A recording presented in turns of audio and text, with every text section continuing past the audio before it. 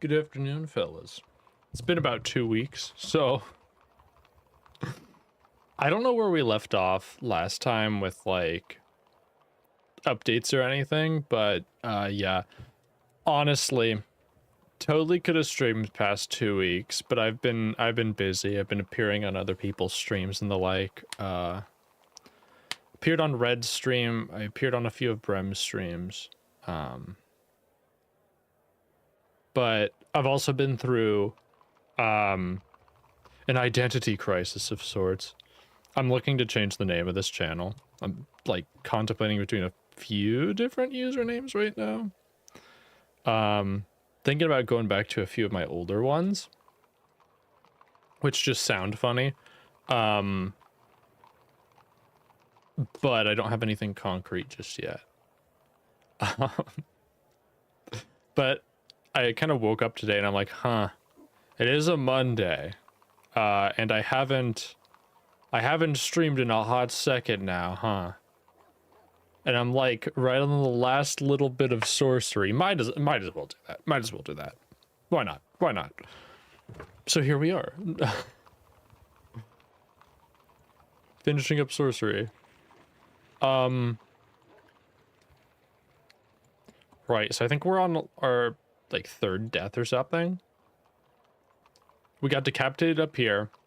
We died in like one of these towers doing some goofballery. I think we're trying to free this dude. Yeah. Okay, the lock is infused with minimite blood, right? Wait, what were we trying to do here? I think we were trying to free this guy to see like what goobity shit he could get down to, you know? Right. Consulting the stars, you bind the magic. The spell is formed, but the lock itself refuses to budge. The lock's infused with minimite blood, the prisoner explains. Makes it impervious to magic.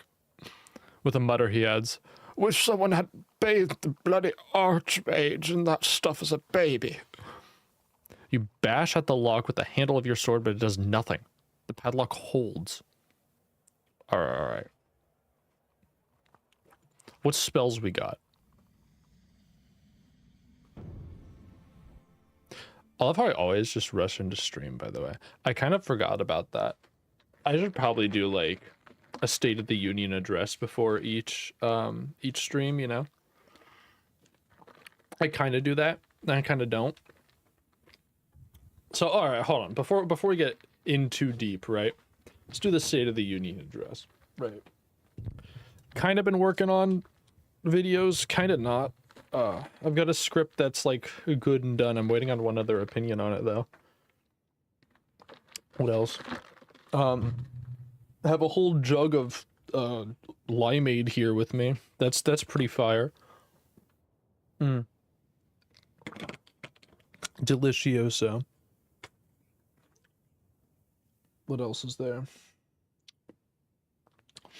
I mean, I don't know. I might start cross streaming, honestly. Doing YouTube and Twitch at the same time.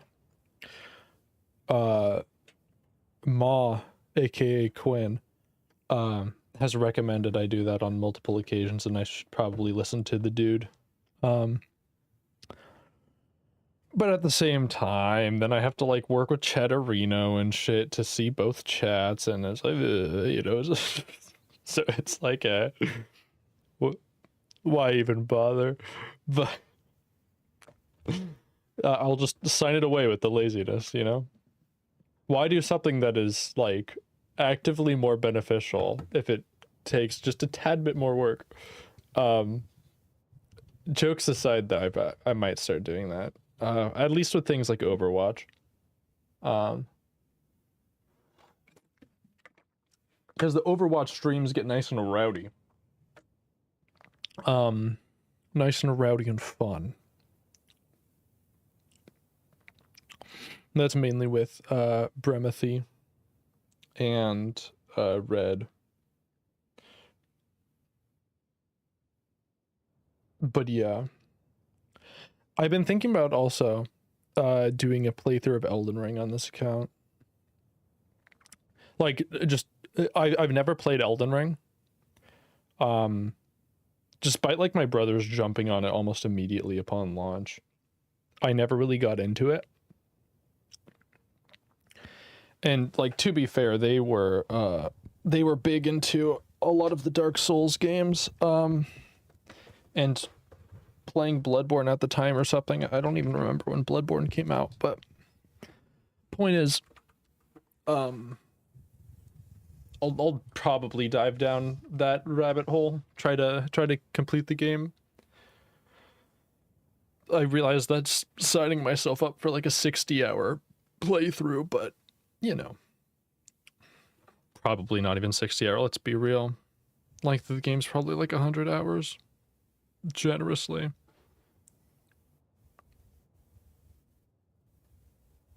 I'm looking it up right now, actually. 60 hours if you focus on the main objectives. If you want to see everything, it's about double that.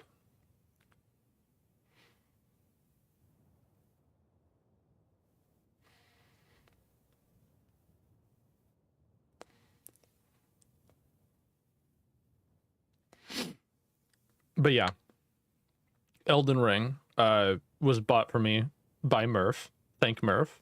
Send them kisses, love, hearts. Maybe a nude or two. You know. Jesus Christ. I need to chill with the susness. But yeah, probably doing Elden Ring. Probably going to get. I might do Overwatch. You know, might do League too. We'll see about that though. We'll see about that. League is a little bit dubious. Haven't played it in like a month. Got a sour taste in my mouth about the whole game, but yeah.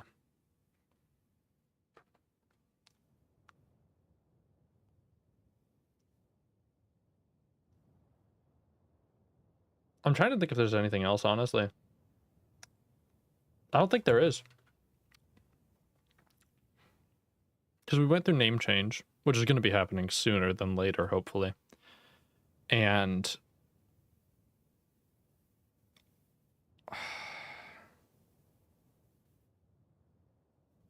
name change, a few new videos in the works for the channel. We'll see when they actually come out, though. No promises. I'd like to stick to a schedule, but of like one a month, but that's never going to happen. Let's be real, fellas. Unless I hit like a banger series that I'm just stay dead on. Oh, right. I started Adderall not that long ago. Which has had me doing like a little bit better generally, IRL. Which is nice, definitely nice. But I'm probably going to be getting an upped dosage here soon. Because while it works, it's kind of like... There's still this little monkey running around inside my brain banging pots and pans together. So it's kind of a bit of general insanity still. It's weird, though, because it's like... At least for me. Because my doctor did diagnose me with ADHD, right? Otherwise I wouldn't be taking the funny pills. She's like, yeah, so like I notice you're fidgeting and shit. That's like kind of a dead giveaway. And I'm like, oh, really? And then she's like, yeah. And I'm like, okay, well, what about like socially anxious and shit? And she's like, yeah, that can be a thing too. And I'm like, okay, but like my mind doesn't really run with like, I guess the stereotypical things that you'd see with ADHD. You know how basically most people with ADHD are consistent and constant yappers? Not for me. I don't know if I just like, they forgot to download like the yapping drivers into my brain, but that's a thing. Oddly enough, though, I think that played more from the anxiety thing than anything. Because I feel like I'm more of a yapper now. Which is really funny. Actually, kind of hilarious.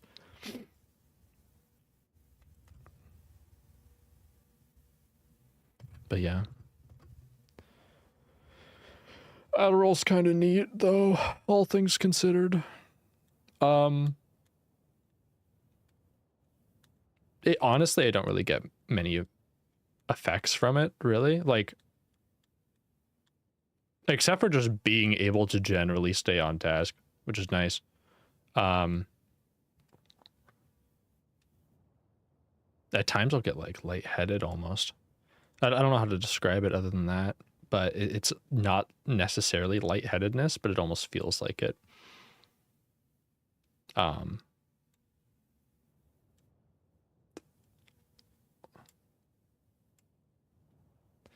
that's just like little tidbits from what's been going on in the life of a Dremioth Gaming.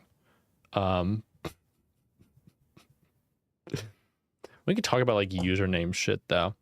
I've been thinking about using my like real name as part of the username. My real name's Thaddeus. I know, very sexy. Keep your pants on, fellas. But I haven't really found anything good like striving or not striving that I can like work with that with. Like I've got a few ideas, but a lot of them are mid-tier at best, and the vast majority of them don't really. It's not like they have to mean anything outside of like just being usernames. It's just more fun if they do.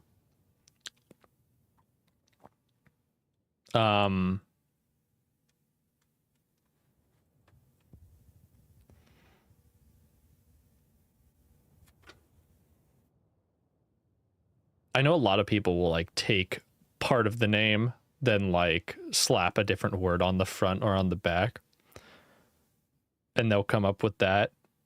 I have had friends who've done that in the past. I don't know if that's for me though, dude. I don't know. I've been looking at goofy names mainly. One of my old usernames, this is like, I think I like streamed on my Twitch at some point with this username, Surdo Elamor Gordo. Is just like my Epic Games account name. But that's a funny one I might actually like push forward onto YouTube and Twitch. I don't know though. That one's a little bit weird and wacky and out there. So maybe not.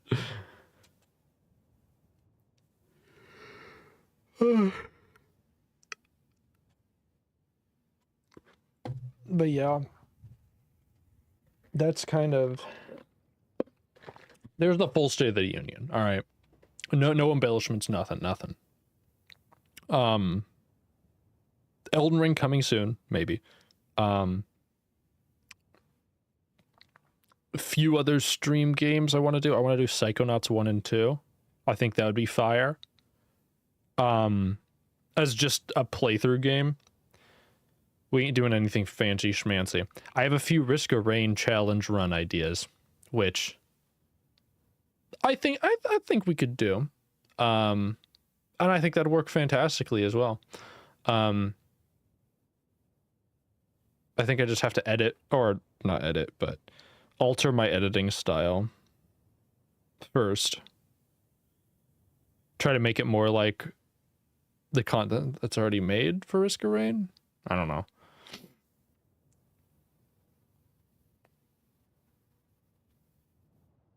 I also need to find just general games I enjoy streaming. Overwatch is definitely one of them. Overwatch is a fun game to play. Therefore, it becomes a fun game to stream. But it's also like a terrible game. So that's kind of like one of the goofy things versus like one-off goofy games like Sorcery, which granted has become a multi-month like streaming series, but don't worry about it.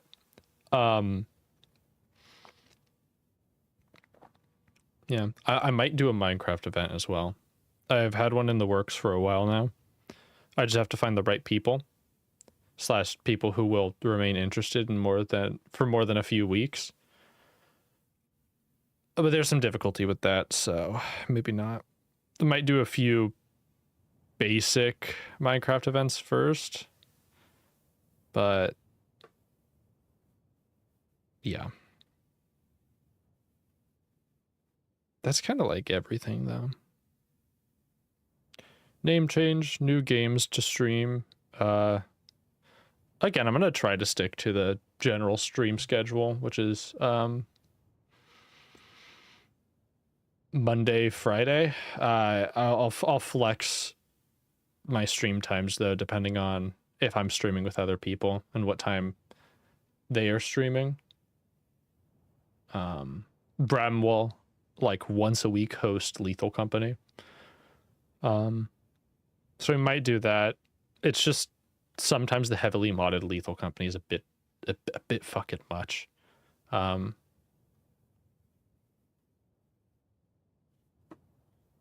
yeah.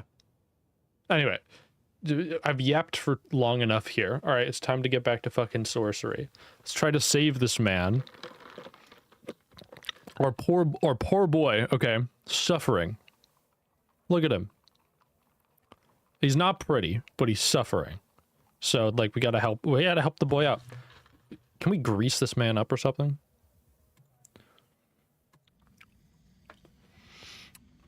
We can't fuck with the lock, so DOP isn't gonna work. We could just zap the fucker, honestly. Wait, hold on. Cast a spell. Okay, alright. If we zap, he's dead. Let's be real here. If we zap, the man is gone. There's no way that he is...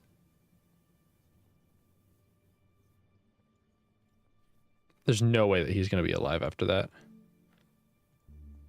Pep? Cause strength. We don't have firewater, though.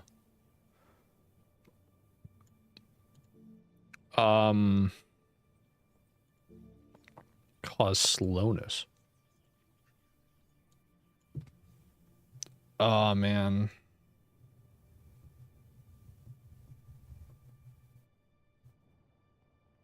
What other spells?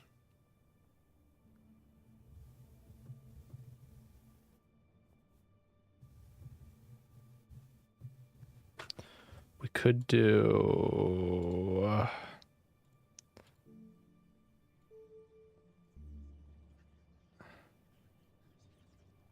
That's literally just going to explode the man. He's going to be gone. He's going to be a red mist if we use that. We can't do that. Zap is...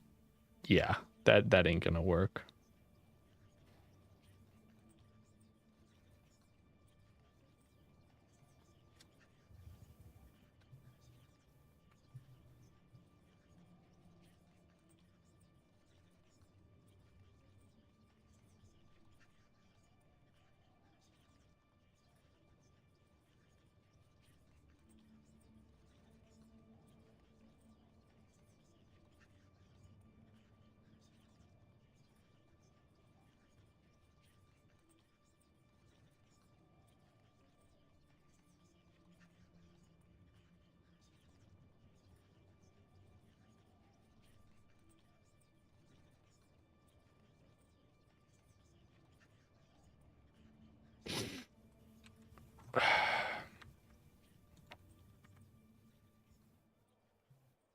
I'll pull at the wood. You tug at the wood, but it's firm.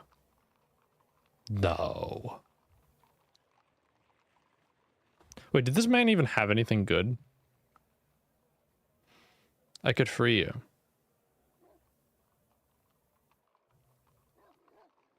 I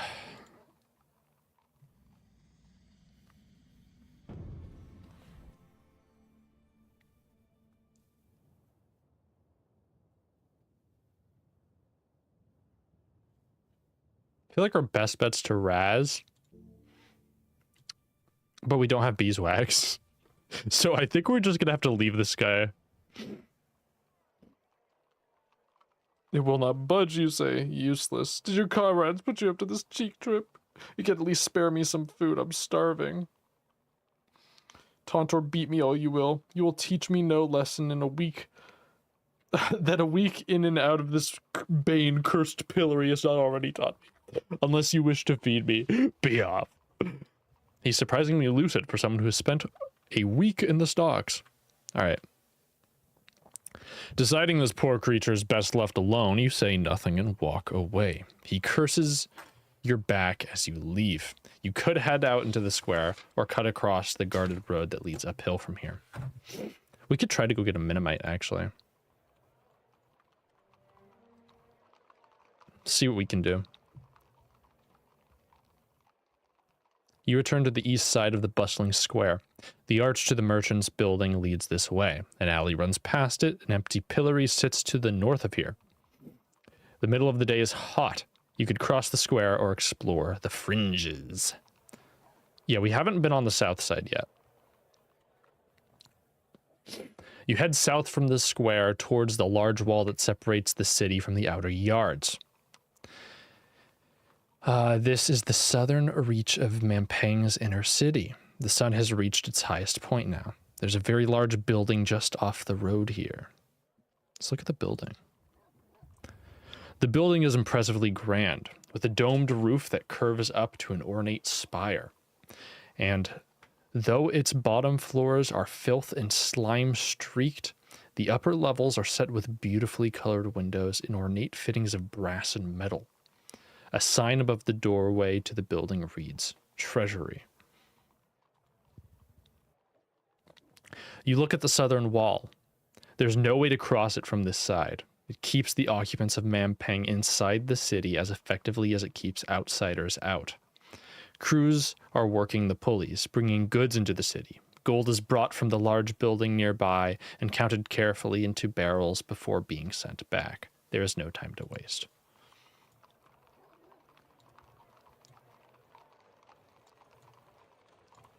Treasury door. Let's try a little heist. You approach the door. On closer inspection, it's not closed, but rather wedged into place. The hinges broken. Perhaps this door was once painted. Flecks of faded paint cover its surface, but it has been rammed open and shoved closed, likely more than once. I'll knock. You bang on the door. The sound echoes around the interior, but no one responds. Tug the door open. You yank the door once, twice, then it flies open. Dust pours from inside, along with a foul, fetid smell. The door's wide enough for you to slip inside.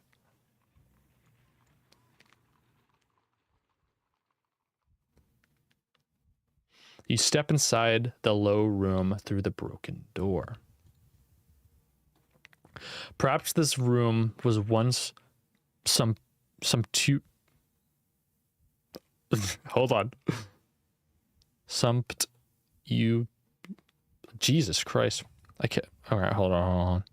Google, help me out here. Come on.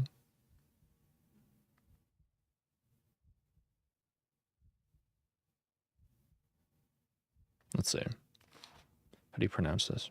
Sumptuous. Sumptuous. Okay. Splendid and expensive looking. Sumptuous. All right. Perhaps this room was once sumptuous, but it has long since been raided and robbed of its fittings. A pile of straw in one corner was maybe once a bed, perhaps even a chaise lounge. There are two doors leading further into the building. A slime trail leads to the smaller door. The slime trail is as wide as 2 men and disappears under the door. It's quite dry. Oh, well, you know. We gotta check out the slime room. Let's be real here.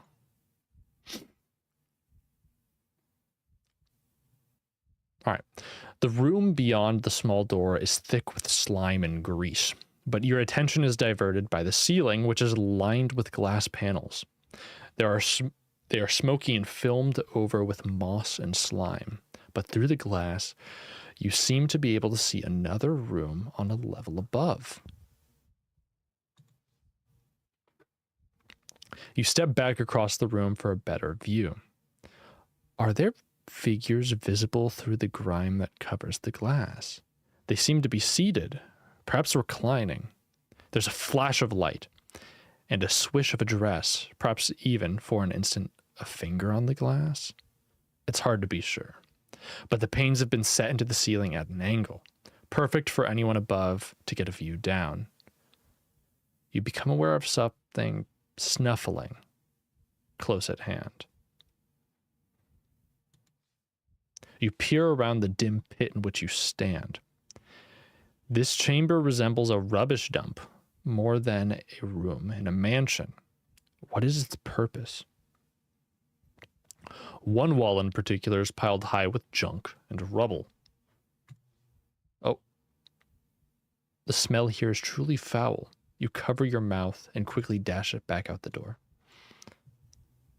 Return to the entrance and breathe the relatively fresh air gratefully. I meant to check what's in the rubbish heap, but we're chilling. You enter the next chamber. It's large, long, and deep. As with the side room, it is more like a pit with long curved walls made of stone. Another glass panel is set high into the left-hand wall. The glass is moss-covered and smoky and oily, and you can make out little beyond. All right, let's take a look at the glass again. You stare at the glass. Did something move beyond it? Let's look at the far door. Across the room is a door, and slumped against it is the most hideous creature you've ever seen. Its bulk is covered in slimy blubber. Its face, if it had one, is covered in folds of drooping flesh, as if it was slowly melting. A trunk sticks out of the slime. 2 massive ears flank its head. You've heard of such abominations here in Mampang. This is a mucolytic. Study the creature. The mucolytic is hideous, even from this distance. You can tell the smell is even worse. It looks flabby and distracted. Why is it kept here?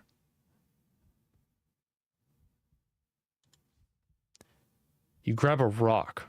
The creature continues to pace in moody circles near the far door.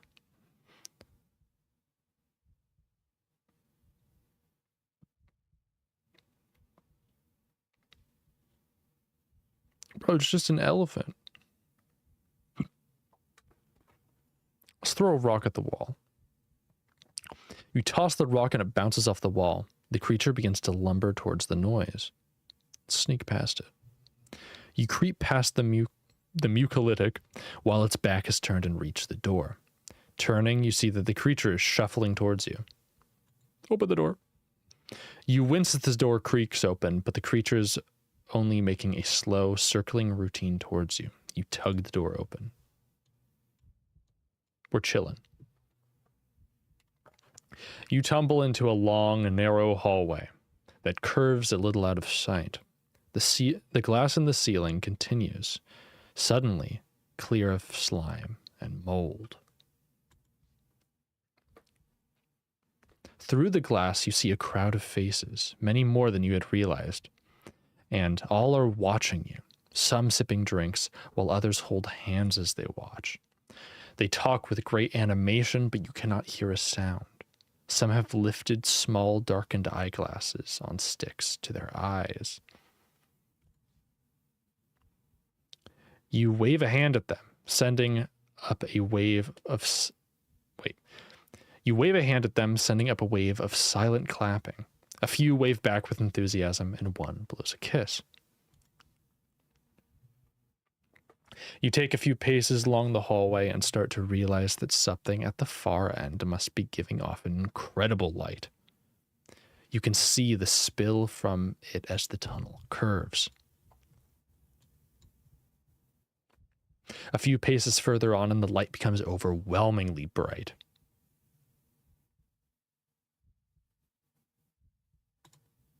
We could probably cast fog and be fine. Assuming this is a spell. You cast the spell, anticipating a comforting fog, but one does not appear. Instead, as you complete the enchantment, the light at the far end of the corridor simply cuts out instantly and is gone. A counterspell then. So, the spell of fogging opposes the enchantment of sunlight. Let's look up at the spectators. Your immediate instinct is to look up, and sure enough, the spectators are watching with interest, applauding silently. It would seem that you are here for their entertainment. Huh. Let's pray to the gorilla. Thank you, gorilla. I love you. All right, let's look down the hallway. As your eyes adjust to the sudden gloom, you begin to make out a figure at the far end, made of lashed sticks. It forms the outline of a person. You move along the corridor towards the far door. The only sound is the echo of your footsteps.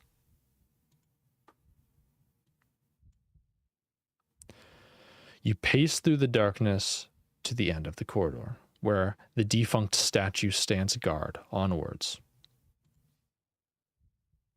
Ah, Sun Jewel!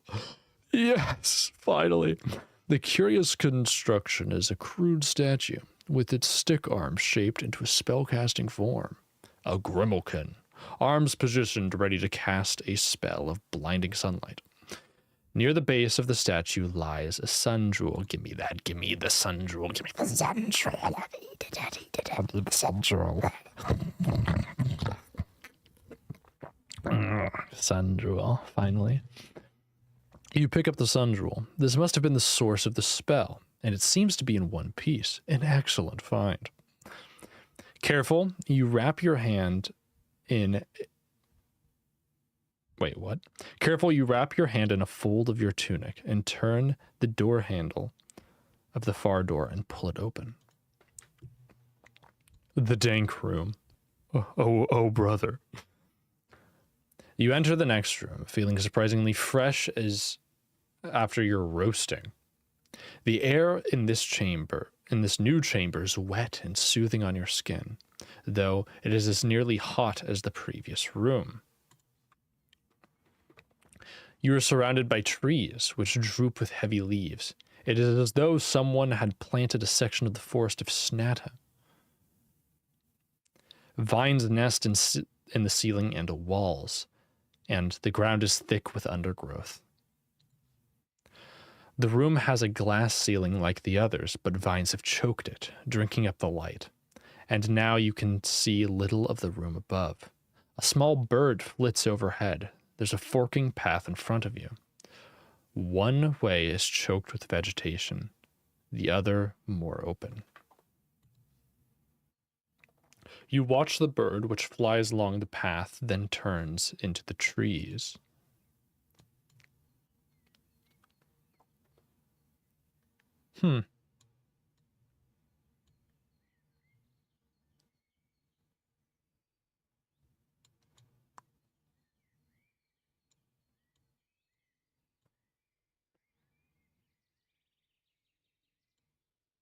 Well, let's take a look into the trees.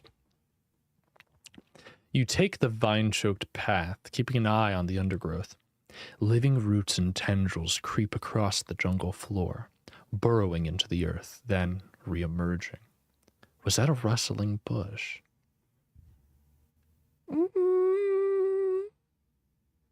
I don't know. Was it a rustling bush? Let's take a look. You step towards the bush, the assassin's sword at the ready. You see no more movement, but a second bush to your side rustles.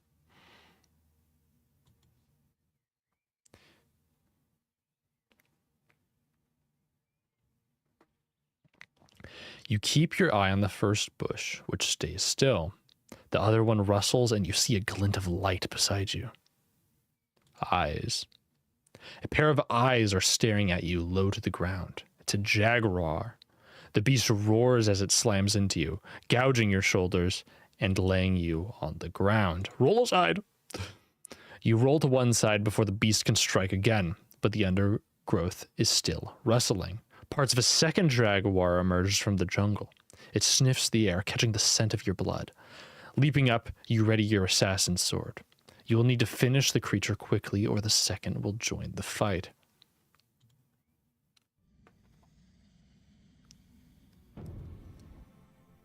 We should be able to talk. I think. Yep. All right. Talk with the animals. Let's see.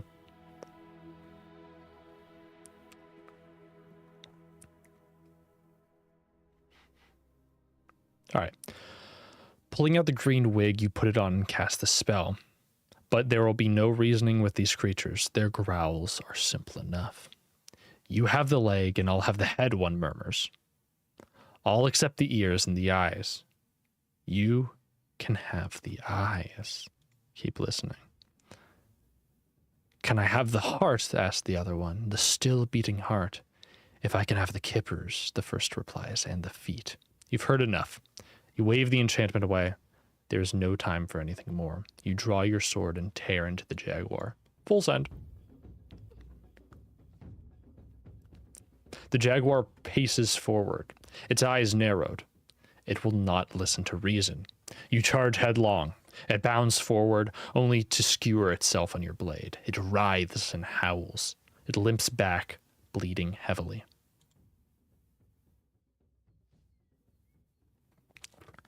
The jaguar circles around you, snapping at the air. You wait, eyes fixed on the beast. It is tensing, preparing to pounce.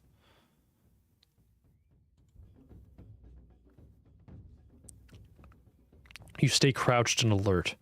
The slavering beast goes for your blood. At the last moment, you bring your sword around to defend yourself. You are patient with exhaustion, but still hang back, afraid of the creature's snarling jaws. The jaguar holds back, pawing at the earth. Full send. Uh-oh. You pull all your strength, you put all your strength into a sweep of your blade, hoping to finish the creature in a stroke. The jaguar drops back. As the jaguar grows weaker, its snarl gets madder. It howls and whimpers. You bring your blade around for a manic blow, but the jaguar turns tail. Defend. The jaguar goes for your throat. You react on instinct, dodging around a tree for cover. It scrapes at the ground as if digging its own grave. We should be able to just jab it instead. You twist your sword about for a vicious attack. The jaguar runs quickly into the trees, but it has not gone for good. And a moment later, it creeps back into view. The jaguar is crawling on its belly now, its fur thick with dried blood, its hind legs tense. The jaguar charges for your blood. You fling your sword up and knock the beast back. Boop. Tee-hee. You put all your power into a sweep of your sword. The blade connects, biting close to the creature's wounded side. You almost feel sorry for the beast. The jaguar whines, a gurgling, blood-soaked sound. And then it dies. Continue. You barely have time to catch your breath before the next is upon you. The jaguar pads towards you, lips drooling with saliva. You ready your sword and charge headlong. It bounds forward only to skewer itself on your blade. It writhes and howls. It limps back, bleeding heavily. It howls and whimpers. Oh my god, hey Avo, how's it going? What's good, my dude? You twist your sword around for a manic blow. The jaguar drops back. As the jaguar stumbles, it begins to paw around in circles. It is tensing, preparing to pounce. We defend. The jaguar charges for your blood. You react on instinct, dodging around a tree for cover. You are shaken but unharmed. You stay low and on the defensive. The jaguar circles around you, snapping at the air. It scrapes the ground as if digging its own grave. We should be able to throw... Oh. Okay, that wasn't smart. That wasn't smart. You put all your strength into a swing of your sword, hoping to finish the creature in a single stroke. But the jaguar turns tail.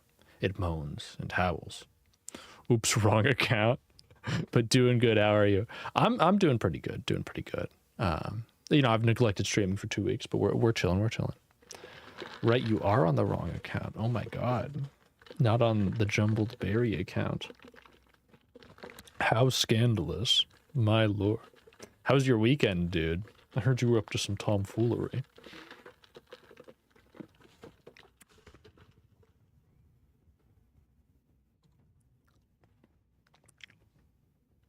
The jaguar holds back, pawing at the earth.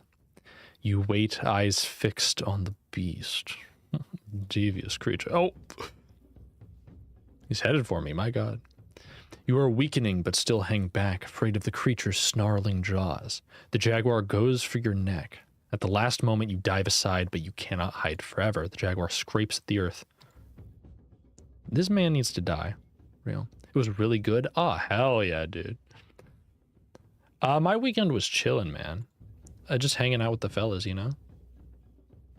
Well, setting your stance, you make ready to stab and skewer the jaguar in its gaping throat. But it is barreling forward with furious anger. It sinks teeth into your forearm. You feel yourself slipping on the soil. Oh my god, he might actually kill me. Sad. Oh my god. That was close.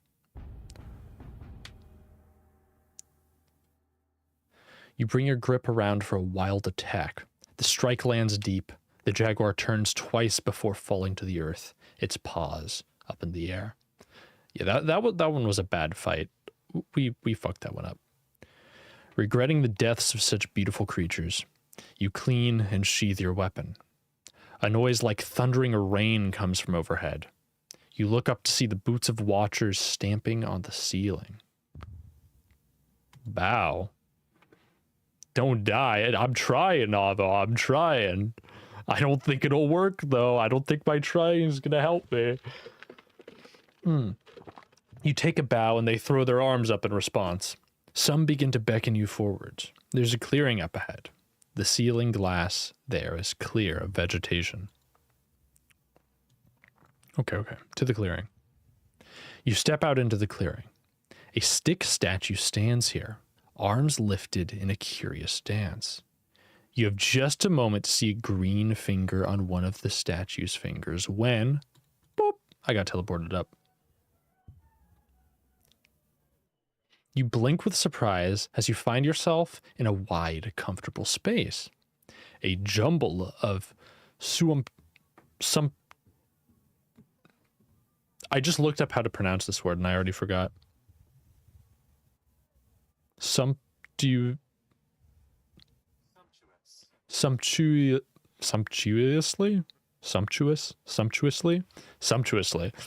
A jumble of sumptuously dressed nobles greet you with soft applause and quiet noises of approval. Servants move through the crowd with platters piled high with food and drink. Let's look at the people. This is weird. You look around the people, still trying to orient yourself. They are of all ages, from tiny children to aged men and women. But they are all dressed with the same sumptuous smile. It is as though they are prisoners here, wearing the most extravagant of uniforms. Sounds good to me. Dude, yeah, this is fire, man. All right. Like, free food, it may be okay company. We haven't really met the people. We're chilling. We're chilling here. Maybe we can even sleep on a bench or something, you know? Let's take some food. You snatch from a passing platter, feasting on tiny pastries and cheese cubes. Oh my god, dude, they got the charcuterie boards and everything. This place is fire. The food is quite strangely healing and fills you with a warmth and inner glow. From out of the crowd, a large woman with an enormous turban glides over, beaming. Allow me to introduce myself. She begins warmly.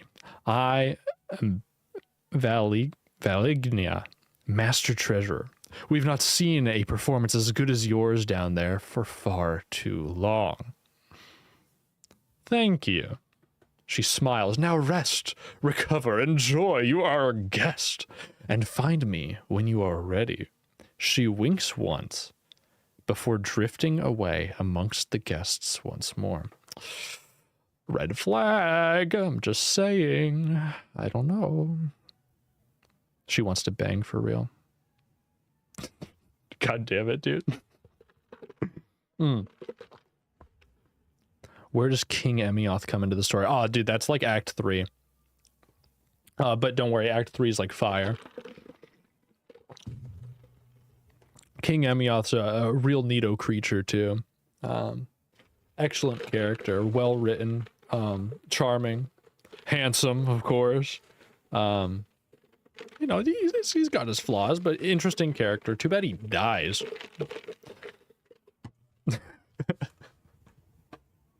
Jesus.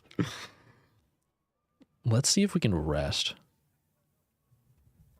You lie down on the couch and put your feet up, laying your head back and trying to rest. The guests leave you in place, continuing their conversations in quieter tones around you. It seems they are in no hurry to make your acquaintance. Perhaps they are in no hurry at all. I'm gonna get robbed. They're gonna steal my shit. Dang, don't mess with that guy. He's gonna steal your girl, something like that. You know, it's like, listen, man. He's got a reputation, that's all. All right, close my eyes. You even allow your eyes to close. A short time passes and you get back to your feet, somewhat reinvigorated. You could go and talk to Valigna in the back room. Valigna? Hold on. How do I want to pronounce this lady's name? Valigna. Nia? Nia? We're going to go with Valigna. Oh my god, I just realized what I just did. Yeah. Oh my god. Hold on. Out of shame, I need to go to the bathroom. My god. I just made a cat girl noise. It's the end of my career.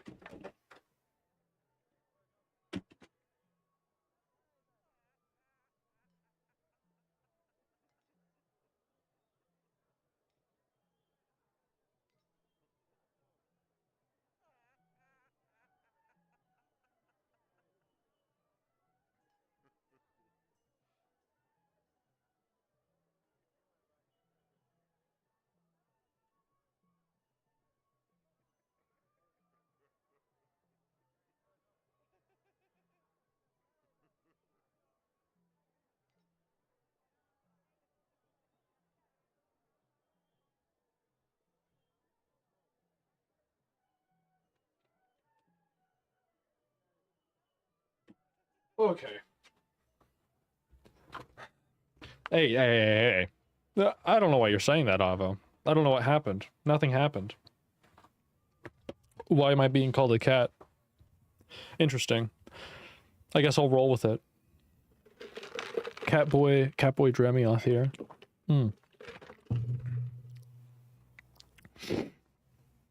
God, that'd be a fucked stream. I could actually do that. I have to find like a non-sus like catboy game, and like the bit is like I'm dressed up as a catboy. Oh, I need to do that now. Actually, get some catboy ears. Get like a maid dress. It'd be fire. I might. We'll see. I'll take requests for games. How about that? And I'll do a catboy stream. Maybe. We'll see. Okay. Let's go talk to Valignia. Okay, the treasurer. Right, this is her back room. Railings, guests, or leave. I'm allowed to leave. I somehow I doubt that. Oh my god. Wait, I got my max stamina back. Did I? Yeah, I was at 16 before. Okay, so I just like, I go back through here every now and again to regain the max stamina. Like, if I do have to keep dying, which hopefully I don't, because that will be annoying if that's the case. But I don't think it will be. Anyway. Yes, do it. Oh my god. Alright, what are some games I could do then? Non-sus ones. These need to be both Twitch and YouTube friendly.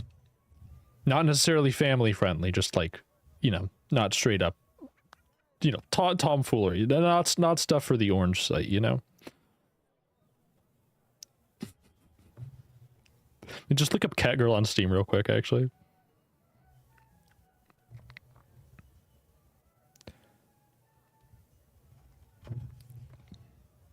Let's see here.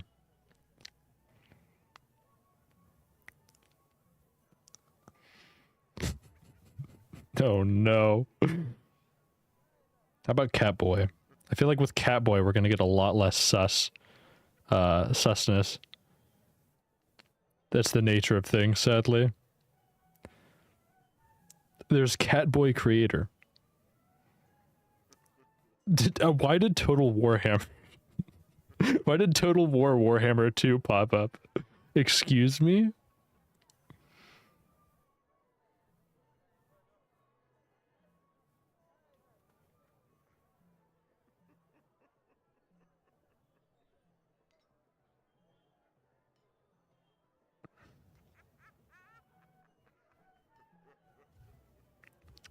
I could play that one cat game that came out like a year ago. What's it called? Oh man, like everyone was playing it.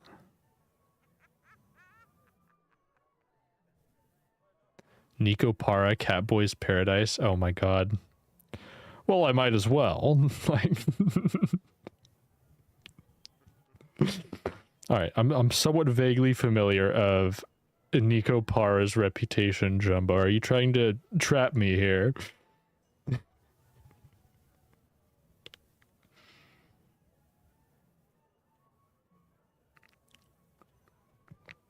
Oh, dude, it is free. Wait, hold on.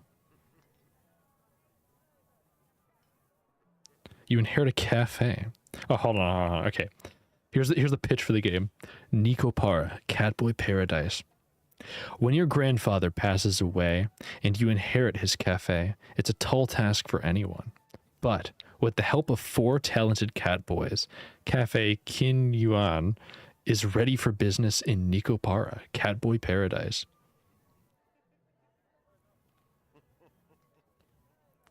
Oh my god.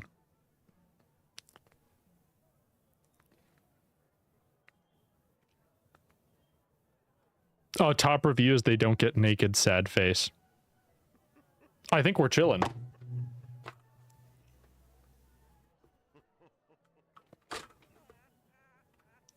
Yeah, dude, we're big chilling. We're big chilling.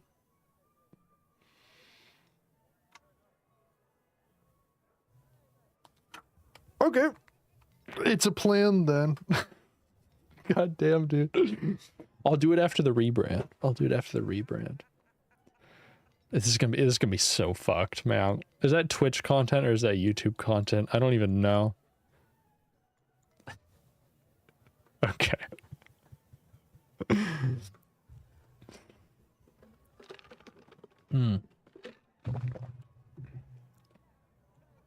All right, the railings. Let's go to the railings real quick. All right. You lean out over the railings, looking down at the floor below. From here, the spattered bloodstains are more visible. The woman in the shimmering black gown joins you. Normally, they don't even get that far, she remarks. The mucolytic usually does for them. You were a wonderful sport.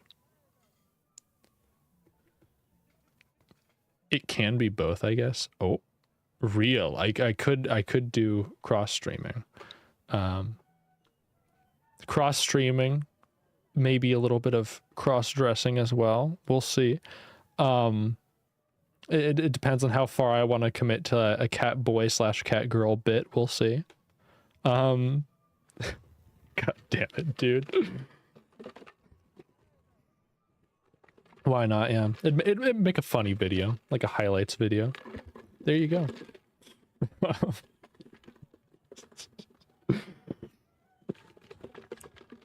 Oh man, I feel like I'm gonna regret this promise in about a week when I eventually do this. We'll see though, we'll see. We'll see if I regret it. Maybe I'll come to a realization about my identity then. A passion as a site for cross-streaming. Oh. Yo. Let's go.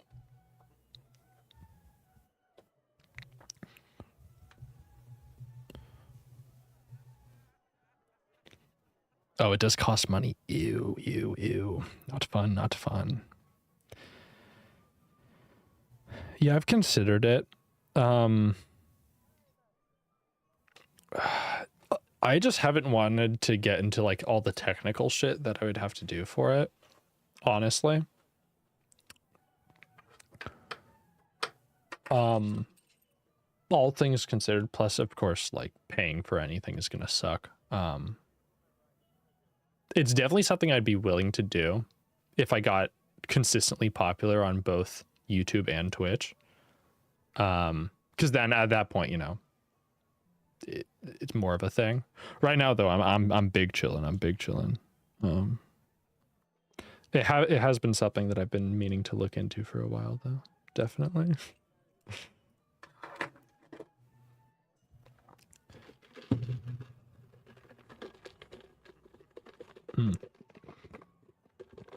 Why do they come to this place, lady in the black gown? It says treasury on the door, she replies with a shrug. Or something to that effect. Why did you come? To meet you? Oh, I'm laying down the riz. My god. That's me too. I think it's like $20 a month for streaming on 3 things. Jeez, dude. Jeez. Bro, I average like 2 streams a month. My god.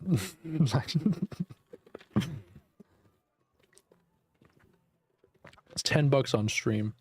$10 per stream. I guess I've been meaning to do it like 3 times a week minimum.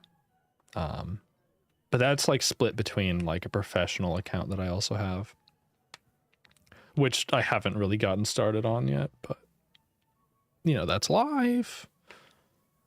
I've been meaning to stream like game development shit from an account with like that has my full legal name on it as a kind of portfolio builder, especially with game dev stuff, right?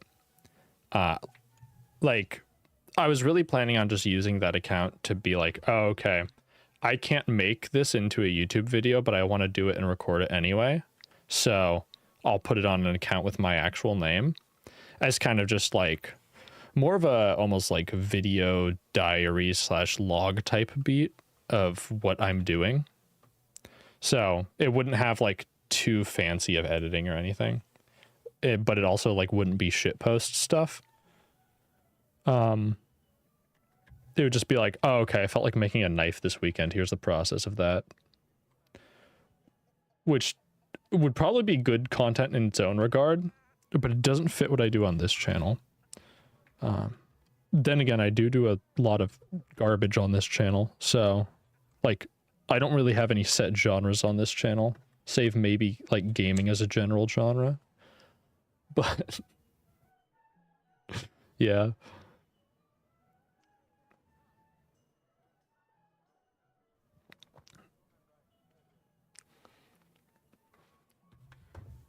Yeah.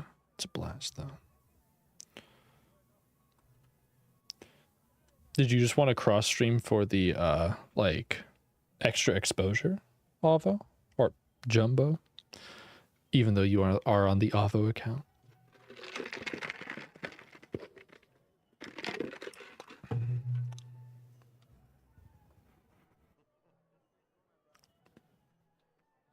Cool. Well, why am I here? I was exploring. You're quite the explorer then, she says. Most explorers die more efficiently than you. Jeez. With that, she twinkles her eye once more and steps away from the railing. Have a wonderful time, she declares, but don't stay too long. Valigna is beckoning you. Okay, all right.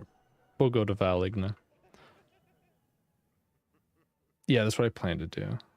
Just got to get the 1K on TikTok. Yippee! 1K. Ooh.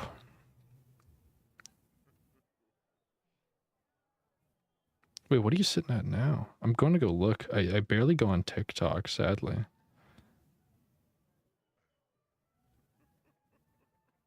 Oh, dude, you're like halfway there, man. Let's go.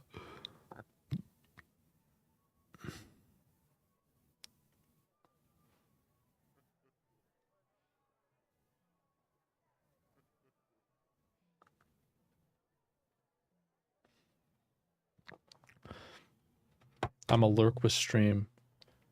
Oh, okay. Thanks, dude. Thanks, dude. Thanks for the lurk, too. I appreciate it.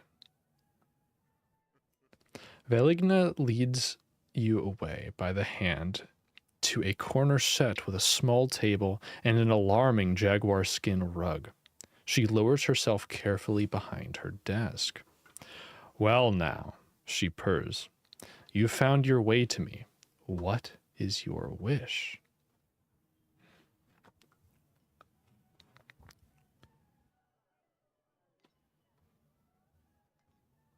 Can the magic of the crown be countered?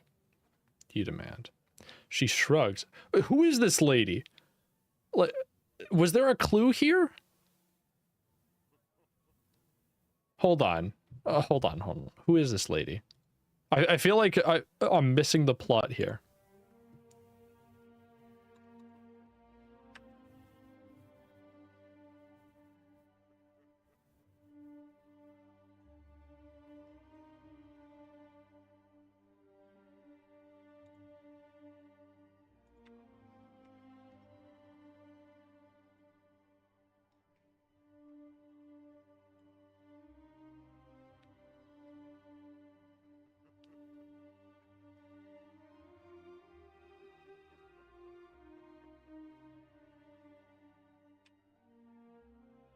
No, there's nothing.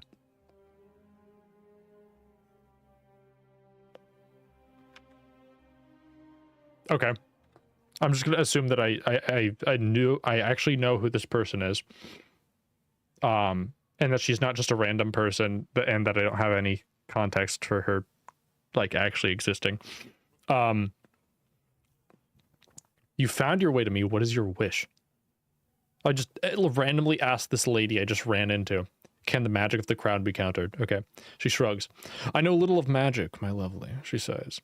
But the crown is a magical artifact, and it radiates magic. So I suppose if you could counter each spell, you might counter the effect. She shrugs.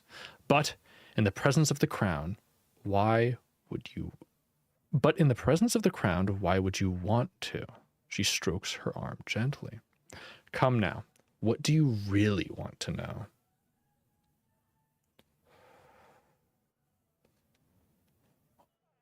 Oh, what do I really want to know? I want to know how to reach the archmages, but I'm curious on what the purpose of the inner colleges are. I think the inner colleges are meant to train people and to store magic.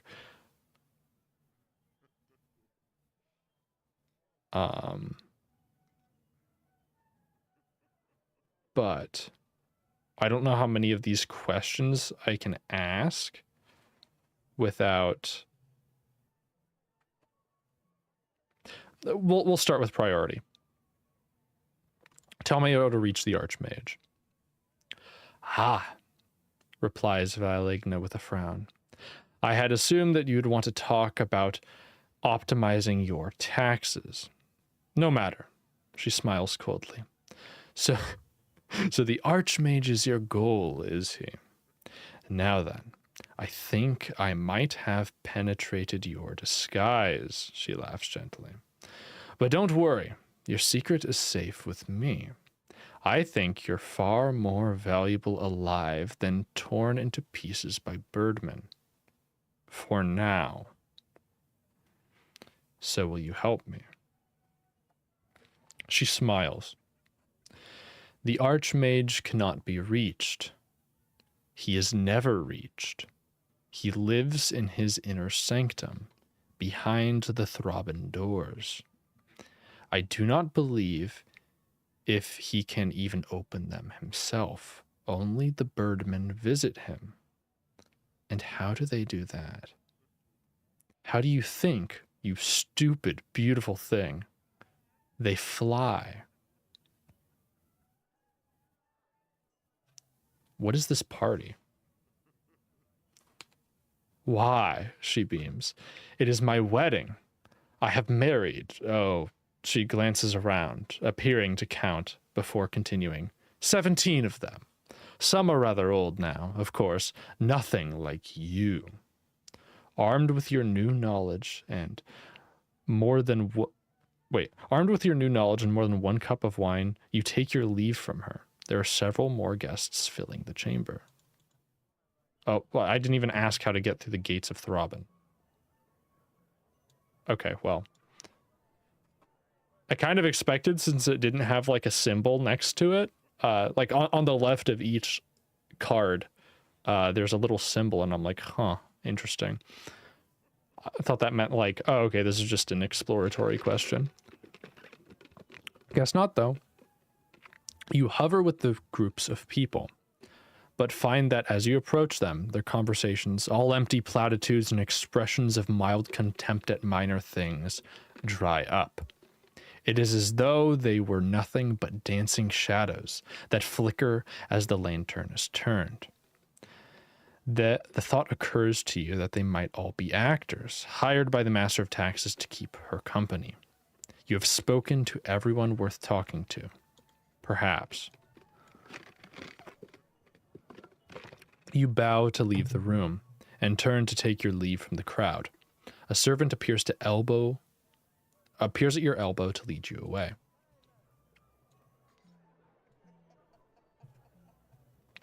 The servant guides you silently through a discreet side tunnel, which ends in a blank stone wall with a lever. Then he bows and takes his leave. Pull the lever. You pull the lever, and a section of wall moves gratingly to one side on poorly oiled casters. Through the door, you see the entrance room again.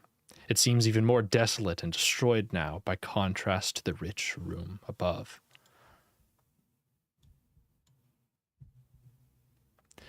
You return, flush with your meal and valuable knowledge. The slime room. Let's search the rubble pile. Oh, gold-backed mirror. Okay, I'll take it. You search through the rubble in the room, slowly and carefully, eventually unearthing a gold-backed mirror. You straighten up once more. There's nothing more here. You turn back and head out. You return to the chamber and breathe the relatively fresh air gratefully. Outside then. You leave the building and move up on through the alley. You push through the thin crowds, earning a few elbows and curses for your trouble. There's a streak of cruelty in Mampang. Even the downtrodden are eager for their chance to hurt someone weaker than them. You look around as you walk, not concerned as to who might see your face. The people here, the common people of Mampang, are oppressed and unfortunate as any in the old world. You may even find allies here. The street soon opens up into a busy public square. For just a moment, you notice a dark shape on a rooftop nearby. You look up, but the dark figure is already gone, leaping away out of sight. Damn, flanker. She's gonna be a little creepazoid? My god. Alright. I say we check the west side, try to see what's going on right here. I don't think we can get any Minimites, even though I think it'd be valuable to have one, just so we can, like, really prank the Archmage. Alright. An old beggar woman lounges around a well nearby, watching people come and go from the market. A wider road leads west into a run-down area of the city. Night has fallen. You need to rest. The resting is for the weak. You walk west out of the square, following a wide road. It passes by a large gate.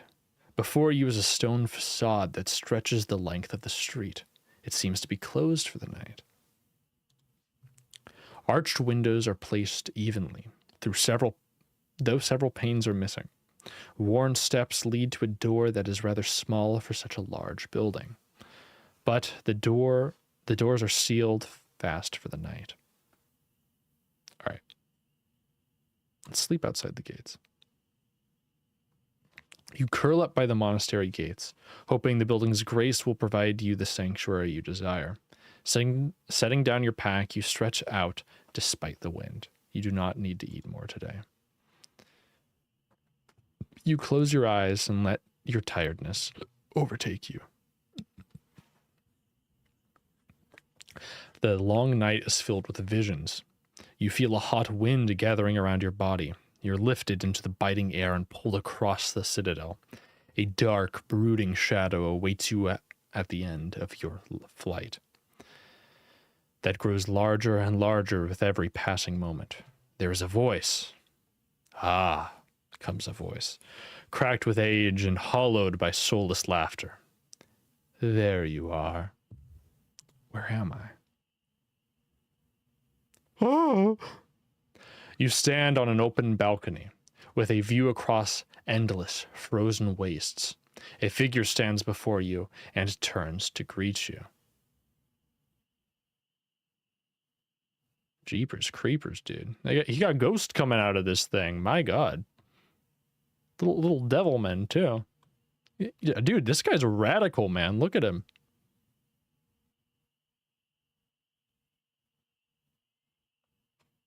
Bro, this is a rat in real life, my God. Actually. Crown and everything. I can attest. Finally, breathes the Archmage. I've been trying to reach you for so long. In his hand is a brass pendulum and a crown. What is this place? This. He sweeps an arm across the mountaintops. This is High Zaman, the roof of the world and the well of all powers, the place closest to the stars. Here, a sorcerer is triple what he can be elsewhere. He grins. Sadly, however, you are not here. I have simply summoned your dreaming eye to my presence, like an obedient dog. But you see me as I am. I have the crown.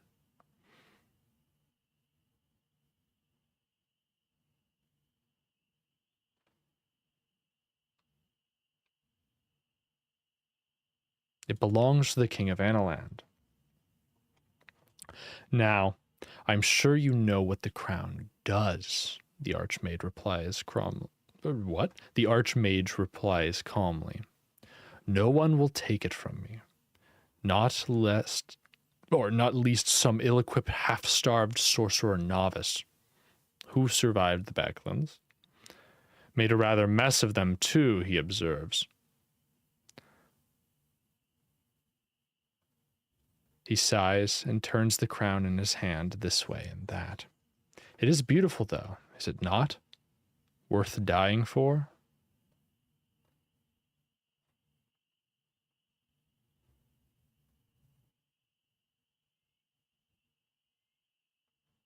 Ask yourself that.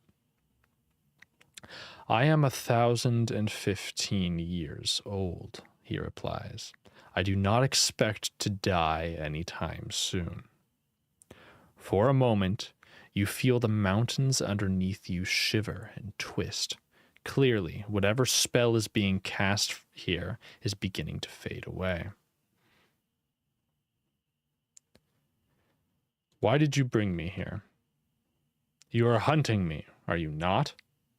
Well then, here I am. Look at your quarry.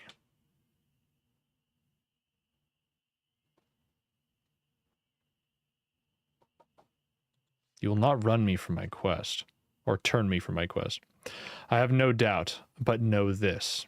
He fixes you with eyes as empty as smoked glass.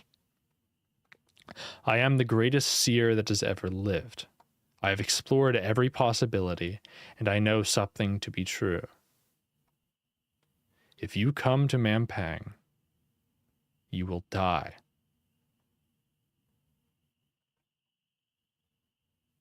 Then why do you fear me so? I am only concerned for your well-being, as for all my subjects, as any father would be. The Archmage smiles meanly.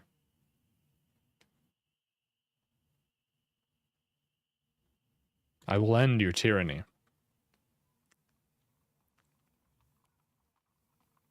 Very well, then. He nods and bows. You are welcome to come and die in my great house. Then his smile begins to scowl. Only wipe your boots. And with a flick of the wrist, you are dismissed, tossed like a stone back across the mountains, a mocking laugh ringing in your ears.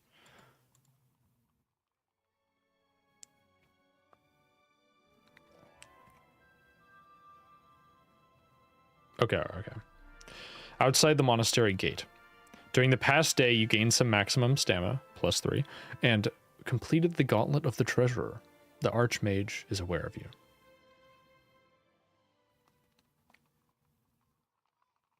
You wake to find the monastery gates have been thrown open. One grins as he sees you open your eyes. You greet the two men, and one of them grins. Haven't seen you before, but you are welcome. Welcome indeed. We've no food to give, if you wish for that. Effie, our god, forbids it, but there's plenty to be earned in a sense. What is this place? A monastery. We are dedicated to Effie the Fortuitous.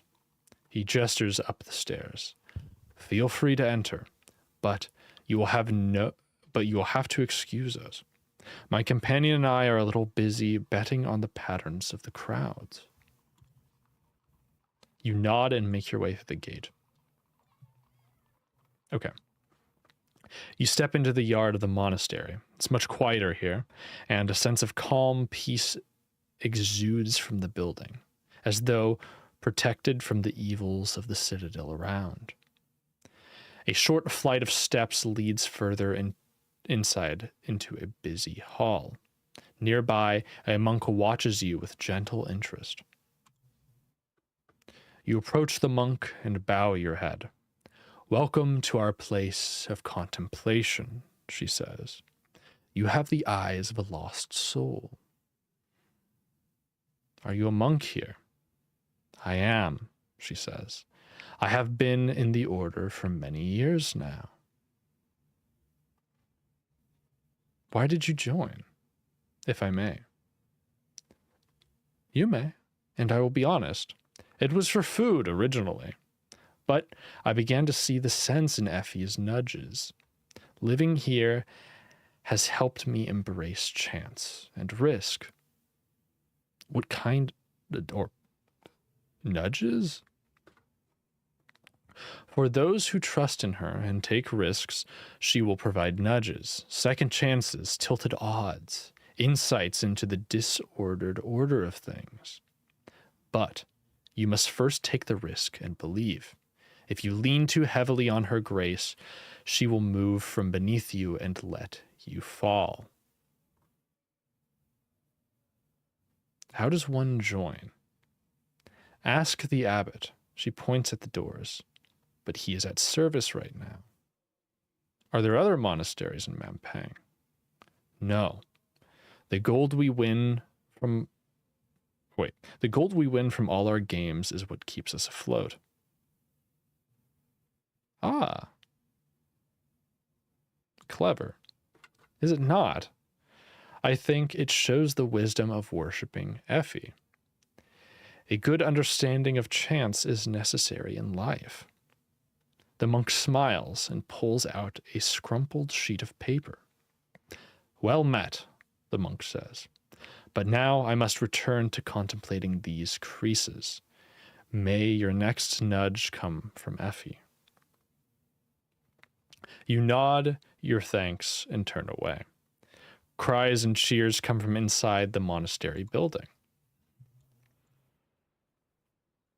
I have 0 gold. I'm a poor man right now. You climb the steps into the monastery building. This place seems rather busy for a monastery. Monks and citizens crowd around long tables, and a commotion is coming from a crowd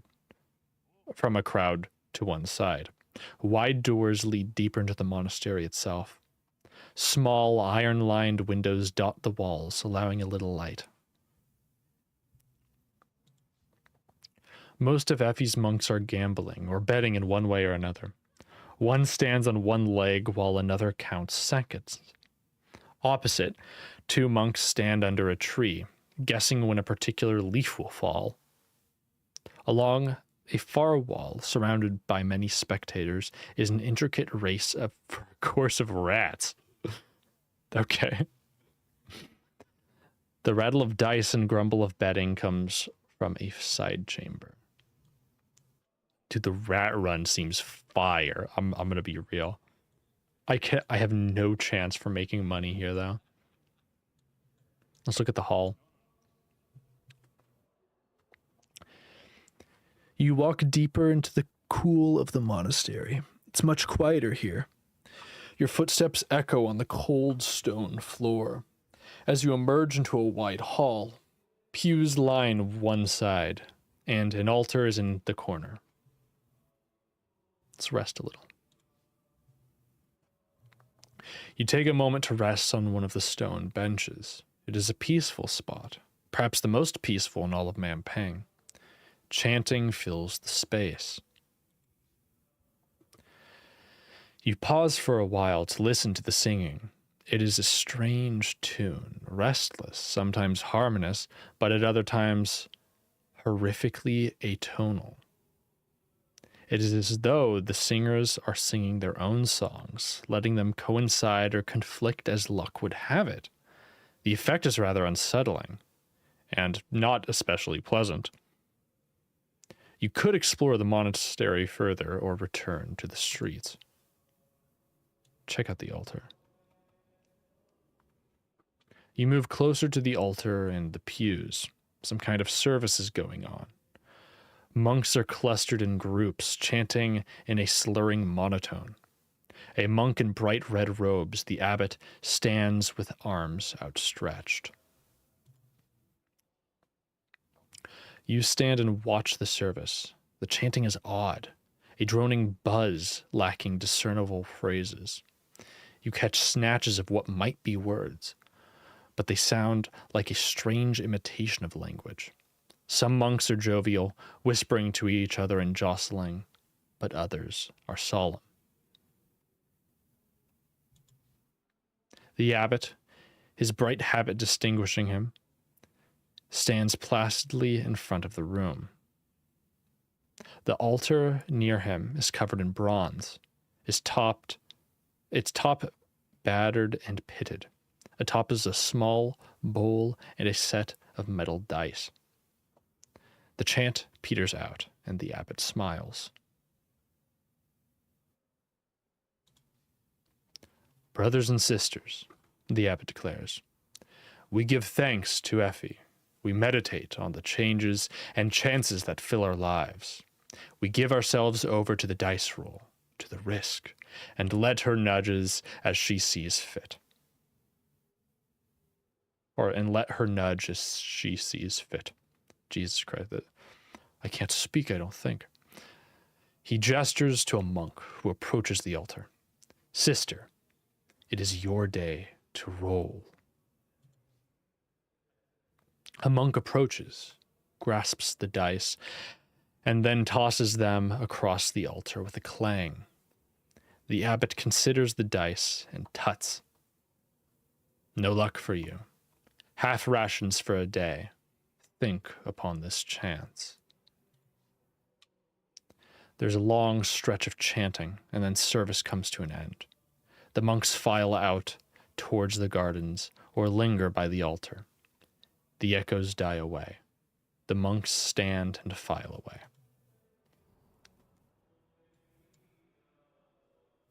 You step back to the doors once more. Behind you, the ceremony comes to an end and the monks file past into the courtyard.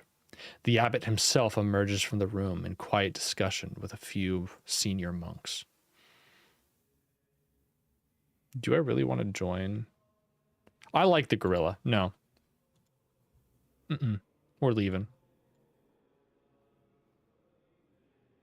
I'm not going to steal from the dormitory. That seems like it's asking for a problem. Let's keep moving.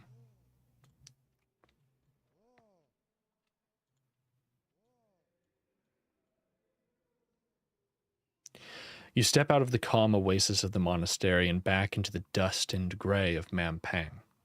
The road stretches a short way in both directions. Okay, all right, okay. If we really wanted to, we can make our way back through here and do all of this, and yeah. But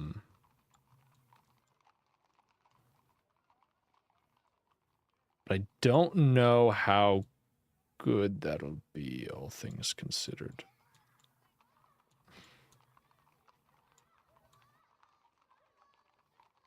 Because we've tried... Okay, what have we tried? What have we tried?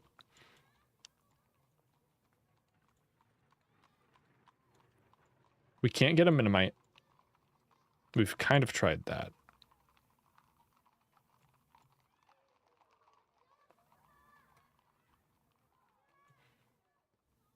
So Minimites are just no.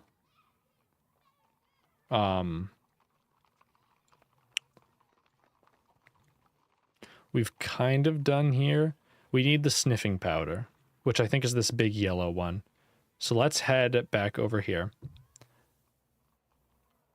I'm gonna skip reading all of this just so we can get back to these.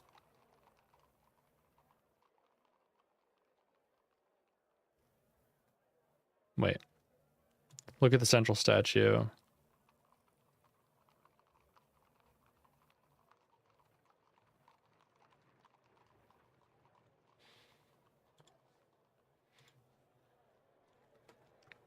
Let's look at clues real quick.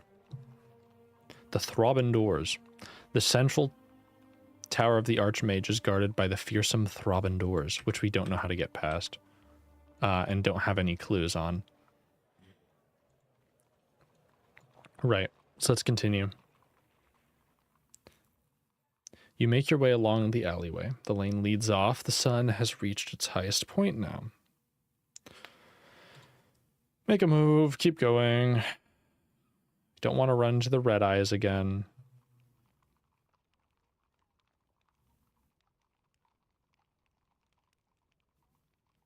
Just look at the people.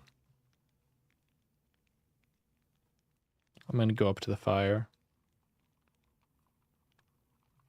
I feel like I had food at one point. Do I still? 3 raw fish. Let me cook the food.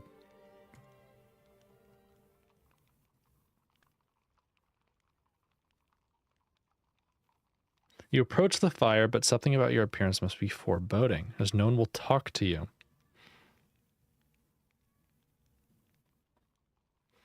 Seize up the scavengers. You look over the group on the fire. These are poor, half-starved. They are poor and half-starved, but there are at least 30 of them. You cannot hope to overpower them all. If you were to attack, you would most likely be surrounded and stabbed in the back. Cause fear or something, so I can cook my food in peace.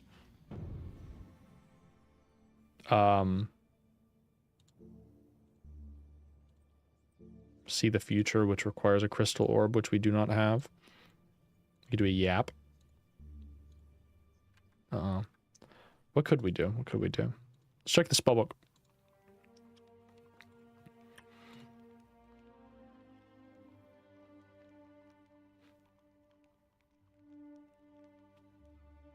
Kid is an option.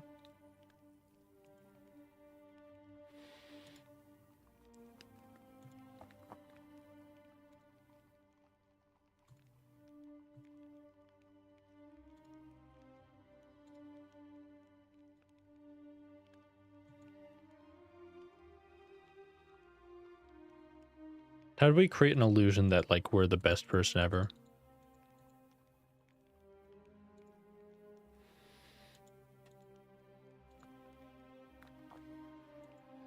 We could do GAC, probably. That'd be the best option.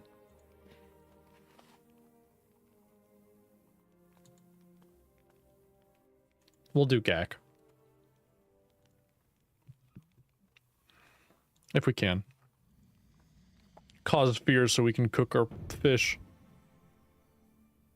Please, okay, we can't.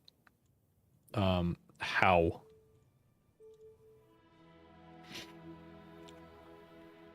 Head east, be wary of dark corners, for there are many dangers here. Really?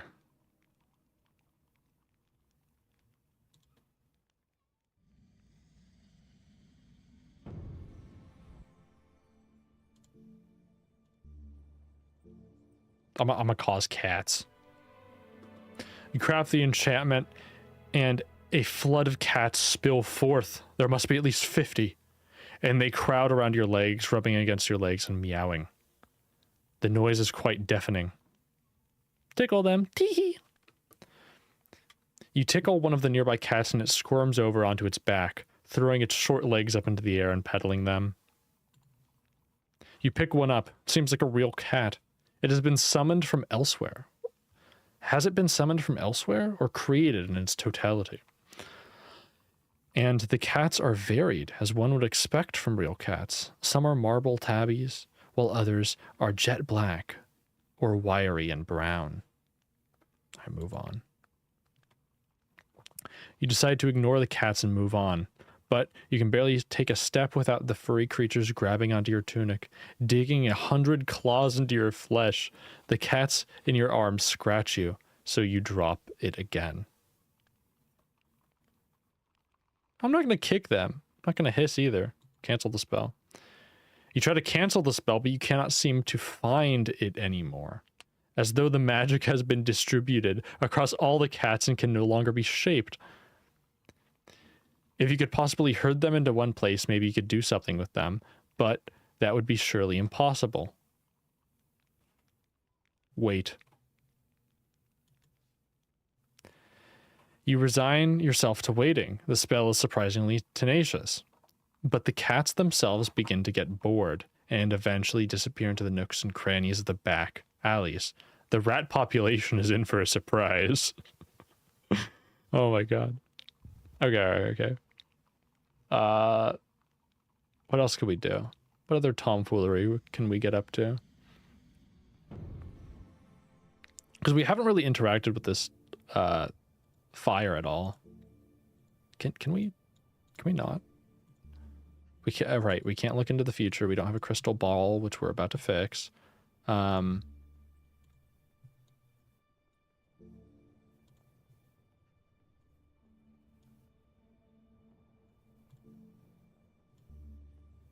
already tried purr. Only other option is pop. Okay. Let's move on.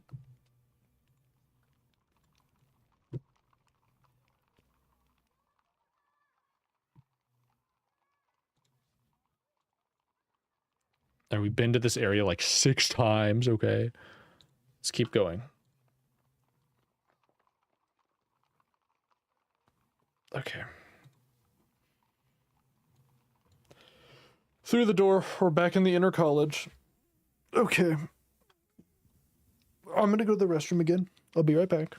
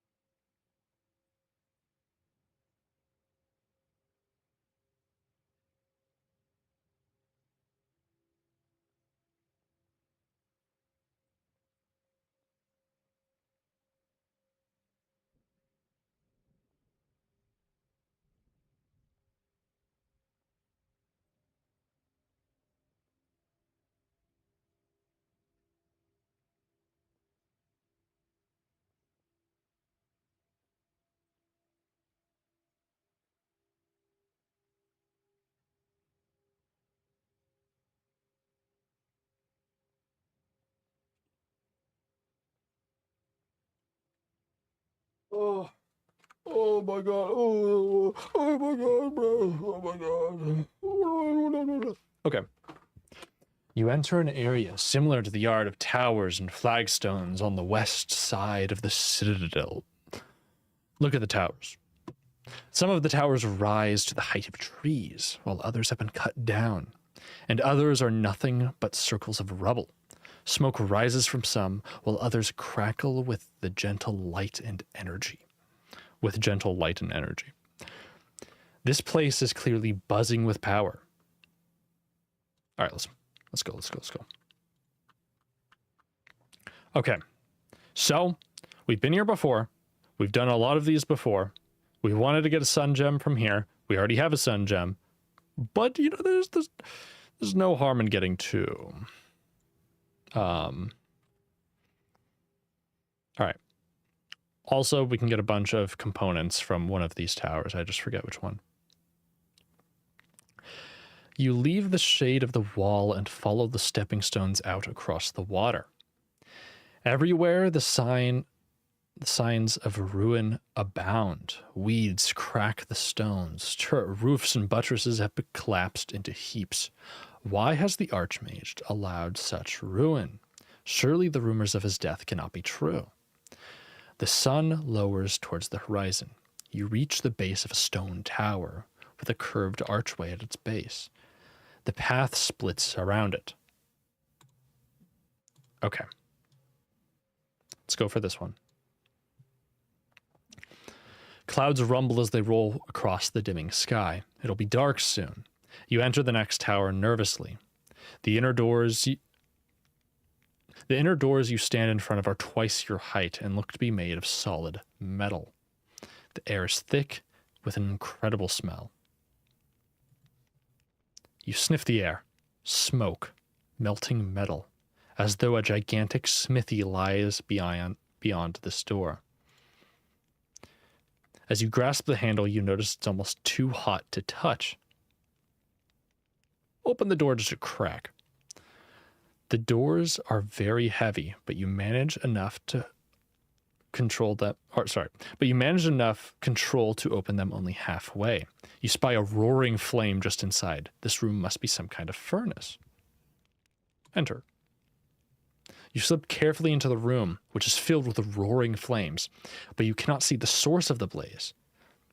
It surely is a miracle that it's not spread to the other buildings of the fortress. The flames seem to show no sign of dying down either. You are already sweating from the heat. While the flames lick through the whole room, you might be able to stick a path through them. You stand at the room's threshold. This is just an illusion. What's the counterspell to illusion?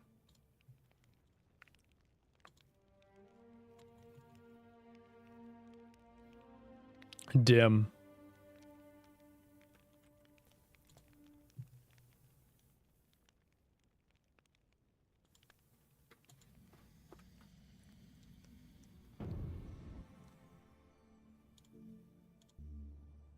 Cool. Across the room. There seems to be nothing holding you back any longer. You reach the end of the room unharmed.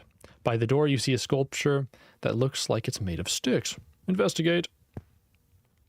Take the bracelet. Okay. You step back out into the path and make your way along it. The sun is almost set and the sky has turned a deep purple. Soon it will be dark once more. 3 paths meet at this point in the shadow of the western rock. Okay. You approach the next weird tower, wondering what you will find this time. The chamber inside is bare except for an empty table at its center. Various items lie around it, as though they had fallen off the surface during some kind of earthquake. Doors face each other on opposite sides of the tower. Look at the things on the floor. Strewn about, there's an odd assortment of things. A broken cup, a bamboo flute, a dusty crystal ball, a decent-looking broadsword, and the bare bone from a hunk of meat. All right, let's take the bamboo flute.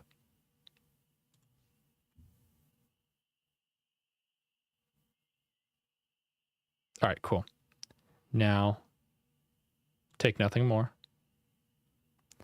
A bracelet of bone. Now we cast a spell. This is a spell of clumsiness, I think. The bamboo, I think we had, in one of the other towers, we'd found out that, yeah, dumb counters, or dumb counters jig and vice versa. So if we do this, then we should be able to pick shit up. Reaching to the constellations above, you create the spell, pulling out your bamboo flute and starting to play. The sound echoes around the space, but nothing else seems to happen. Has there been an outcome of your spell? You cannot tell. But you did not seem to feel compelled to dance. Oh, take something. Take the orb. There we go. Quickly, you take the crystal orb, you stand up, nothing else happens. Whatever clumsiness caused you to drop the bracelet of bone has now, somehow, gone. We'll take the bone. It seems useless, so you toss it away once more. We take the item from the table, and we take the broadsword. All right. Irritated, you go for the broadsword. Giving it a swing, it feels well rated and sharp. There's nothing more on this room, or on the floor of the room, but junk. All right, let's move on. So now, I think we got the bracelet of bone. We have a crystal orb now. Now we only need like holy water. We need nip. So we need the yellow powder, fire water, jewel of gold, nose plugs, glue, beeswax, maybe some gold here and there. Okay. You return to the path and follow it a short way. The darkness closes in. You should find a suitable spot to sleep, especially on an empty stomach. 3 paths meet at this point in the shadow of the western rock. Move on. This place feels like an open coffin, as though you were an ant exploring the contours of its ruffled velvet lining. The moon climbs the sky, filling the world with thin silver light. You follow the path and make your way into the next tower uncertainly. What is this place? Why is it built? Or why was it built? On the threshold, you pause. This is the chamber of sadness. You have no desire to return inside of it unprepared. Right, the chamber of sadness. Did we find a counter for that spell yet? I think it was a chamber of strength. Or, I think to counter sadness, you need strength.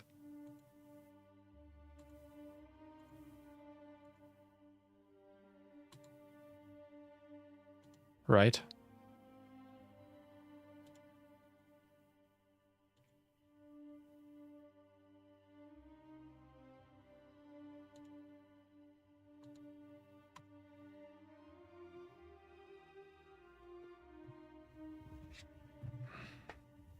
I think.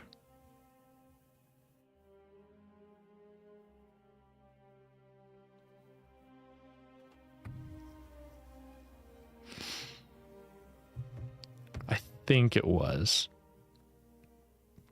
Like, I think that was the only one that made sense, is what I'm saying. Because initially we thought it was Jig, but Jig counters dumb.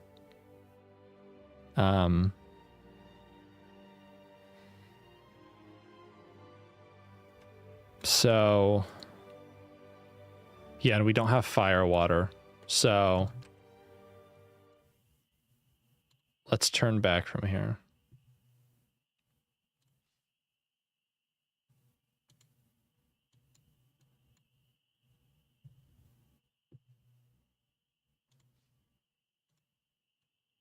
So we got to get to the...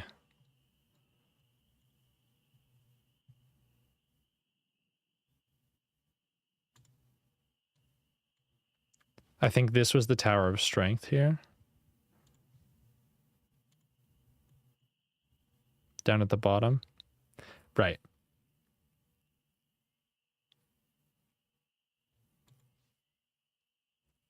Yeah.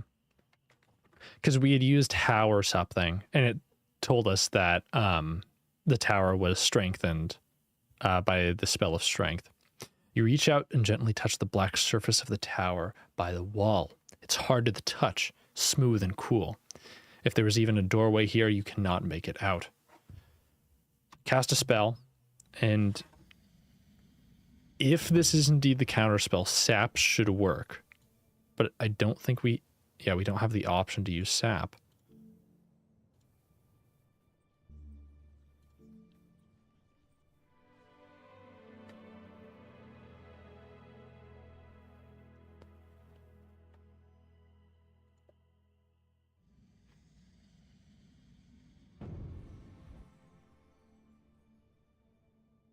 How? Right. This tower is protected by a spell of strength. It can be overcome, but the counter is most obscure indeed. Most obscure.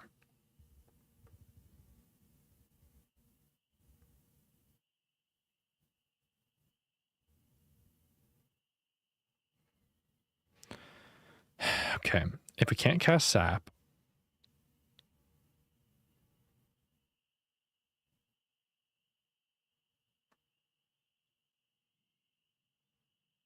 hmm.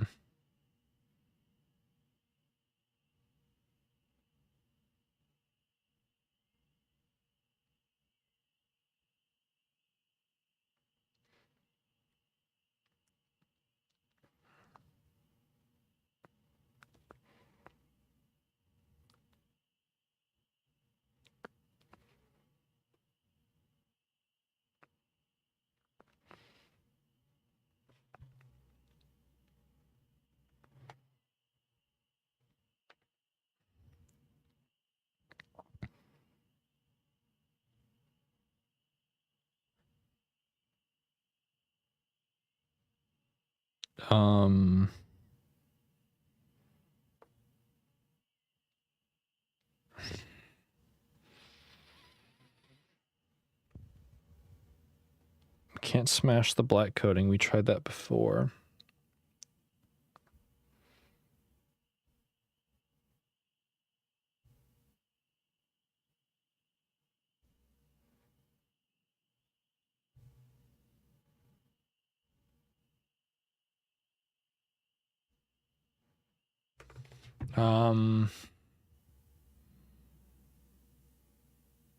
We have any suggestions here? I'm kind of lost.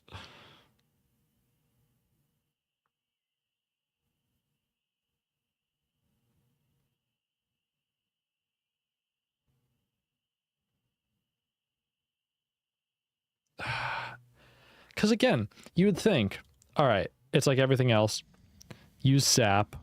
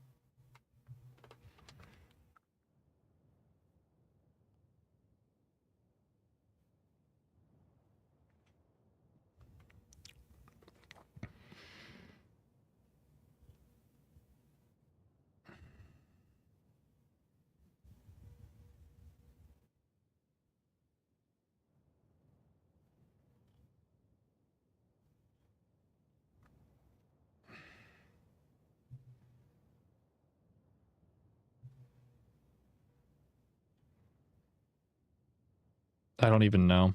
I have no clue.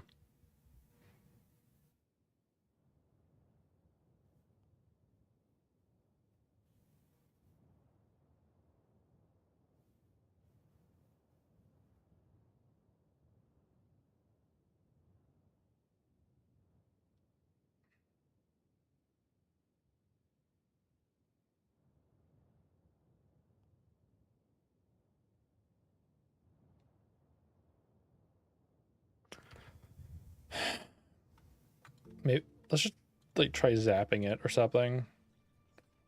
Counter Zen. Oh, hold on.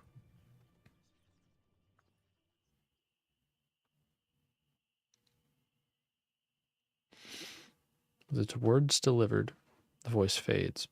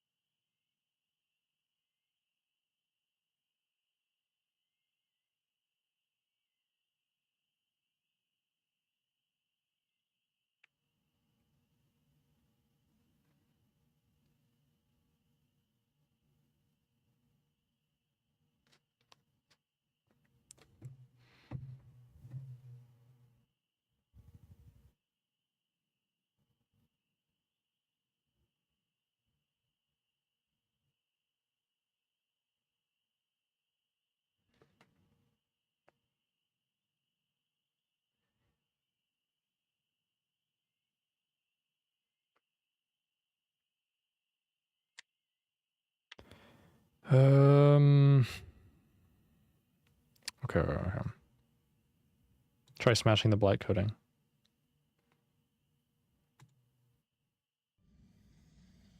Now, maybe?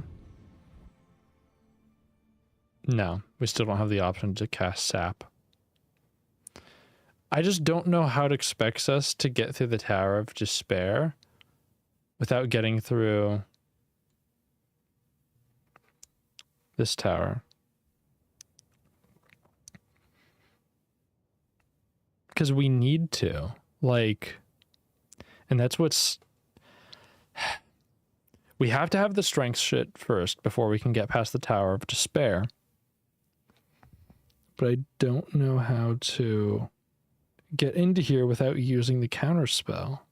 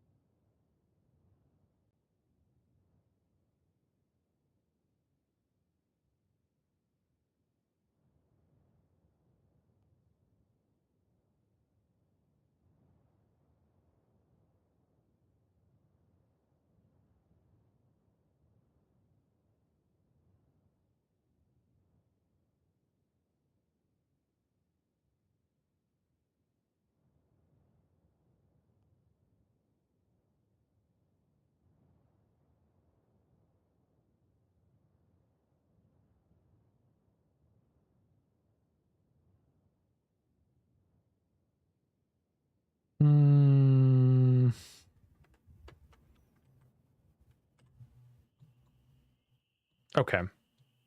I don't think there's a way to get through here. I honestly don't.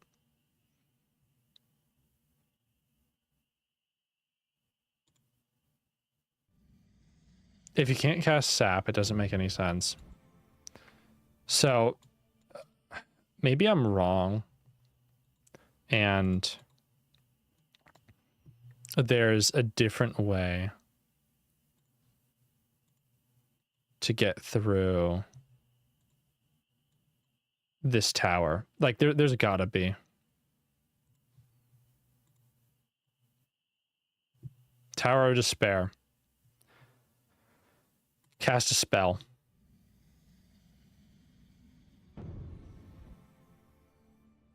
We can't do pep. All right. Zen just means we float. That's not going to help depression. Sob. Might as well try it. As you complete the spell, there's a popping and hissing from your pack. You pull it open to see that one of your Snatacat teeth is glowing. A moment later, it has shot up into the air and exploded. A long-clawed Snatacat leaps down onto the ground. The Snatacat looks around for something to kill and finds nothing. Slowly, its heavy eyes fall closed and disappears from sight. Okay. Well, we learned a new spell. All right.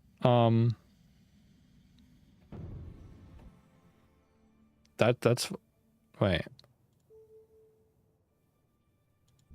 I wonder if sun will work. Like, it counters fog. Sadness is depression's a mental fog of sorts. Surely it'll work. Let's enter the room. Oh, the light from the jewel is uplifting and cheering. You enter the room hoping your protection will be adequate. Its magic reaches for your soul, but you clutch your shining jewel and walk through unscathed. Huh. Interesting. Okay, the glowing tower. I'm surprised that actually worked. That's insane. Okay. So maybe it's like... Maybe these two just don't have counters. Maybe Pep and... I forgot what the sadness spell is. Don't have counters, maybe? You make your way across a stone walkway, arching high into the air above swirling waters that pool below until you reach the next curious tower. The cold night lingers on. The tower has no door, just an open arch leading into shadow. Peering through, you make out some kind of yellowish light coming from within. Enter. You step inside the doorway, then stop suddenly, half blinded by a glowing luster that fills this chamber. Your footsteps crunch as you look down. It seems the floor is covered with gold coins, jewels, and emeralds of every shade and hue. The door leads away in both directions. Cast a spell. This is tomfoolery. This is the Tower of Dud, I'm calling it. And I think it was Gob? Yeah, Gob counters Dud.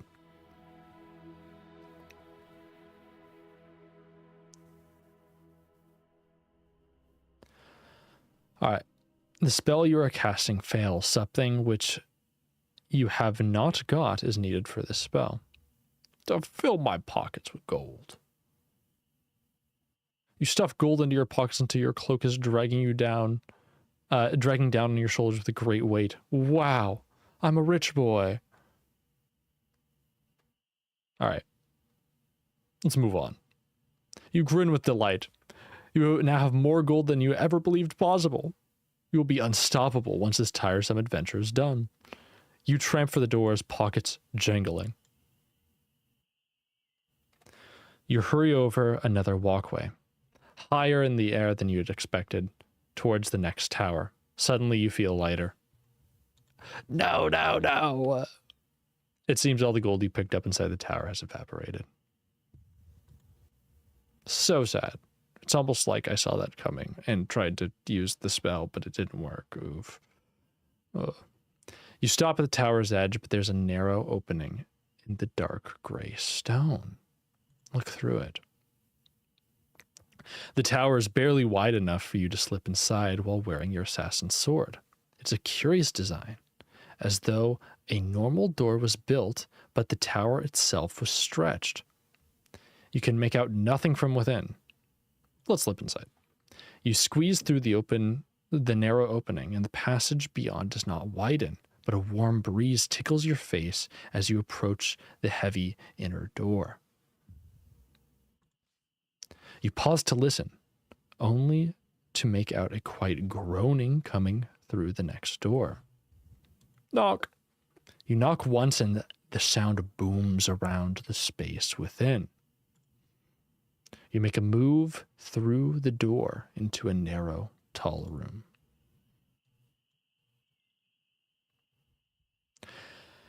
The chamber is wider than the doorway suggested, and it is cluttered. Numerous skeletal bodies lay here, scattered around the base of an altar on a raised dais.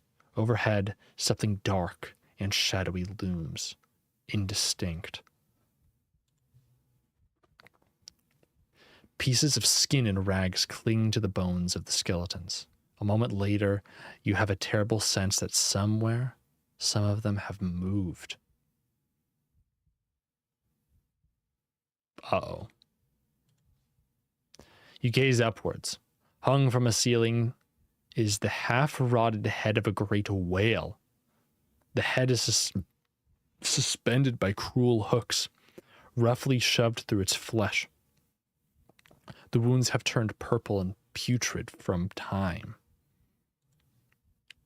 The whale head is ancient, but so large that it's taken this long to decay. Its mouth hangs open, but maggot holes peek through the great jaws. Looking closer still, you see the creature's tongue has been split open. There's a steady drip of clear water falling from it. Oddly, there is no stench. Surrounded by such decay, your nostrils should be filled, but there's nothing.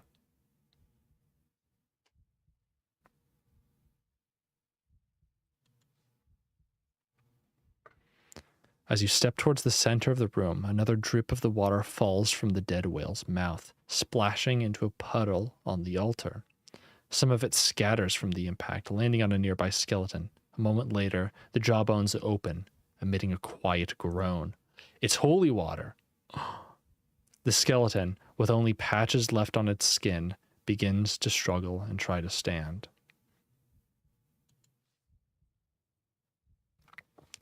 You reach out to help him.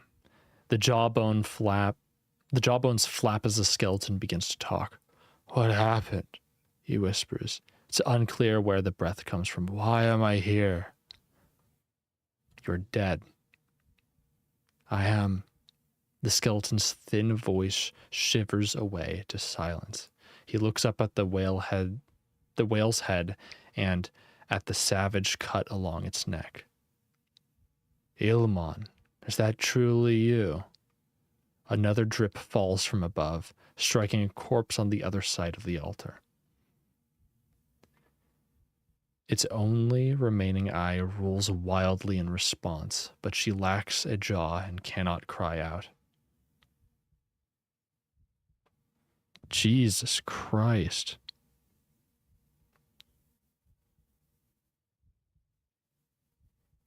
That's actually horrifying.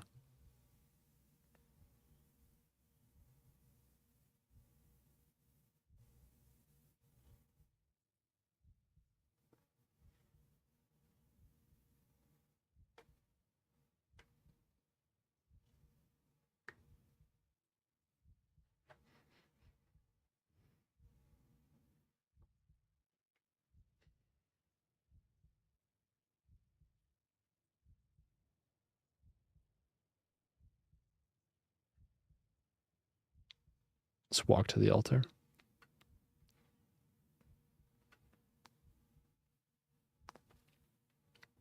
You step towards the altar, but the animated skeleton moves quickly to block your way, loosely gripping a rusty sword. "You cannot touch the holy place," he whispers. "It is for the holy ones alone."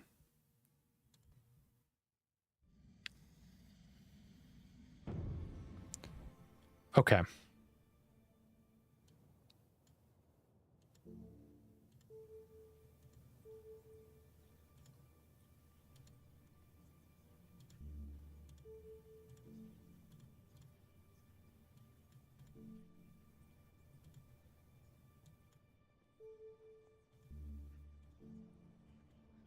It's for the holy ones alone.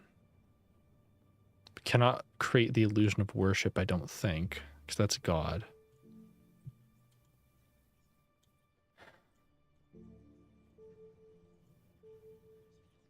We could turn him to stone.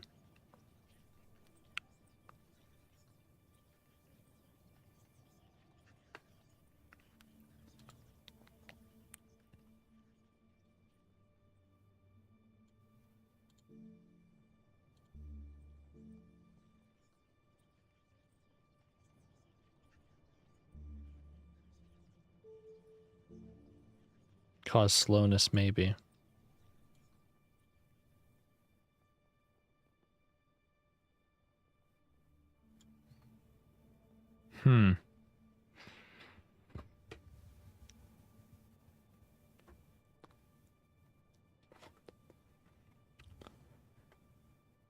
What could we do? What could we do? Let's just rock this man. All right. Buddy, you're in my way. Prepare to get turned to stone. I'm just gonna throw dust on you.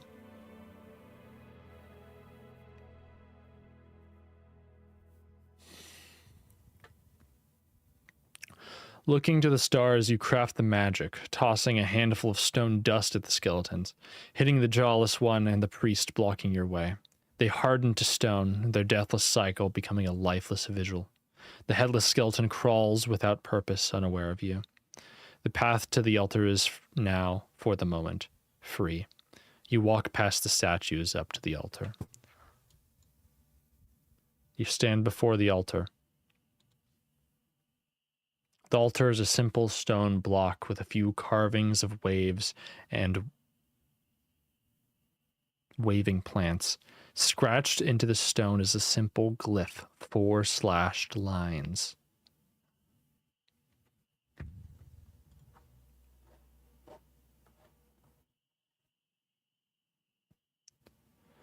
You unstop one of your empty vials and hold it out, filling it with the water dripping from the whale's mouth. Holy water.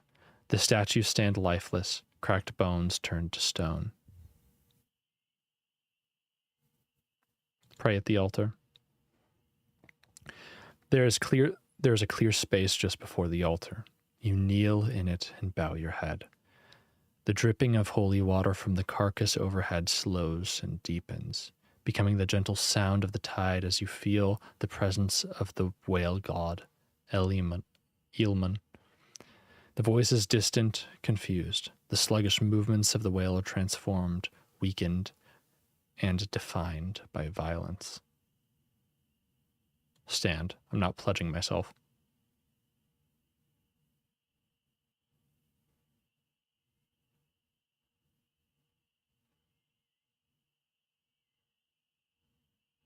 Back away. You back away from the altar, surrounded by now silent bones. You circle the walls of the room, looking for a doorway and a way out of this place. Okay. The dome. Oh, baby, the Thunderdome. All right, the glass dome. You entered the monastery of Effie the Fortuitous and found no new clues. What do you mean? I found the 4 clue. That's a clue. You step out onto the stone walkway that leads sharply down towards the crystal dome. You pause to peer into the depths of the orb. 1,000 shapes dance within, shifting and changing, as though you saw the reflections of the eyes of 100 different people. The effect is quite mesmeric. Touch the dome. You reach out and touch the orb and find yourself elsewhere. You're standing at the top of a high tower, facing an old man wearing a shabby-looking crown. Beg, the old man declares. Take the crown. You find yourself dropping to your knees, begging like a whining dog. I will destroy your land. Do you understand me? You will aid me. Why are you doing this? You open your mouth to argue, but all that comes out is a single word. Yes. What follows is a kind of nightmare. You are dragged, fighting inside, placid outside, down the steps of a turret towards a cell and hurled inside. We will come for you when it's time, the Archmage declares. Shake yourself. You are back outside the glass dome. You reach out and touch the orb only to see what you saw before.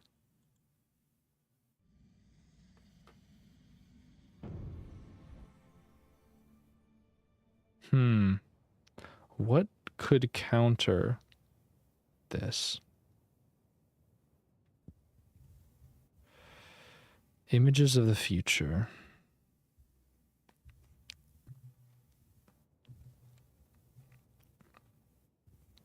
Because what? See the future is... Where is it? Where is it? Where is it? Far. So, what could counter far?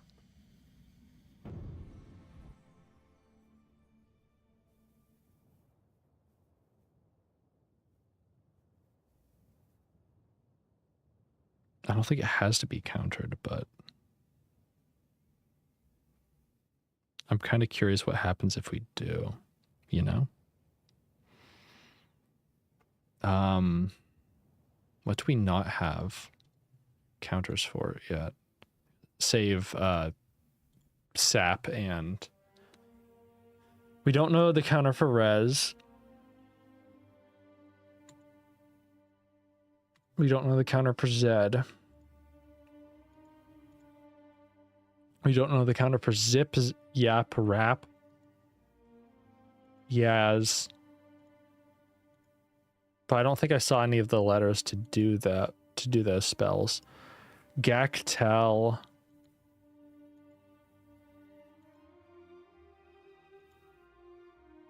Dawes. I think I saw a D. So we could try Dawes. Appears to move in a dream-like sequence, making it much easier to evade or defeat.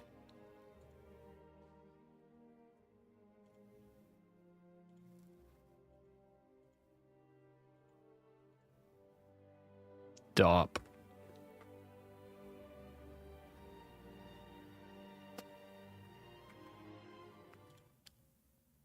So then it must be.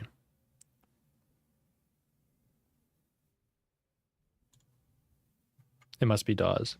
Maybe. Dawes or Dop, I think.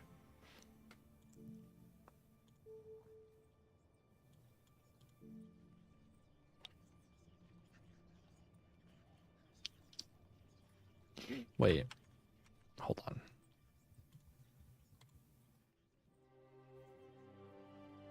This one doesn't make any sense, though.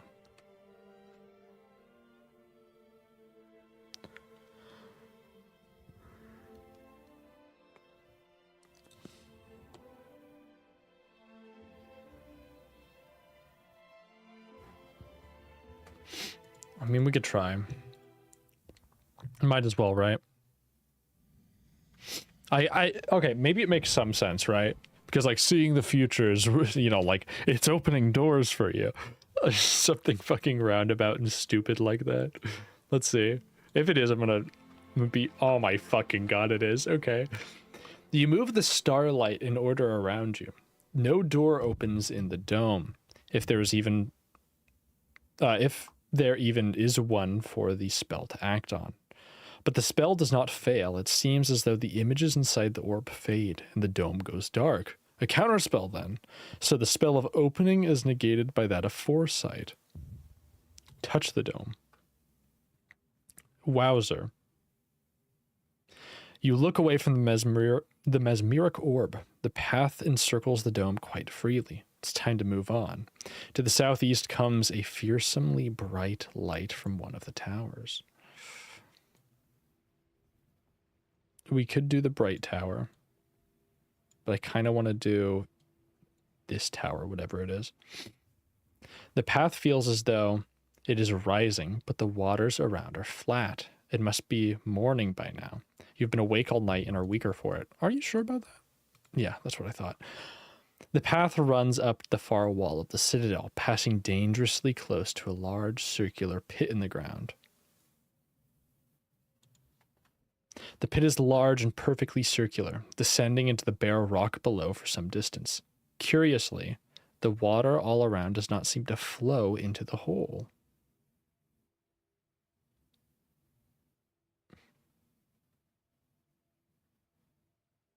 Oh, it's a...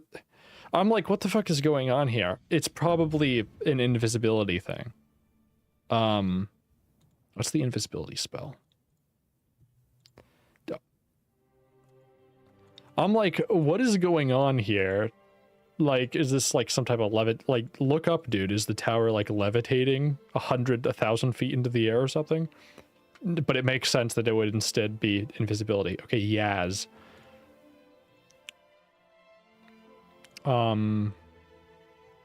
What would make sense to counter invisibility? Maybe like tell or something, actually. I think that would make sense. Let's see what options we have.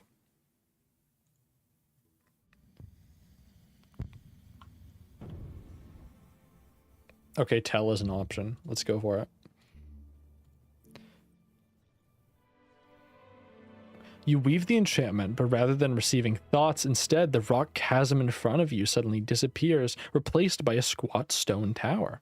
A counterspell then. So, the magic of telepathy counters that of the pattern of his invisibility. Wow! The tower, now you can see it, seems quite remarkable. It's less overgrown than some of the others. Perhaps invisible plants cannot absorb the light. The tower appears quite normal now. More normal than many of the others you've seen. The path away from the invisible tower forks. Let's go. The early morning sun makes the air glow. You enter the tower. The inside of the tower is bare, and compared to the others you've seen, quite ordinary. There's no furniture or ornamentation, or at least none that you can see. In the center of the room is some kind of brass contraption. Take a look-see. The contraption is a brass figurine, heavily stylized. Its arms are raised, and it appears to be dancing. Glittering from one upraised finger is a ring. Yoink! You slip the ring from the contraption. It's a pearl ring just like the one you already own. Search the room. You search the corners of the room, but find nothing except a single glyph scratched into the stone. 3.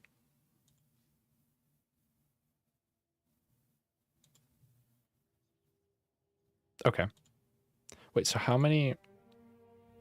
We have glyph 1, 2, 3, and 4.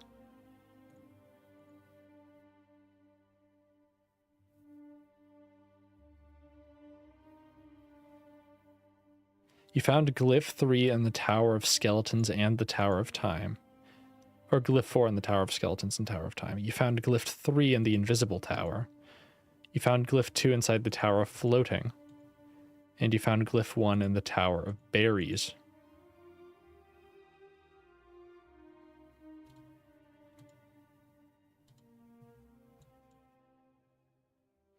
You return to the path and walk a short distance. The air stirs a little, still cold but fresh. You leave the sight of the invisible tower. The path away from the invisible tower forks.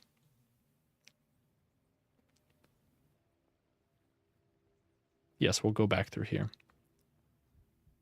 You approach the next tower boldly. From the doorway comes a steady clock-like ticking sound. Uh-oh. I think this is the sleep tower. Did we find a counter for sleep?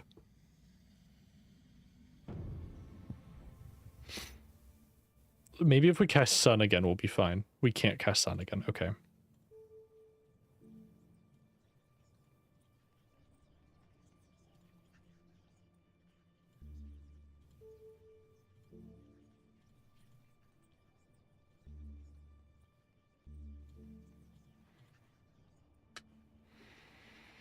Yep, might counter it.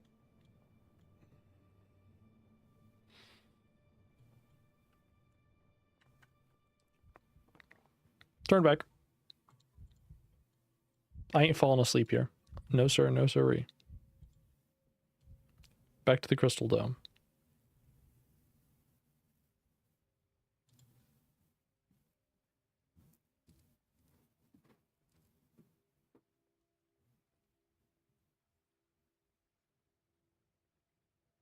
Okay. Oh wait, east. Let's see what's here. You approach the smoking, blackened ruins of a tower. Okay. Let's look at the rebel. You look at the stones. They are blackened all over. Some seemed webbed with holes, as though the very minerals inside had been burned away. Whatever caused this explosion must have been many years ago, and yet smoke still rises, as though it was the cone of a volcano. On one stone is etched a long 1 mark. Whatever the mark was on its own, or if others have been destroyed, it's impossible to tell. But this groove is what remains of. But this groove that remains is deep, well carved, and intentional. Whatever it meant, it was worth someone's time to put here. Oh, I'll cook my raw food. Let's go. I'll eat one. Why not? Throw myself onto the stones. Am I fucking high? Why would I do that? Okay. I'm pretty sure there's like a fireball tower or something goofy like that. Maybe a rock demon tower, actually. Sob. I doubt it, though. Because we already ran into the tower of, like, tomfoolery with explosions. It's basically Vietnam. Landmines everywhere. Wasn't a bop, but we found wall handles that well enough. So what about fireball? Hot. Okay, hot. Counters dock.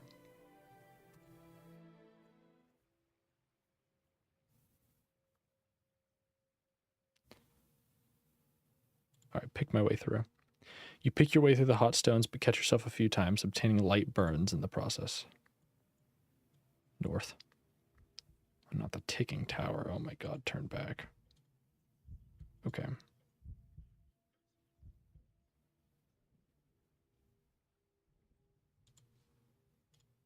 Jesus. I don't know why I thought that would lead somewhere else.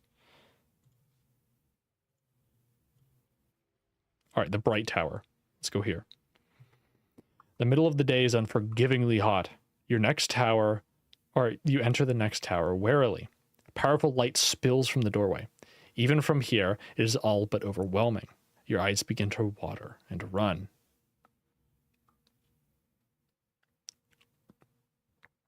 Keep going.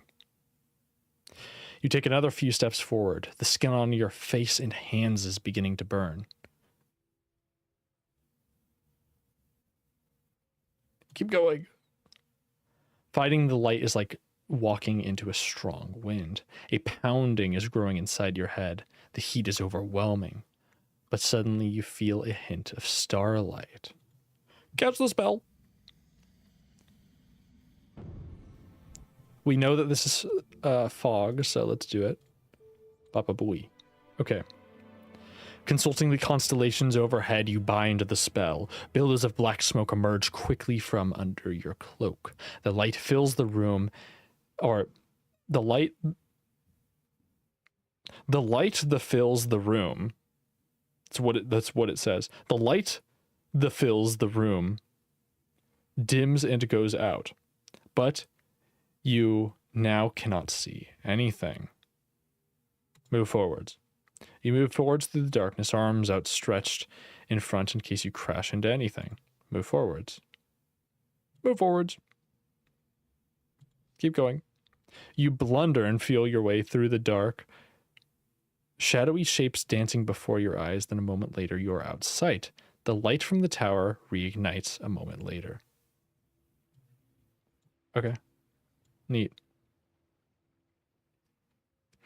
You race over to the other tower before the wind can pluck you from the walkway. Thin heat beats down from an empty sky. This is a squat, fetid stone room, but in the center, something was moving. You step closer to the creature. With a loud hissing and snorting noise, it rises up to its full height. It's a foul, many-faced hydra. Uh-oh. Look at it. You look over the serpent. Its faces are varied, though all are foul. They seem to fight for dominance over the body. Sup, dude?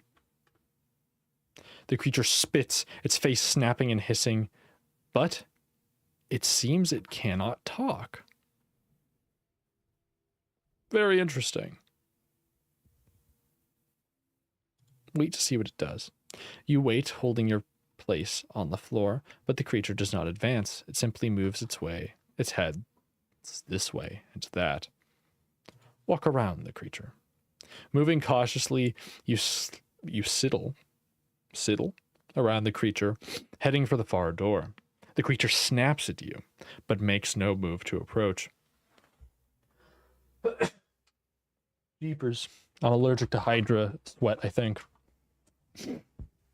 You move the far door, or you reach the far door without incident. The light tower is to the north. Then to the south we go, to the bug tower.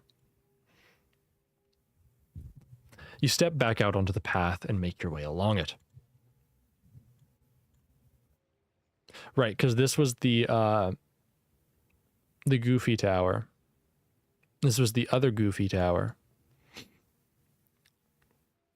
I forget what this tower is, but I think it was, we just had these two to go through, and then we got eaten by bugs. You approach the next door. The door is barred with a solid wooden door. Open the door. The door is not locked, but it is heavy, as though a tremendous force was pulling it closed through the other side. You open it an inch, then the door slams itself shut once more. Okay, you're right. We got to counter Gale Horn, I think.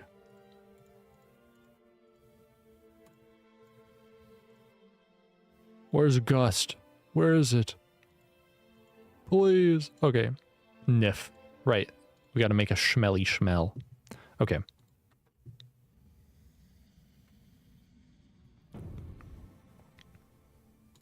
Hit that Niff. Okay. All right, enter the tower. Let's go. The inside of the tower is empty, except for a single brass frame at its center. Set into the frame is a curved gale horn. Look at the horn. It's a gale horn, beautifully carved and clearly very, very old. Its delicate surface has been punctured and rudely fitted in order to fit the frame. Make a move. All right, south. The bug room.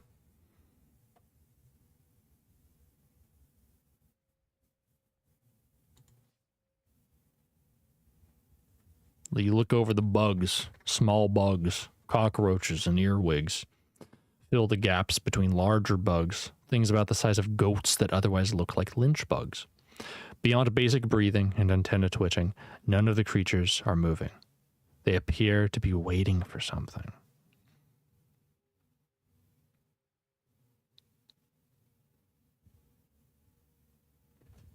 Let's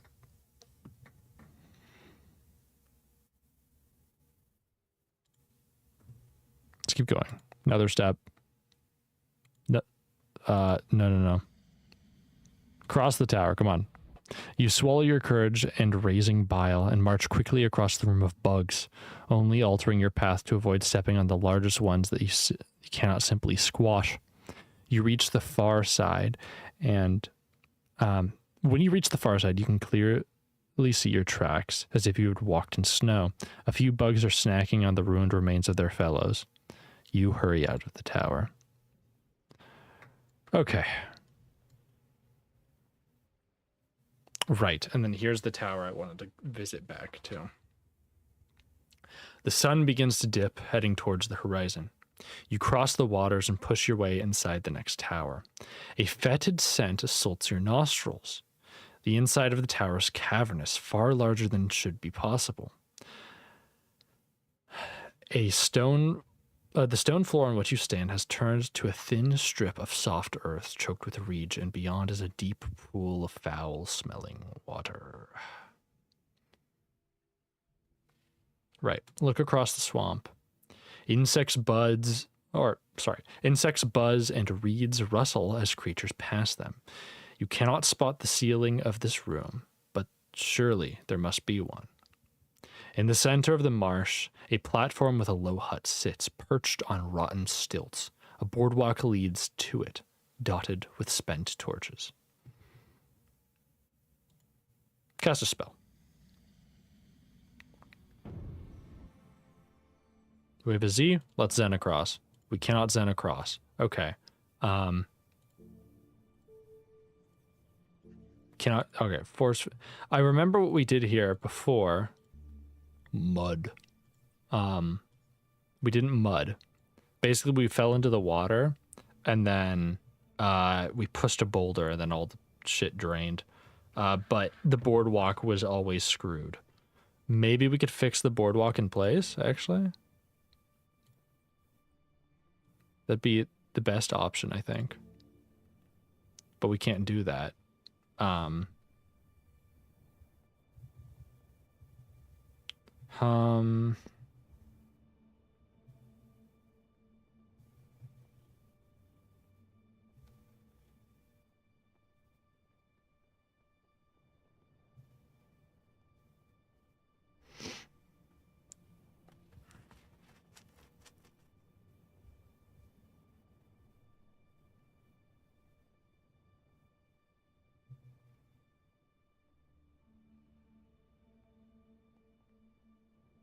hmm.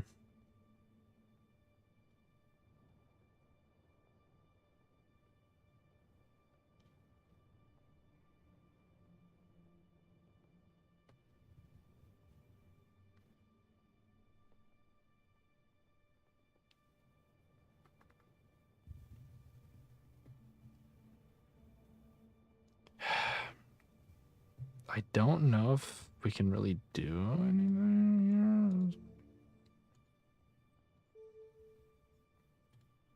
Because I forget, is this tower like supposed to be mud? I don't think so. Wait, what does mud do again? Hold on. Mud. Creates quicksand. No, this is like a whirlpool or some shit. Okay. Alright, alright. Law.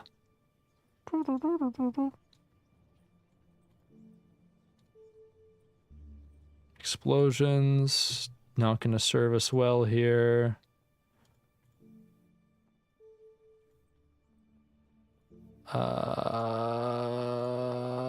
Mud, no. Zap, no.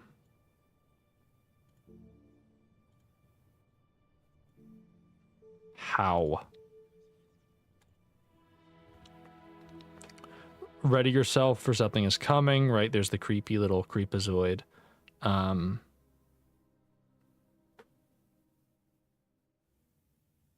let's explore the room.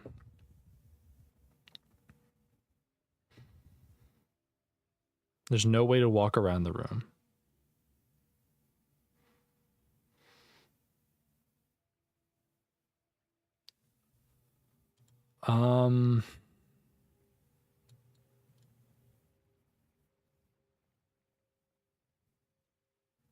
The floor is dirt, and there's a little beach by the door, and the little beach by the door soon disappears into the swamp. There is no way to walk around the room. Boardwalk. All right, look at the water. Standing on the boardwalk, still a distance from the hut, you notice the swamp is moving. The muddy water is slowly spiraling. What's more, you see faint ripples near the stilts holding up the platform. The boardwalk creaks and lurches to the side. You manage to keep your balance, and it stills, though it is now slanted.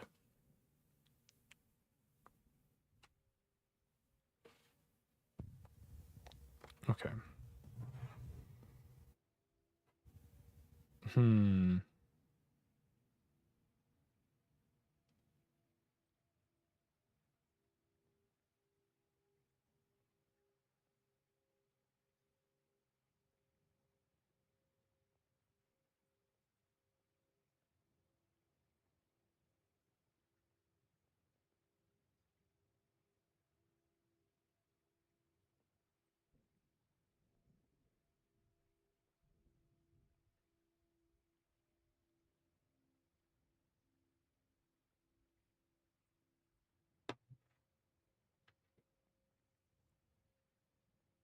Damn it.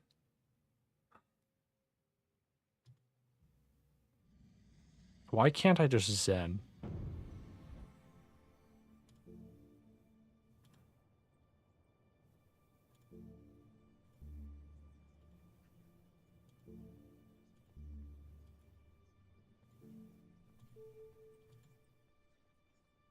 Did I howl before? I don't even remember. I'm gonna be honest.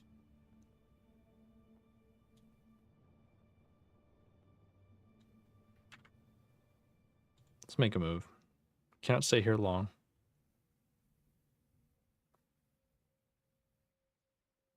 I could walk to the hut. Hold on, hold on.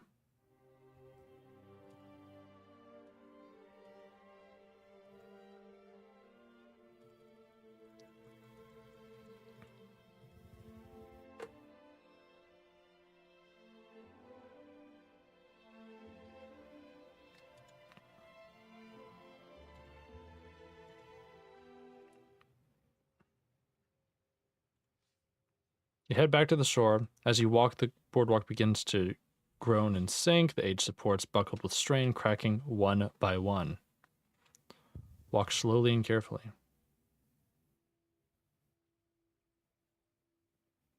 Keep pacing. There's no moment for panic, but careful steps. You shift your weight, and there's a great groaning of the wood. The ripples begin to increase as if almost agitated. The groaning snaps off in a sharp crack, and the boardwalk collapses underneath you. You fall straight down into the water. Uh-oh. Of course, all your water-damaged possessions have been ruined. Thankfully, however, the pages of your spellbook are protected. You try to swim, but the swamp is more mud than water. This is definitely a whirlpool, sucking you downwards, slowly but inescapably. Cast a spell. Off. Okay.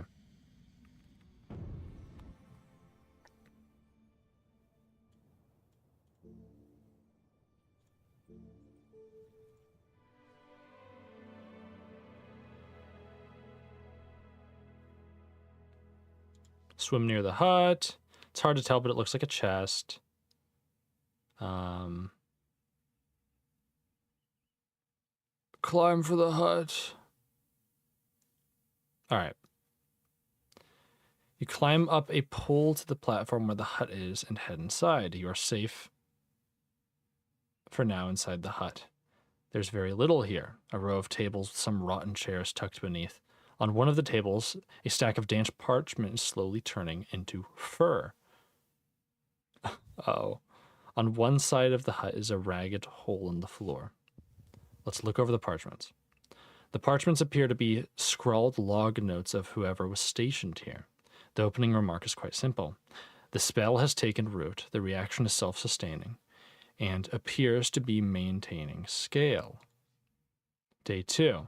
The spell has been self-perpetuating for 30 hours and appears to be entirely stable. Success. Day 4. The boardwalk is definitely sagging. I do not believe it can take my weight anymore. Day 6. The force field appears to work for brief periods of time. They are countering successfully, but are tiring to cast. Which day is it? The last of my supplies have been exhausted. The whirlpool is exhibiting strange behavior.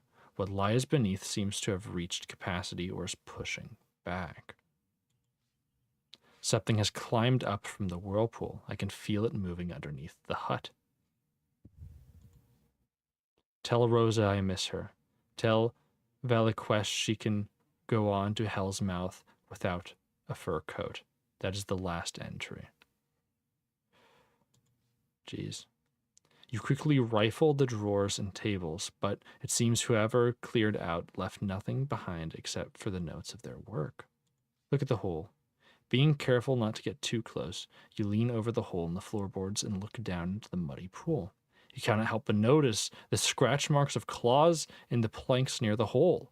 The boardwalk is gone, and you cannot stay here, so you have no choice but to drop down into the water and swim. You swim back to shore, shaking off the water as best you can. You take a moment to regain your breath. Thick, foul water streams from your clothes. Nearby is a frothy, bubbling section of water. It's large and seems to be getting more agitated as you draw near. Move up from the water. All right, it's this guy. You turn to head back, but a rumbling comes up from behind you. You turn, seeing the frothing of water explode upwards. It towers above you, a lumpy mass of mud and reeds, massive arms stretching out, and a huge gaping mouth opens. It's a slime eater. Give me that healing. Alright. Cast a spell, right? Let's prank him. What could we hit him with? We could just wall him off. Honestly, we could.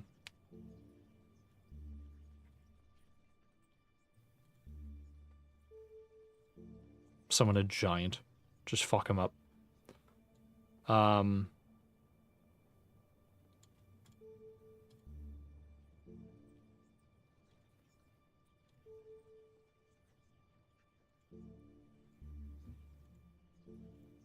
Don't have beeswax. Do we waste a giant tooth? We might want to. I say we just do wall. You wind constellations into alignment around you, throwing up an invisible barrier in front of you. The creature rushes towards you, but slams into your wall. It staggers back, sending waves in all directions. While unhurt, it's now disoriented and will be easier to fight. With the beast hurt and distracted, it's now time to attack. Full send. Uh-oh. The slime eater growls at you, gobbling filth from its blubbering lips. You swing your sword in a mighty arc, but it is cautious. It stops and splashes at the water with a clawed paw, hoping to turn your blade. Its mouth is thick with blood. It begins to lift its bulk out of the water, sending ripples across the marsh. Oh. The slime eater reaches out with long, clawed hands. You almost fumble your sword in the dark water. That would have been certain death. It sinks lower into the water, its eyes on you. Warily, you move into a defensive crouch. The slime eater stays low and tries to ram you. You dodge as best you can. You're gasping for breath, injured and worn down. The smell of the mud pool fills your lungs. Then it drops into the water, almost out of sight. Sideswipe. Hee hee. You risk an attack standing firm. You swing a mighty blow at the slime eater. Low in the water, the monster escapes mostly unharmed. It grunts as it slinks back. It disappears into the marsh, almost invisible. Warily, you move into a defensive crouch. The slime eater sinks down low into the muck. Then it slips under, its great bulk hidden from view. Thrust. Okay. Not good. The smell is getting worse. Rushing forwards, you charge at the slime eater. But you cannot swipe through the sludge with enough force to really hurt the monster. It growls as it slides back through the water. It slides down, almost out of sight. Do a little sideswipe there. Sidestepping, you slash out at the slime eater. Sunk in the filth, the slime eater escapes the worst of the blow. It blubbers as it drops down into the water. The water around the monster begins to move. Defend. Okay. We can still escape. You can almost smell the creature growing enraged and duck quickly backwards through the mud. You are not a moment too soon. Emitting a foul goblet of filth from between its blubbery lips, the slime eater thumps forwards, hoping to pull you apart. Then it drops under the water, almost invisible. Go for like a quick little sideswipe. Dropping your weight, you chop a heavy stroke against the slime eater, but you cannot swipe through the sludge with enough power to really damage the monster. It grunts as it slinks back. It disappears into the marsh, hidden from view. Little sideswipe again. The creature... Okay. Feigning left, you slice the slime eater. Low in the water, the monster escapes mostly unharmed. The slime eater lifts up from the water, then crashes back down, bits of its body bubbling and boiling. The creature's head is lifting up. I can attack with like a 7.3, but I don't think that's a good idea. Okay. You sense the creature getting angry. You drop into a defensive crouch and your defense saves you. Moving fast, the slime eater rushes for you, hoping to pull you apart. Your stomach turns as you see the slime eater's claws are red with your blood. Then it sinks away into the sewage. It slips under, almost out of sight. Jab. The monster's... Oh, wait, hold on. Quick as a flash, you slash at the slime eater, but you cannot swipe through enough of the water to really hurt the monster. The monster is moving under the water, sending out waves. Full send, full send. All right, it's dead. And I survived just barely. Splashing through the mud, you race into the slime eater. The slime eater roars up, exposing a soft area underneath its jaw. You strike with your sword and it sinks into the deep. Green ooze leaks down your neck, and then silence. The slime eater's corpse sinks underneath the waves. The fireflies, disturbed by the battle, soon settle back into their routines. You peer into the murky water. There's no sign of any more beasts, but then there was no sign of the last one either. Move up from the water. Okay. You turn away from the swamp. Its foul gas is making you gag and choke. There are other doors from this place, but the only one... This is the only one you can reach. Yeah. Okay, cool. The path curves onwards. The sun is sinking.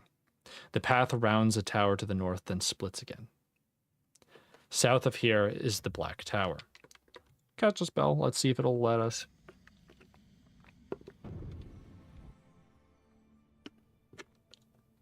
I don't think it will. Far. Let's see. You settle into a sitting position on the ground and take out your orb of crystal. You cast the enchantment and suddenly find yourself somewhere quite new. A trio of birdmen watch you with narrowed, suspicious eyes, but you can see it is they who have a secret to protect. The vision fades. Curious, curious.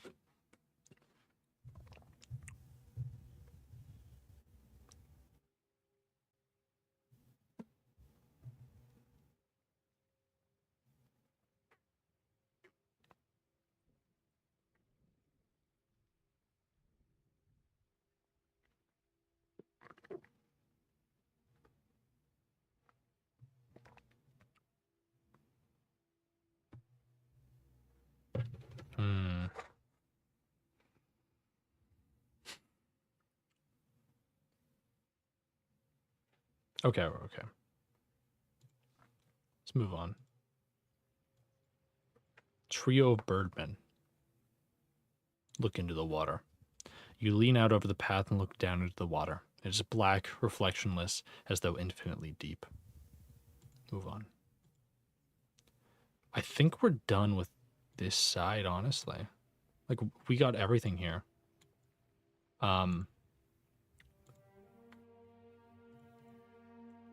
So Glyph 1 is in the Burnt Tower and the Tower of Berries. Right, so that's Dock and Fireball. Glyph 2 is in the Tower of Floating. So then it also should be in the Tower of... What is Zen? Invisibility Tower, so it should also be in the other tower. The Tower of Skeletons and the Tower of Time. We know the Tower of Time is Zed, I think. Tower of Skeletons is Res, so that must mean that they are counters of each other. So the counters of invisibility and the counter of floating are the other portions of the glyph.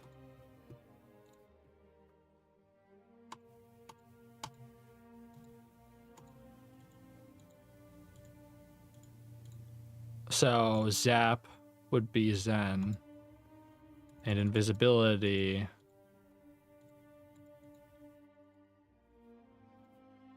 is Tell. Okay.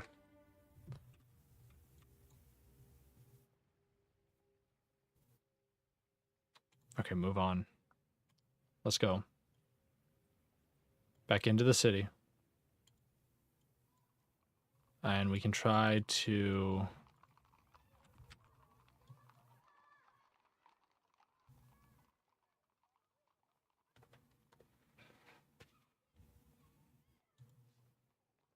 Yeah, we've already read this like 3 times. Okay.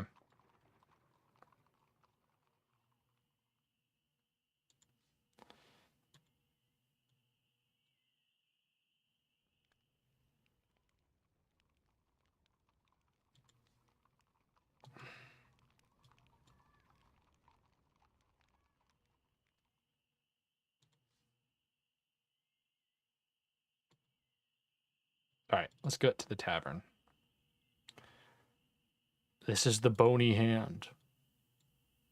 Okay. To enter the tavern, you're forced to duck under the low doorframe. The whole building seems to have sunk at least a foot into the ground, either from age, neglect, or both. You're probably safe from guard patrols here. Look around. Yada yada yada. Oh my god. Okay. Again, we've read this before.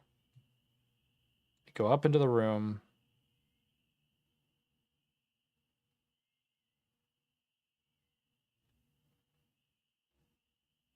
You open the door to find 2 black elves in the middle of a serious engagement that involves daggers and bare flesh. You hurry out once more and return to the bar. Okay. Goddamn.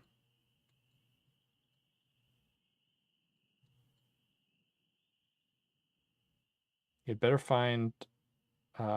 you'd better sleep when you can find somewhere safe.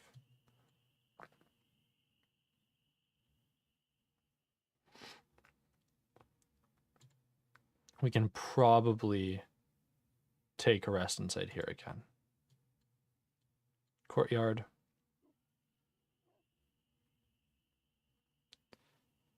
Spot the occasional birdman flying overhead. Okay, right. We've also been here as well. We should sleep here. Close eyes.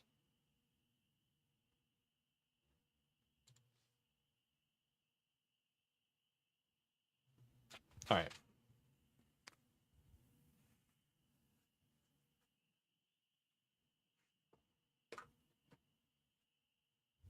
Search the courtyard. Yada, yada, yada. Isn't much. All right.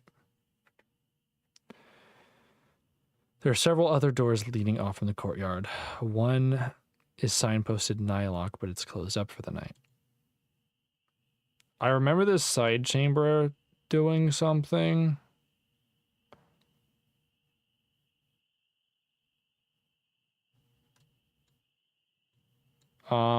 Us getting like trapped there or something. You slip into a small side room. Inside are a large pile of crates in the side room that are marked with the seal of care. Wow. Open a sealed crate. This is the magical armor Vic has brought them. Let's look at the crates. Open another empty crate. You open one of the large crates, empty and roomy. Something big must have been shipped in this way. Leave. Okay. Look at the fountain. The water from the fountain plays merrily over several stone statues set into the center of the bowl. Arching satyrs, weeping maidens, aged men, head-butting orcs. It must tell some legend, but what that legend might be has clearly been lost to time and the wearing water. Which way now?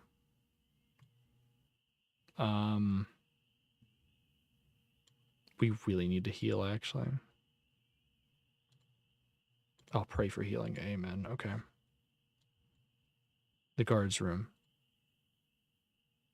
You sneak into the doorway of the guard's room. She's supposed to be walking the entrance, but has fallen asleep on her stool, chin first.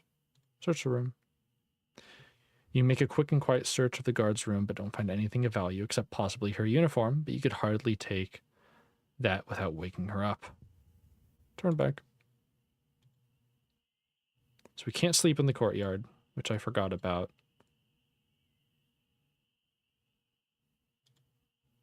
So we could try the side chamber, maybe? I forgot what triggers the side chamber, though. Because this is very obviously a trap. Let's go back into the square, then. You've been awake all night and are weaker for it. Okay. Okay, alright. So, we've explored both of these colleges.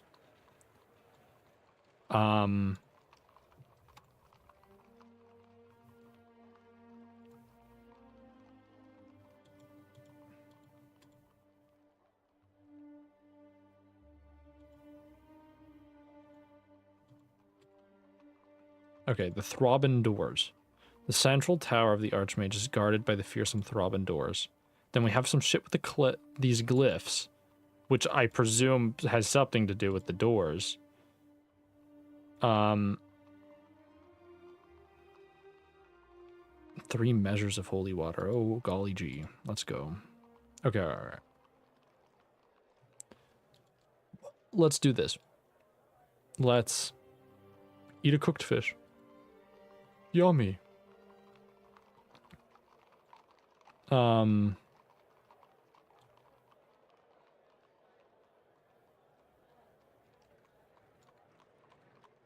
go to the pillory.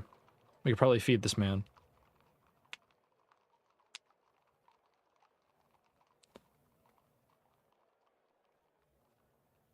Oh no.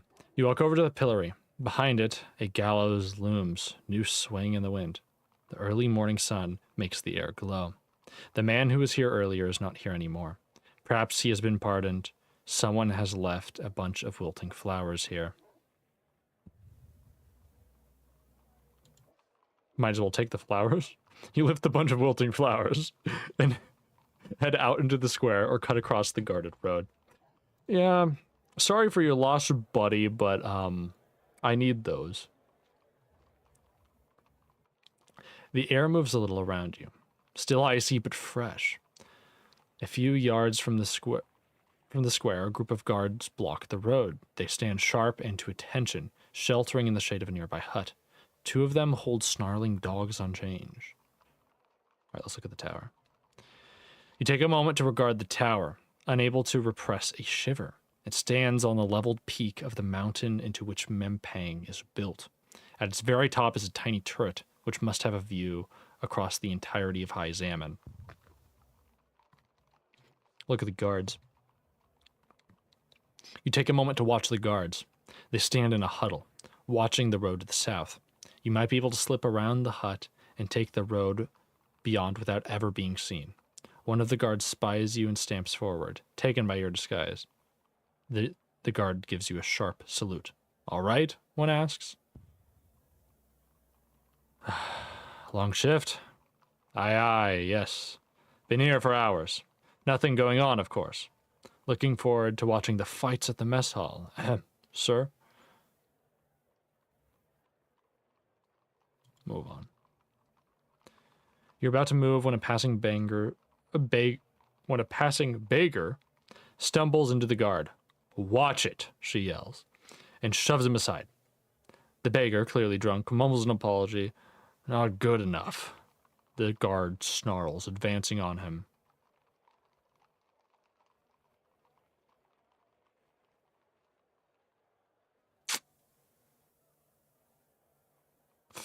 We got a moral choice here.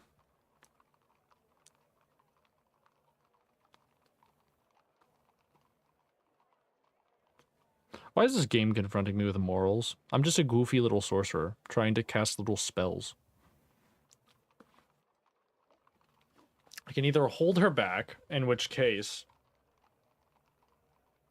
cover's blown, basically. Encourage her, or do nothing. Let's do the good thing. Hold her back. Easy now. Not worth the violence. What's that? He shoved me. I'm going to teach him to respect the guards. You grasp the guard into a bear hug. She struggles, but you hold firm. The beggar stares in surprise, then flees.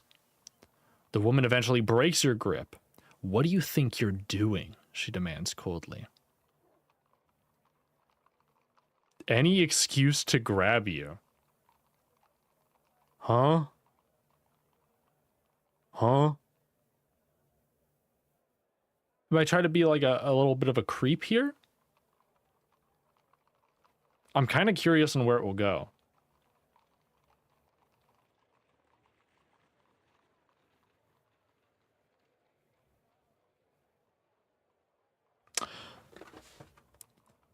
Gentlemen, let's just take a look-see. Any excuse to grab you, you reply with a charming smile. The guard stares at you for a moment, then breaks into rolling laughter. Well, you're an all-right sort, the guard remarks, still chortling to herself. Go on, go though. And if I see you in the mess hall, we'll down a flagon or two. She winks. Fellas, it worked. My God. You continue climbing up the north road. The road curves around a spur of black rock, rising towards a walled encampment.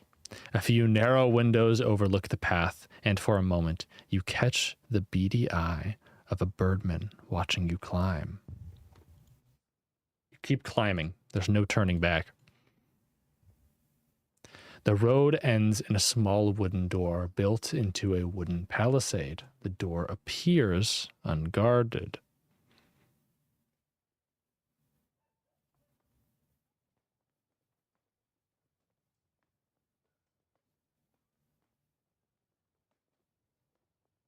Climb the palisade. You haul yourself up using the rivets in the wood to climb. After a short haul, you're at the top and drop easily down onto the other side. You pick yourself up and stand in a narrow alleyway. The walls high on both sides. The feel is suddenly that of a fortress, tightly managed and harsh, growing like a fungus on the outside of the central tower. There will be no way back now. As the morning moves on, the wind begins to whisper around you. You notice there are fewer people here. Mampang is home to many, but as you draw closer to the Archmage's inner sanctum, there will be fewer citizens and more guards. The casual cruelty of this place will grow worse. You are entering the Hornet's Nest now. The alleyway runs to the right, but on the left is a low iron doorway. The door down to the city is locked.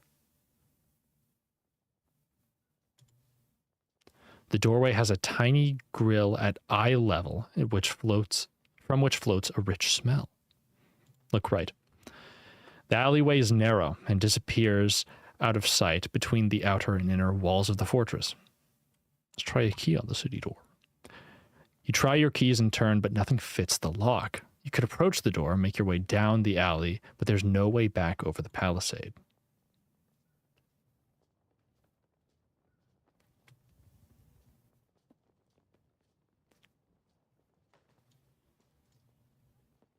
Well, there's no reason to just march full force up here. Let's go to the left first. You stand by a solid metal door set into a stone wall. You don't fancy your chances of breaking it down. Looking at the door is dented and scratched as though people have tried to break it down before. But all the dents point outwards into the alley, as though what was inside has tried to escape. Fortunately, perhaps, the door is firmly locked. There's a tiny grill at eye level. Look through the grill. You put your eye to the grill, but a moment later someone pokes it with a finger. You stagger back, blinking furiously. Who's that? Demands a voice through the door. Who's this? I asked first, returns the voice. Bro, let me in, you demand. Why? I'm curious. What's inside? Oh, you'd like to know, wouldn't you? Replies the voice. Then you're most welcome. You hear the grinding of machinery, then a click as the door swings forward on its own accord. A short, wide corridor is in front of you, but there's no sign of any guard. Who's there? There's no reply. Whoever you were just talking to seems to have vanished. Surely this is safe, right? Let's just go in. You make your way cautiously forward. The middle of the room seems very exposed, but the walls might be set with a number of hidden traps. Okay.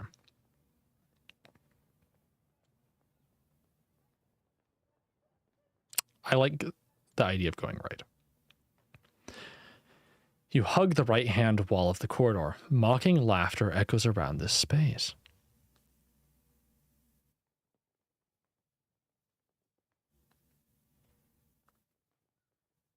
Keep going. A large flail swings down from a hidden chain. It slams into your head and sends you sprawling. You hear footsteps and chuckling as an old grinning face looms over you. Never gets old. The bowed ogre staring down at you is covered in warts and scars and wears a ragged black hood. One of his eyes is covered by a patch. You're still dazed by the blow and can't fend him off as he drags you by the ankle. Jesus Christ, man. For a moment, all is quiet and peace. Your mother's voice talks to you softly, singing a lullaby as she strokes your head. Stay asleep, she murmurs. There's no need to wake now. Stay with me. Where am I? No need to think of such things, little goose, she smiles. Do not struggle. Just let your eyes close. You're safe with me. She sits beside a stream, dangling her fingers in the water. The gurgling water runs bright red. Stay asleep. You nod and curl up, head on your mother's lap. She strokes your head, each stroke oddly like a deep scratch, as though something grated somewhere out of sight. But you do not open your eyes, and so you do not see. Life slips away. Another death. Your head spins as you rise. Oh my fucking god, bro. Okay.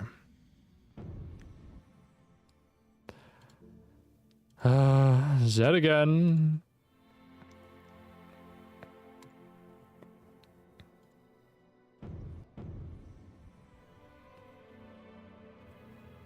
All right. The sensation of the spell is now almost familiar. You're flung high, you explode across the citadel to land once more. Once the explosion dies back, as receding, you look around yourself once more. You've lost another maximum point of stamina. You turn your cloak up and move away. The waters lap around the stones on which you stand. Where could he have gone? Okay.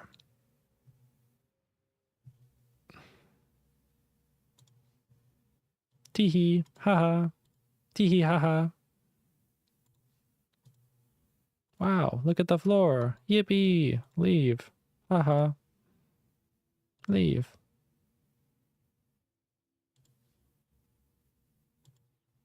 Okay. Cool. Move on.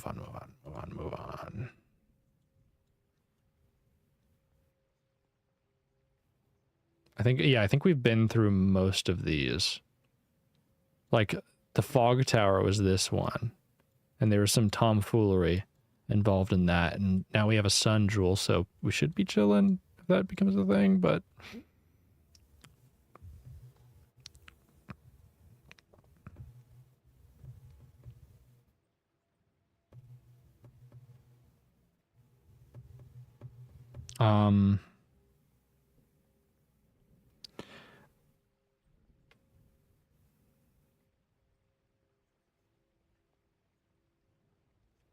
what could we do?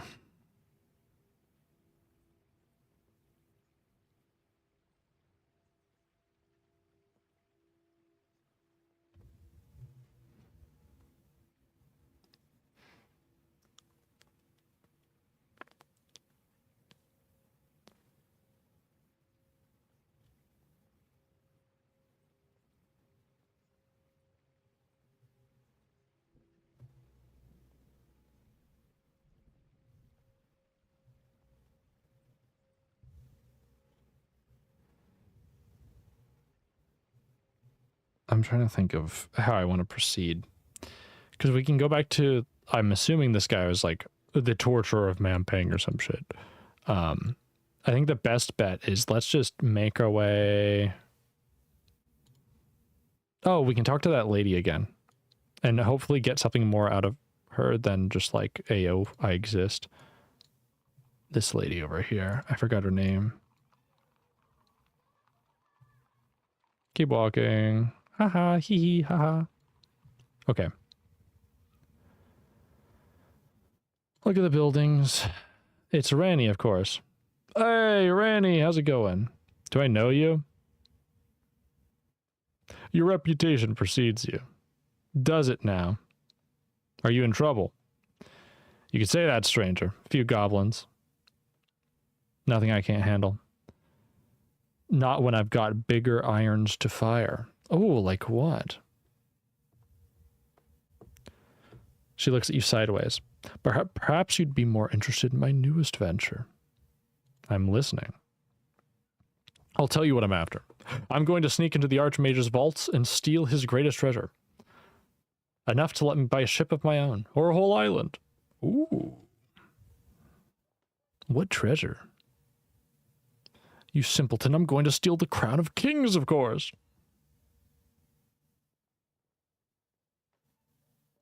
Never heard of it. I'm not surprised, she replies carelessly. It's the most valuable thing in the whole world of the old world. I'm going to steal the crown. And that is that. If you have enough to bid for it, then I can make an offer after I've fetched it. Ooh. I hear the door to the inner vaults requires a word. Ooh. I hear the door to the inner vault requires a word, you tell her. It does, she replies. And I happen to know it. No, I will not tell you.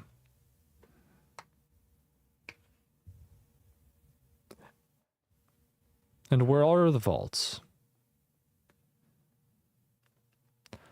You ask, wondering if she has any useful information. Ah, well, that's something I know, but you don't. They're in the city, sure enough.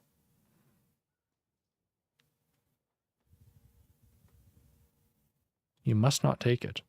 Why is that? I am 1,000 leagues from home, separated from my crew, and stand to gain the wealth of kings. I need the crown. So do I, fool. We will just have to see who gets there first. But enough talk. If you want to stop me from getting the crown, you'd better show me your steel. Let's just do tell. You open your arms to cast a spell instead, and the thief cries out in alarm. But just as Ranny is advancing on you, a nearby door bursts open. A group of goblins spills out, tripping over each other. There she is, one of them points at Ranny, and she has a friend. The goblins charge forward, and you will quickly be surrounded. Cast a spell. All right. We could probably wall, save Ranny, and then...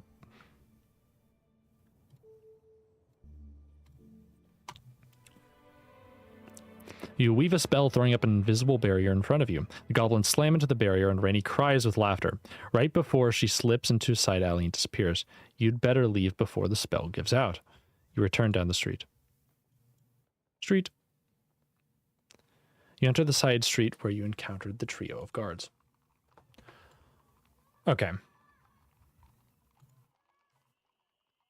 So... I don't care. I don't care about the wheat fields. Okay. Here's what I'm going to do. Oh. Let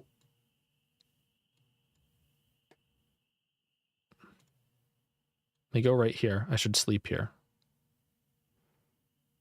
Look at the building. Okay, cool. Sleep outside the gates. Neat. Eat something. Yada eat. Dream. Okay. The night is long and filled with visions. Jib-jibs are bouncing past you, appearing from all sides, their maniac eyes all but popping out from their heads. You are standing on top of a tall, black-tiled tower, clinging to its tiles with one hand, while, with the other, you wave something in the air. What is it? You look in your hand to find that you are holding nothing less than the crown itself. Then you hear a cawing sound. And a great shape moves towards you, A birdman, no, a gold-crest eagle, shimmering into view. The Sightmasters have seen you. They are taking you home. Yippee!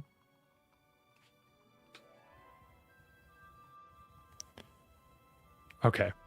Outside the monastery gate, you gained a significant amount of stamina, lost a little bit of max stamina, ran out of provisions, reached the inner fortresses of Mampang, died again, and found no new clues.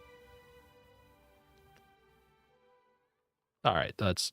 blah, blah, blah, blah, blah, blah, blah. Okay. I really don't want to go inside, but it looks like I have to move on. Okay, come on.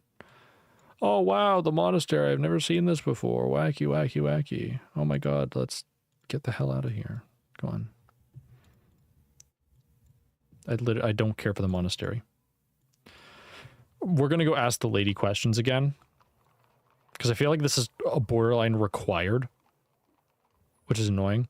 You walk over to the well where an old woman, little more than a bundle of rags, sits. She does not look as you approach. What's up, lady? Menacing. Bro, she's covered in, like, goop. Goop and sludge. What the fuck? Her voice, when she speaks, is raspy, barely above a whisper, and her eyes, when they meet yours, are smooth, glossy black. There you are, my love. Found you. Spare an old blind woman a coin. Enough to buy a crust of bread, perhaps. You cross your arms and stare down at her.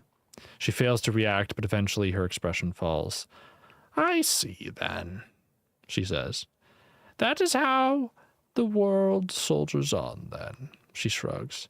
Now, love, anything else for an old blind woman? Who are you?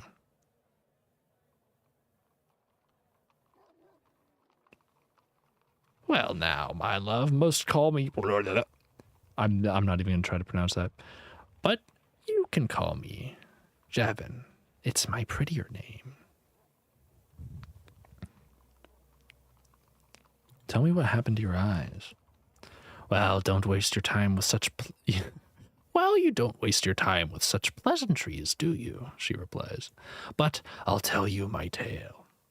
I was called on by the Archmage himself to examine one of his creations.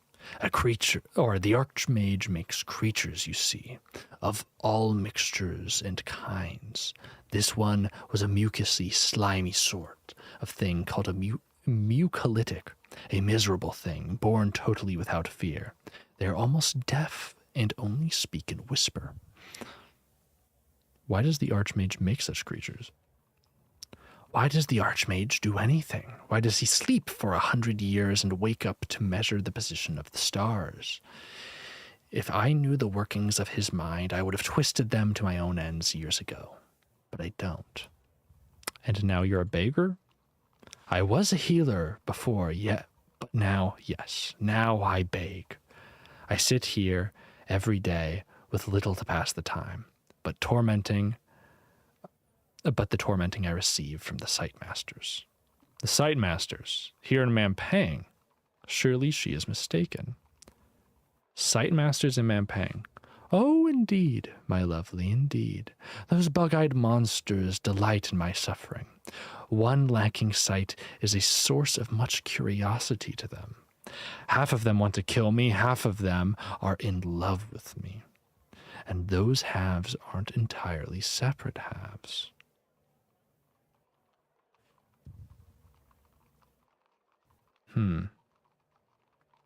You hate the Sightmasters. I have cause. Every day they pass by, often in different groups. Every day they jeer at me. If you really want to help an old woman, find one and cut his head off for me.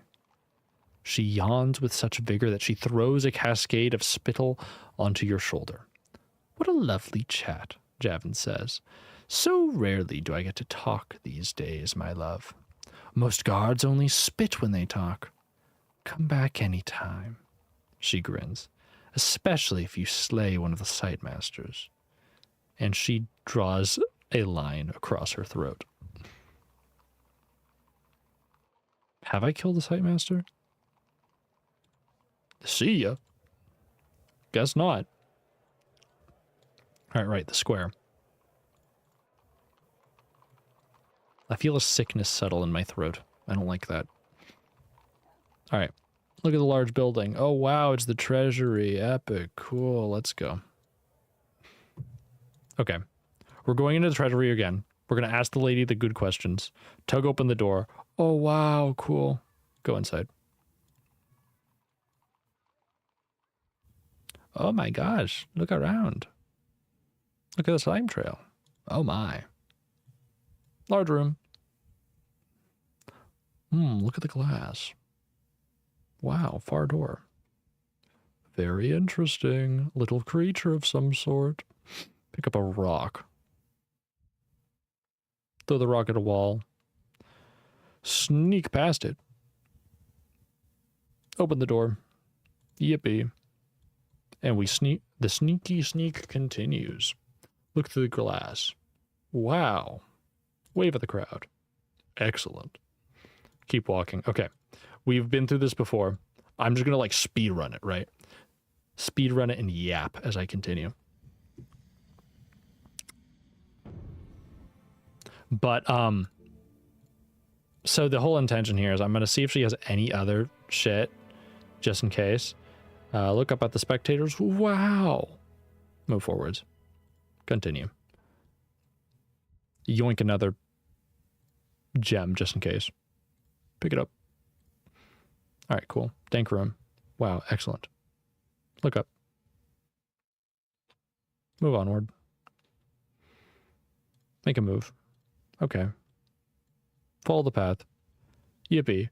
The path winds between thick trees on either side. The air is hot and sticky. It is as though you have been transported to another place entirely. Up ahead, the path continues. The path. All right. It's a jaguar. Wow. Charge!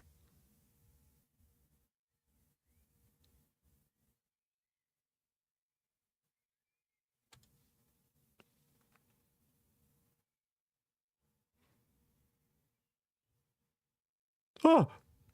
You pull up short as you hear the growl, a growl in the bushes to your left. A second jaguar.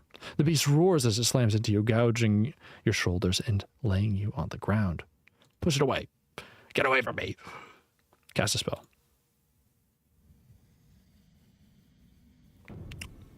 I hope you like a bolt of lightning, Jaguar, because you're going to get one.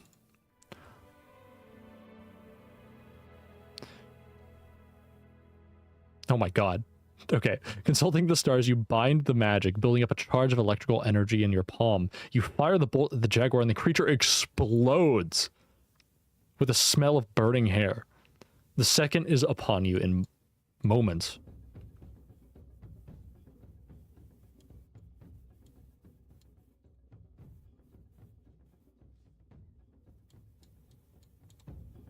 Uh-oh. That's not good.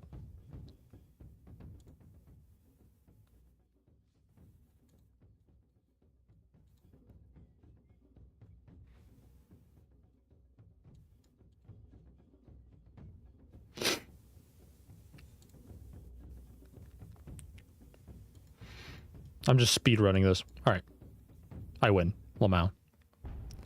Okay. Wow, I'll bow. Oh my god, the showmanship. Oh, excellent. Wow, the clearing. Wow, teleport me up. Beam me up, Scotty. All right, cool. Excellent. I'll take some food. So yummy.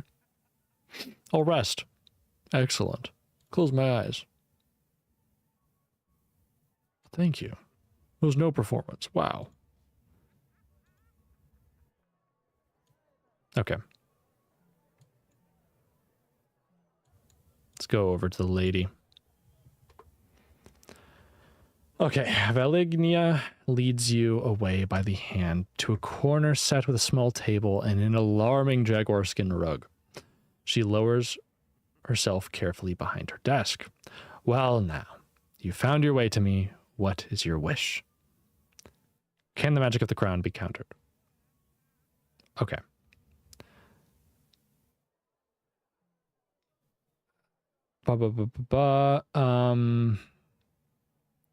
How do I open the throbbing doors? But know this then, mystery guest of ours. The doors are trapped by powerful secret magic. 4 spells, no less. 4 Grimmelkins built to handle and the wood. Built into the handle and the wood. Can they be countered? Like my own little pet, I imagine so, if you can deduce what they are. Okay. Now,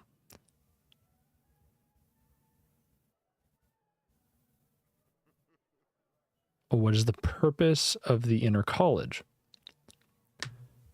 A testing ground, she replies. A botanical garden of magic, if you like. Long time ago now. Most of it has overgrown.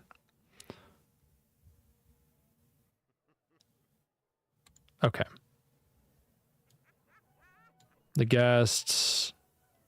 Spoken to everyone. All right, let's talk to the lady in the black gown.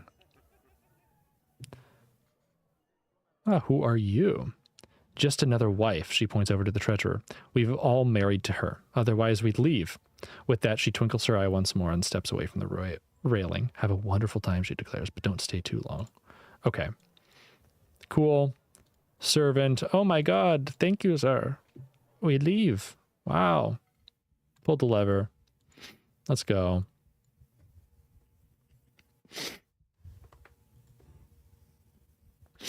We've done eated, so we're chilling. Look straight ahead. Okay. Look at the shape. Oh my god. Flanker. Where did he go to?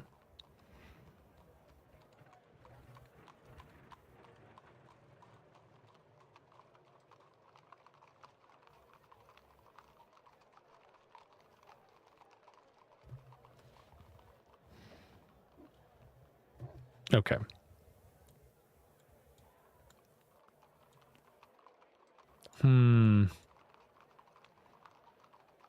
So we should have everything then. Now we know for sure that these glyphs are for the throbbing doors. We just have to be able to get up there and work with it and all that. Okay, so do we bum rush the throbbing? Yeah, let's bum rush the throbbing doors. I don't even care. Make a move. Come on. Don't even care at this point. Keep going. Move on.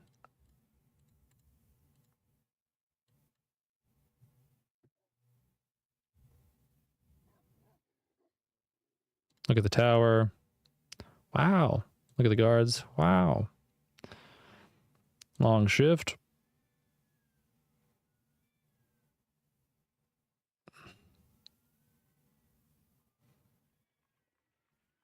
Move on. Okay, watch it shields. Hold the guard back. Restrain the guard. Hee hee. Any excuse to grab you. Ha ha. She winks.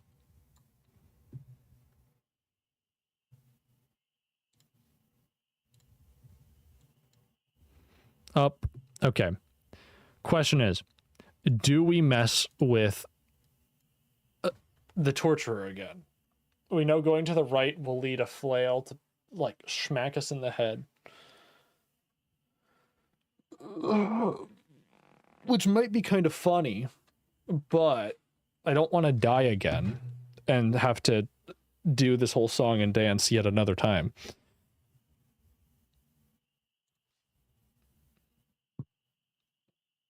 The doorway has a tiny grill at eye level from which floats a rich smell. All right.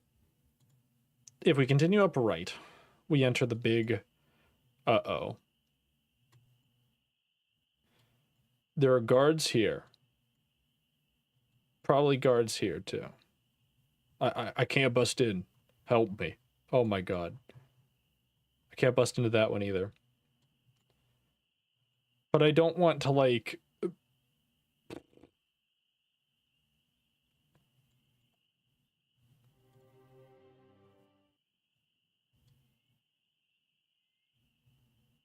I'm curious what's in here, that's all that matters.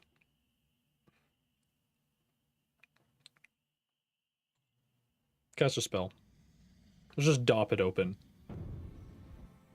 I don't even care.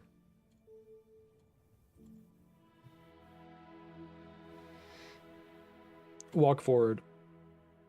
All right.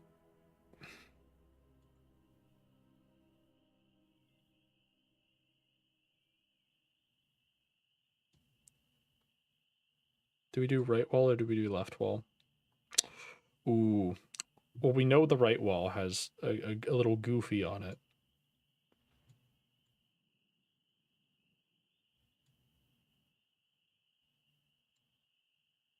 Fuck it, down the middle.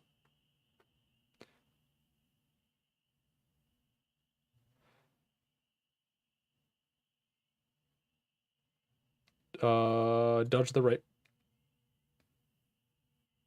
Oh my god. You dodge over to the right-hand wall, straight into the path of the trap. A large flail swings down from a hidden chain. It slams into your head and sends you spiraling. You hear a footstep and chuckling as a ugly grinning face looms over you. Get up. You try to get to your feet, but he easily locks you down again. You're still dazed by the blow, but can't even fend him off as he drags you by the ankle. The chamber. Shake myself awake. Oh my god, Mom, you're not real. Oh my god. There's a dream, of course, but a beautiful one all the same, and sometimes dreams are more pleasant than reality. You come to, all but gagging from the stench. The room you are in is truly ghastly. Dried blood paints the walls and floor. Scattered around the room are grisly instruments of torture. Your arms are chained to the wall. The scarred ogre shuffles over and takes a bow. Nagamante, he declares. Masher, torturer of Mampang. Welcome. You must be what? I'll finish out soon enough.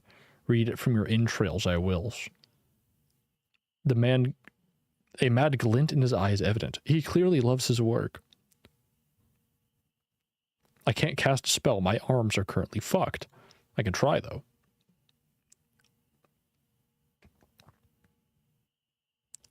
Ah.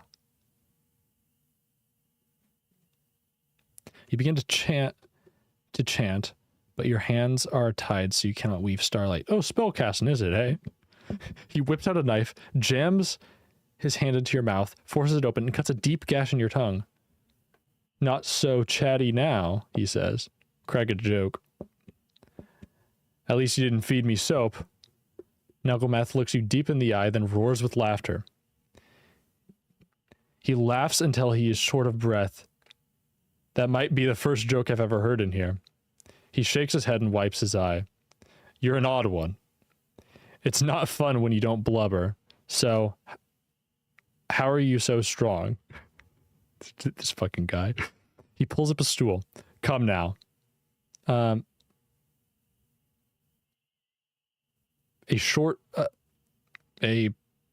story and I might not stab you anymore. I'll tell him a story. You speak at length about your travels, leaving out the parts about the Crown of Kings. Nagamante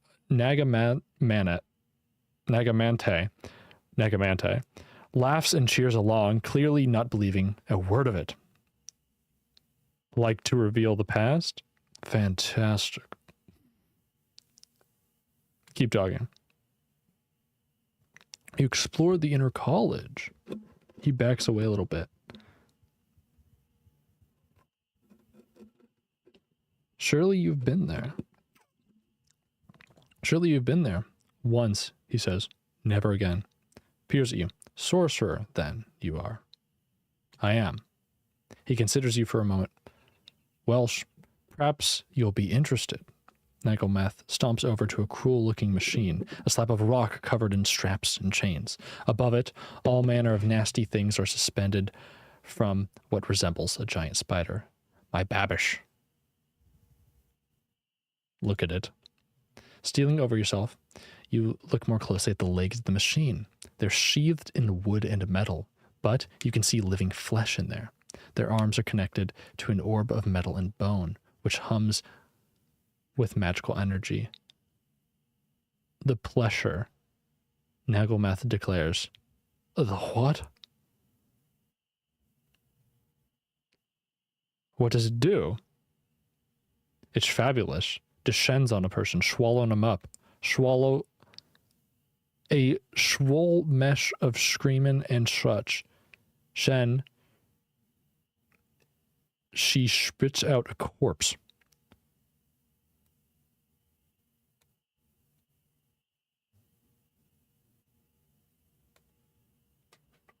Oh my god. I cannot read this. Bribe him. I'll reward you if you let me go. He pauses. I must never take a bribe. I enjoy my work far too much for that. I'm insulted. I'll kill you for that. If I wasn't already going to kill you. Struggle. You struggle against the manticles, testing your pitiful strength against the metal to no avail. Nagelmeth looks on approvingly, sucking his tooth. That's the spirit. Nagelmeth unhooks your chain from the wall and gives you a sharp tug, sending you spiraling, but one of your hands slips free as he does. You can seal it quickly as he drags you towards the machine. The pleasure. Nagelmeth drags you towards the pleasure and hoists you onto it. Look at the machine. Now that you are up close, you can see the machine in all its sick glory. There are no obvious weaknesses, no mercies. The sight of it fills you with dread. Nagelmeth secures you in place, but he fails to notice your free hand. The sphere hovers above you, but it's lowering. All right, cast a spell. What do we have? What do we have? We could do 6. We could do 6. We could do sap.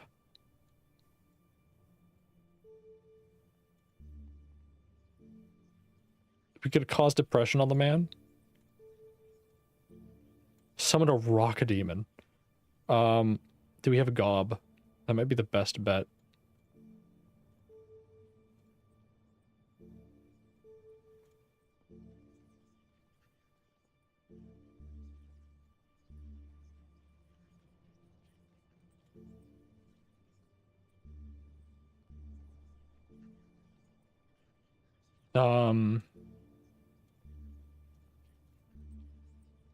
Probably can teleport away.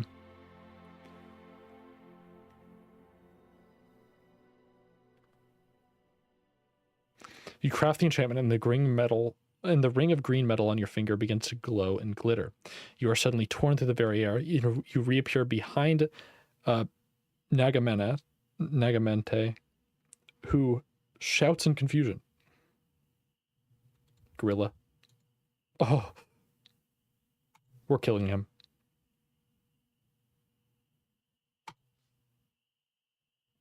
There you are, he cries out, going for his whip. But you have the advantage of the fight. With a single thrust, you shove the blade into his chest, and he staggers back onto the table. Before he has a chance to so much as grunt, the sphere crushes down on him. It cares little for which victim it receives. The ensuing shouts are grisly but brief. You look around the nasty room. Various evil-looking devices hang on the walls. What remains on those they were used upon. Cabinets line the walls. Jesus Christ. Okay. The tables. You look over some of the tables and workbenches, but find nothing which is appealing, which is not appalling and distasteful. Only one find seems notable. Pinned to one bench are 2 translucent, thin, stretched green skins. Look more closely. You look more closely until you recognize what they are. These are Minimite wings. Your stomach turns a loop at the sight of them. You move quickly away. The cabinets. You look around the cabinets lining the room and find some gold the ogre had squirreled away.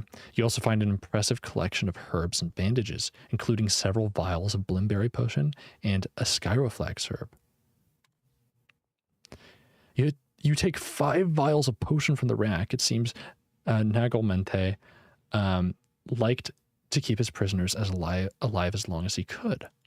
Let's look at the Skyroflex. The Sicro, I think is how it's actually pronounced. The Sicroflex herb used to be a frequent sight around the Cantopanti, just outside of the Shamantanti wall. It was munched by villagers and sightmasters alike to combat the effects of foul air of the hills, but a few severe winters had all but wiped it out. What's here looks like a meager stalk at best, but nonetheless, it's a herb with some effective properties and worth eating immediately. You wolf down the herb and immediately begin to feel the benefits. You have seen all you want, or you have seen all you want to in the torturer's stores. All right, you gained some Maxima stamina, 5, gained some gold, 5, and met Nagelmante the Terrible.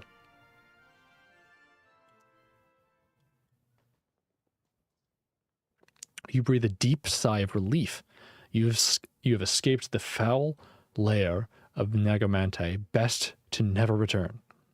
There is a doorway on your left, and the alley itself runs out of sight on your right.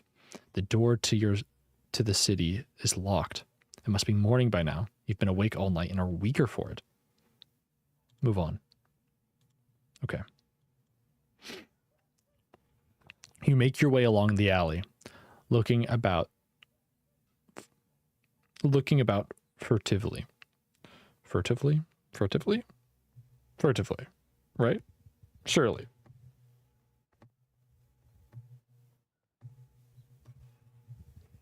Let's see.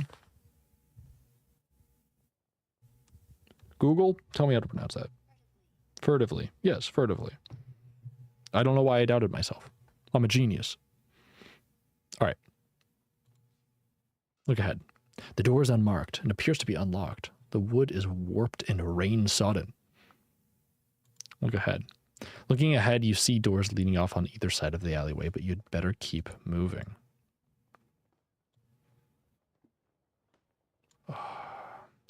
We might as well at least check it. The door opens easily and you step inside. The stone wall forms a cool, quiet space.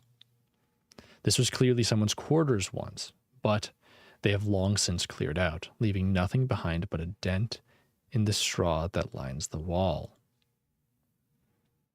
You hunt through the straw a little and pull your hand back sharply as something bites you. You look down at your fingers to find 2 large welts growing on your forearm. That is a rat bite. If that's a rat bite, then so be it. But if it's a spider, it could be quite serious.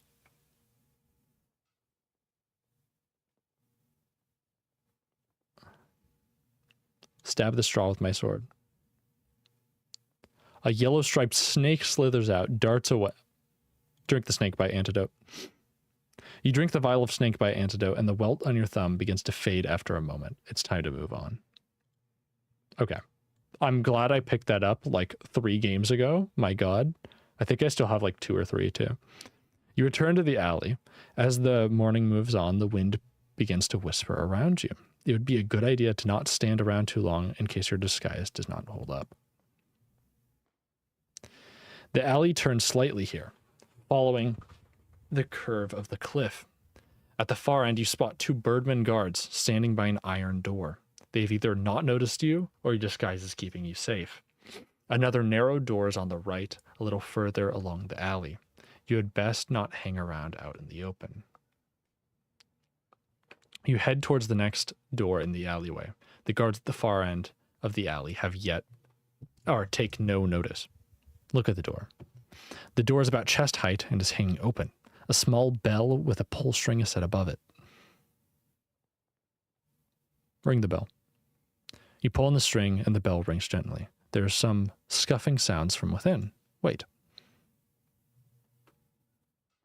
A few seconds later, the door opens a fraction more. Well, come in then.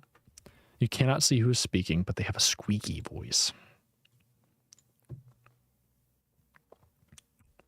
Ducking to enter, you discover that this room is tiny. Chairs at knee height, a 3-foot-long bed, and a ceiling to match. Precariously sitting in one of the chairs is either a very small ogre or a hairless, ugly dwarf. Greetings.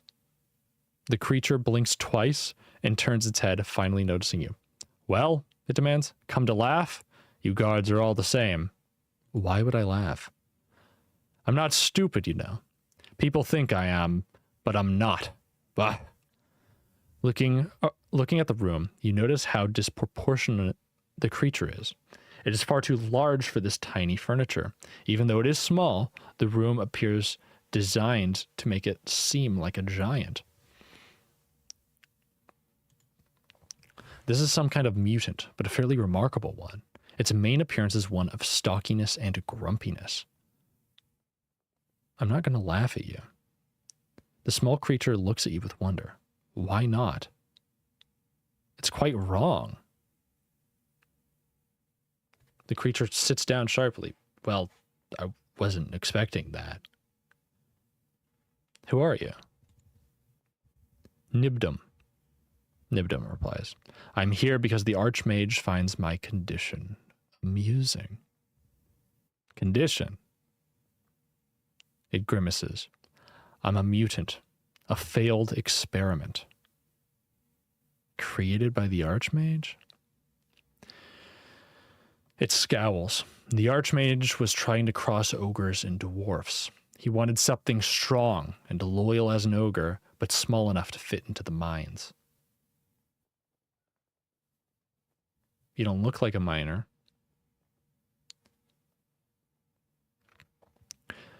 The creature rolls its eyes. I'm not.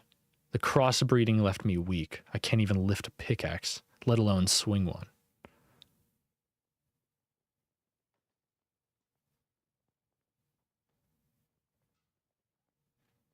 Do you know the Archmage?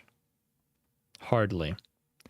He's the one who forces me to live in this pint-sized room, although he rarely visits. You haven't seen him. Nibdum's rant is cut short. What?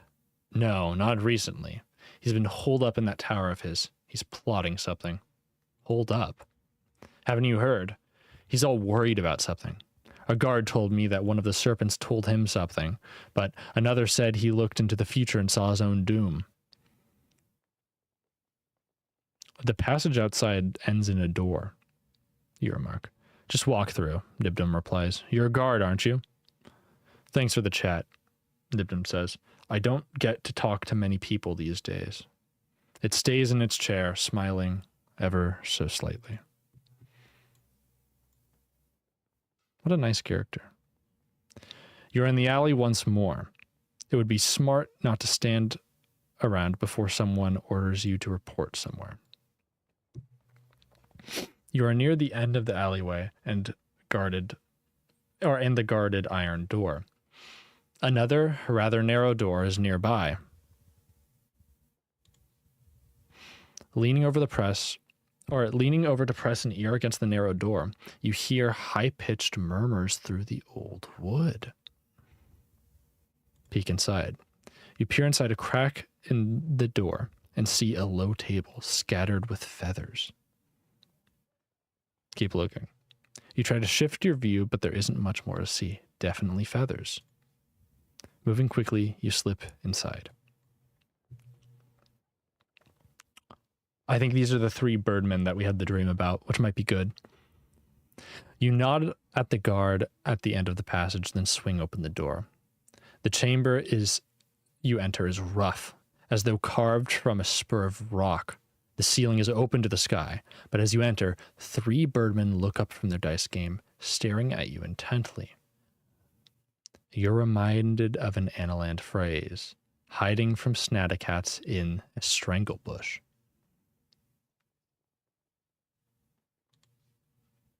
Greetings. The birds continue to stare, dumbfounded.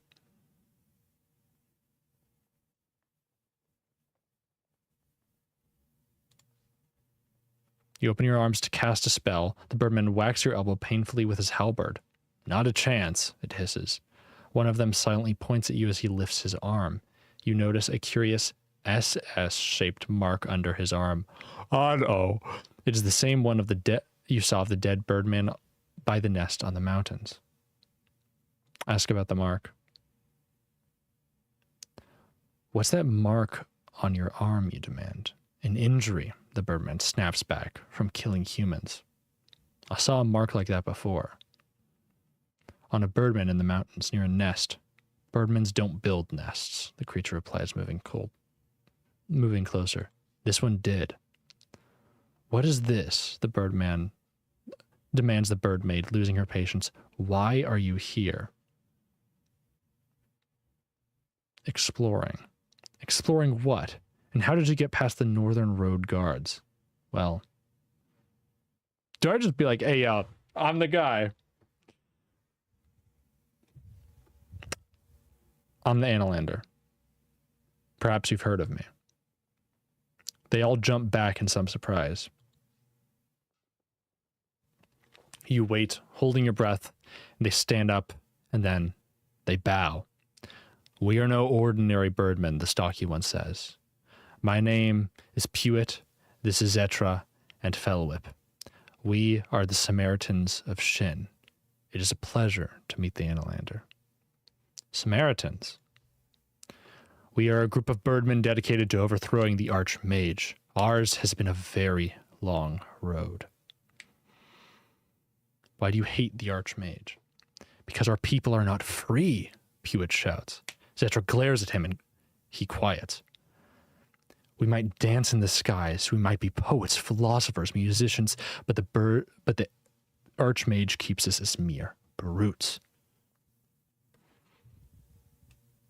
What assistance can you give me? You demand. Simple enough. We'll take you to him.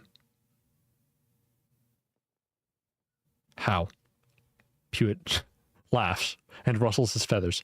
How do you suppose? We'll go up. The creature stretches its wings and half flaps, half leaps onto a crossbeam below the open roof. Will you come with me? He lowers his lower claws for you to stand beneath.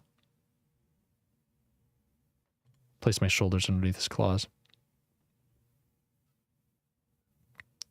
You place your shoulders beneath his claws and close your eyes, waiting for the talons to sink into your flesh. And they do, but with staggering delicacy, lifting you like a fragile petal through the hole in the ceiling and into the air. There's nothing to do but to hold tight onto the creature's legs and pray. Yo! He's taken us all the way to the top. My God. What an excellent little gentleman. I'll get you some bird seed later, dude. Don't even worry about it. The birdman slowly lowers you onto, or near a stained glass window. Below you is nothing but an infinite drop. This ought to take you straight to him, the creature calls. Finish him. Thank you. The creature laughs. Don't thank me yet, he replies, before raising, then falling to smash, or don't thank me yet, it replies, before rising, then falling to smash you bodily into the glass. That's a weird sentence. You land inside the tower in a rain of shards. With a wheeling cry, the birdman circles the turret once more, then flies away. You pick yourself to your feet and brush off the shards of broken glass. This is the top of the highest tower of Zaman. This is the garret of the Archmage himself. You are mere footsteps from your goal.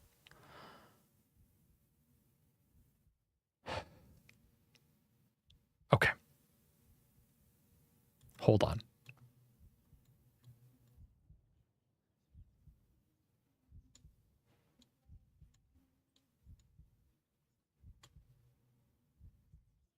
Oh, so these were the gates. So, all right. This man was just like, no, yeah, you just go. We don't even care. All right. Pray for luck. You pause a moment and close your eyes and whisper a silent prayer to the gorilla. There's no reply. Not here, but you still feel calmer for it. You reach out and try the handle of the door. It turns. The door does not feel enchanted, nor cursed. It's not even locked. After so many miles, so much hardship and pain, the door is well weighted and requires nothing more than the gentlest of pushes to swing open.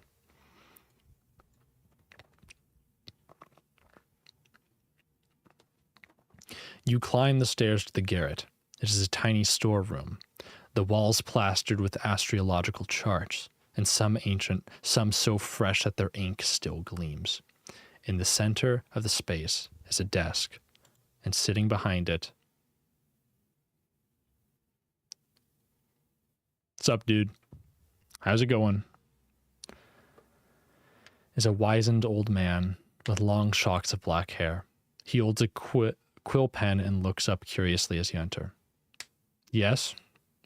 How can I help you? What's up, dude? How's it going? I'm the Analander, and I've come to take back what's ours. The man looks back at you, sadly, silent for a moment. Doubt begins to creep into your heart. Can this truly be the cruel archmage of High Zaman? He seems tired, even shy. I see you've traveled a long way, he remarks. You must be tired. Please sit. We may talk as equals for a moment. He gestures to a chair.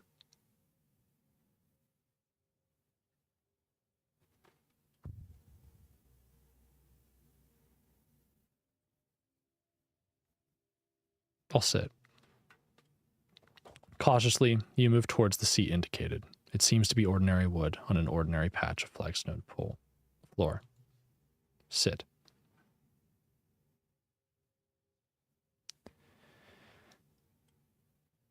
You sit down. The archmage relaxes a little and risks a small smile.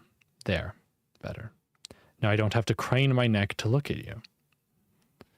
Reaching across his desk, he lifts the stopper on a decanter and pours out 2 glasses of thick red wine. He pushes one across the tabletop to you.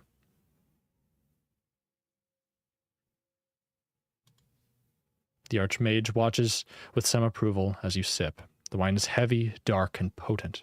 So, he says, sipping once more and wiping the stain from his lips, you are here for the crown, I believe.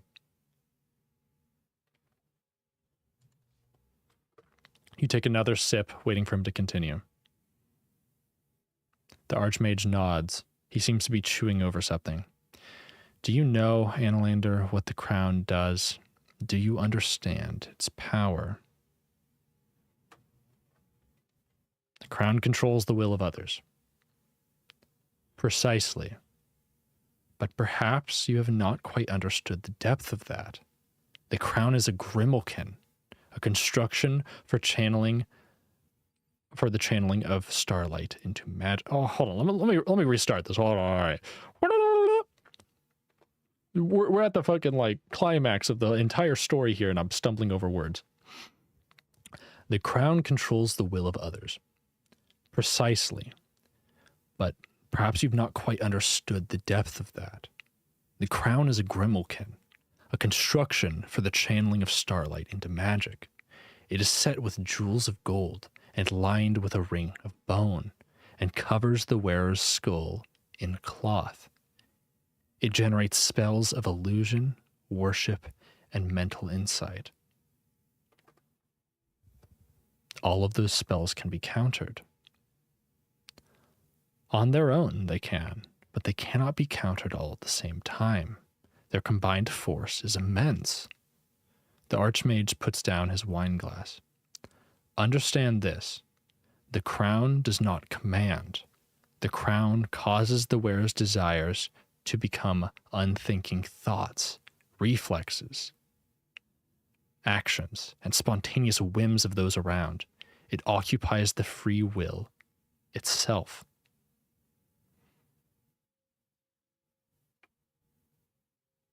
It's like any illusion.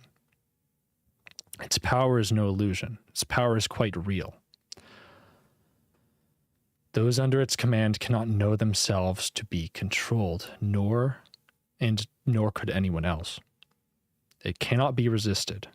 The crown of kings shapes people the way the aeons shape the course of a river.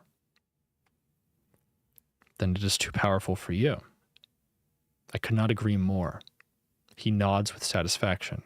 And too powerful for you. And more to the point, too powerful for your precious king. It is altogether too powerful for anyone. He pauses for a moment, his eyes filled with a strange sadness. You've come a long way for this crown.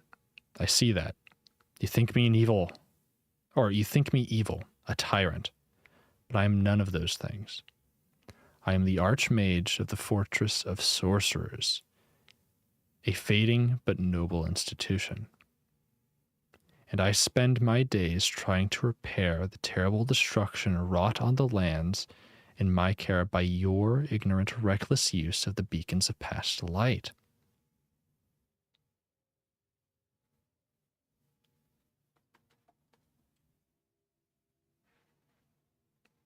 You placed those beacons yourself. I did, and left untouched, they would have protected the land for 10,000 years. Did you not notice that all the towers were sealed? Past light burns with the power of the sun.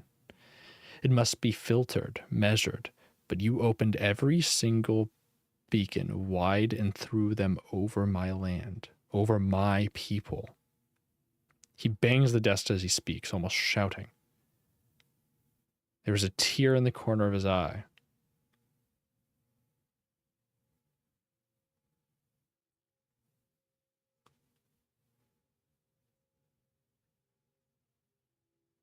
Wait, past light burns with the power of the sun. It must be filtered, measured. But you opened every beacon wide and threw them over my land, over my people.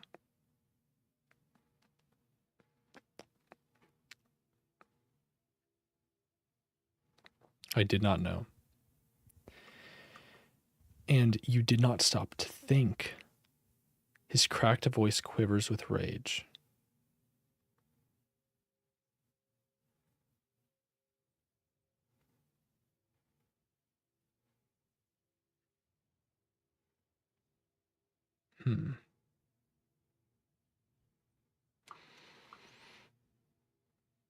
The fate of the world is at stake.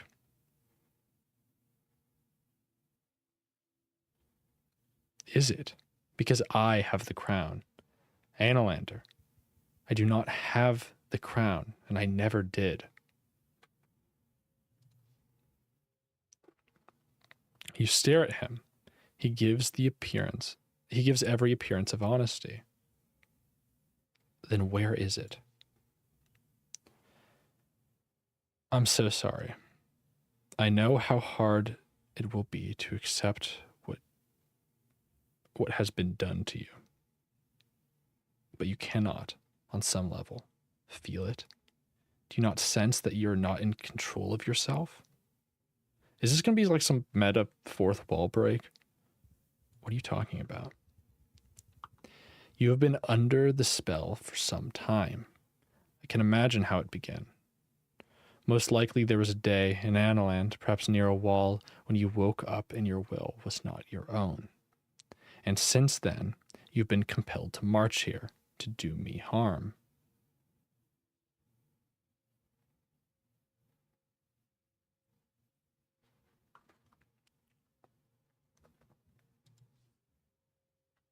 I do not understand. I think perhaps you do. Consider this. Do you even know what the crown looks like? This object that you've traveled so far for, so single-mindedly to find. It might have been lying on a table in the first village you passed through, and you would not have known. Am I correct? What do you mean? My good man, you have seen the crown already. You've stood in its presence, but you did not remember. Perhaps you think it was just a dream. Such is the power. But what else but the crown could have sent you on a journey such as this, at such terrible cost? I've dreamt of it, yes. Dreams, voices from deep inside fighting for your attention. The Archmage's voice softens. Another question, then.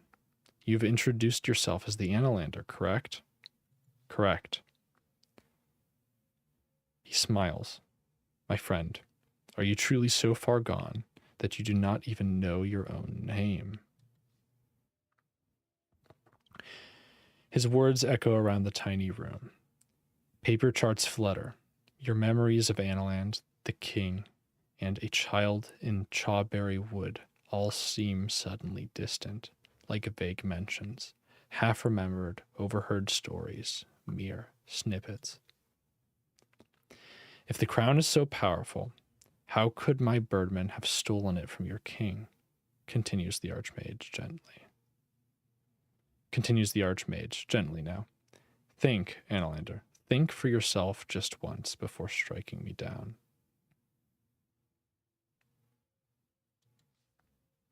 You strain your mind trying to remember, walking in the hut in the northern settlement, sword ready, dreaming of the crown. Where were you before that moment? How did you come to be on this quest, for which you have given so much?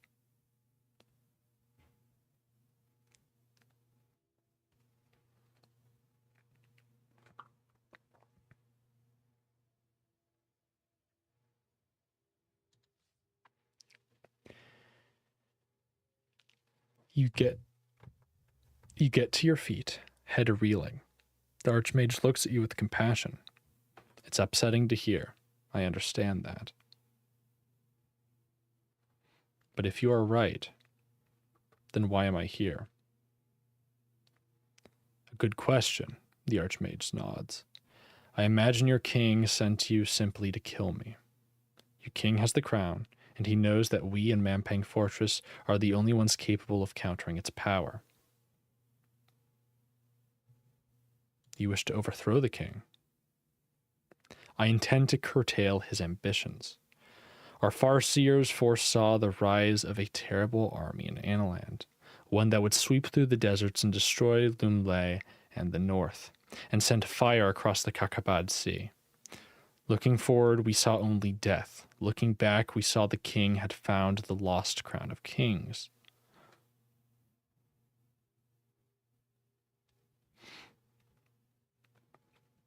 Found? Until 10 years ago, the crown was nothing but a myth, and one that few believed. He shakes his head. I'm sorry, Analander, for whoever you truly are, your whole quest has been a lie. The crown is in Analand, and you are nothing but an assassin.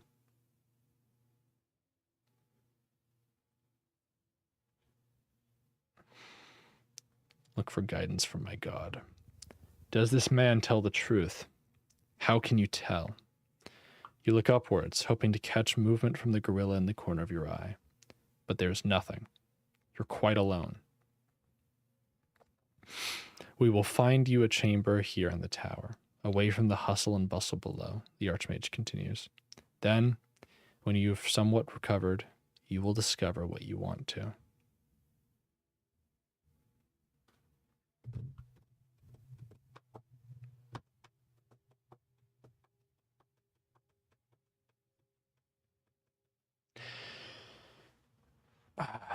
You see, okay, all right. So this like roundabout twist does make a lot of sense because when I launched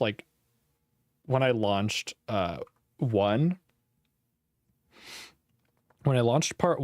it's just kind of like, oh yeah, you're here. No background.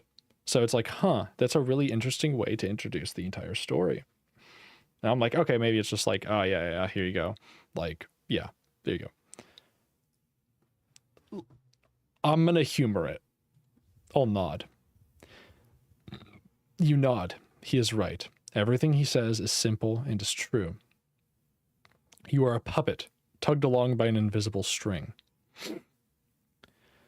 Tugged along by invisible strings. The Archmage watches you. You stand quite still, breathing in and out. A clarity is entering your muddled mind. Perhaps you are beginning to overcome your orders, the elderly figure observes.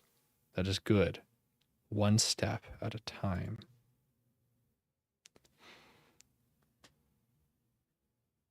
You find that you are speaking. Thank you, Archmage. I've been lost for a long time, and I'm far from home. He nods. I understand. We will offer what hospitality we can. You've already met my birdmen, my Samaritans. There are many others here that you will like in time, I think. It is most appreciated, you reply, bowing your head. The Archmage gestures to the door, and you take your leave.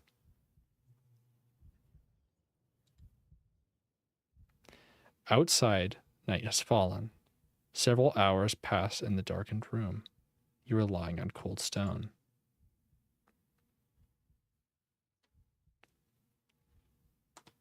You stagger to your feet, an incredible tiredness filling your blood, your body and bones. You're in a small cell, A grate high up allows a little starlight in. The heavy door has a single grill snapped shut. Look at the walls. The walls are marked with nearly 100 strokes. Have you made them yourself? How long have you been here? From nearby, you hear a scratching sound. Who's there?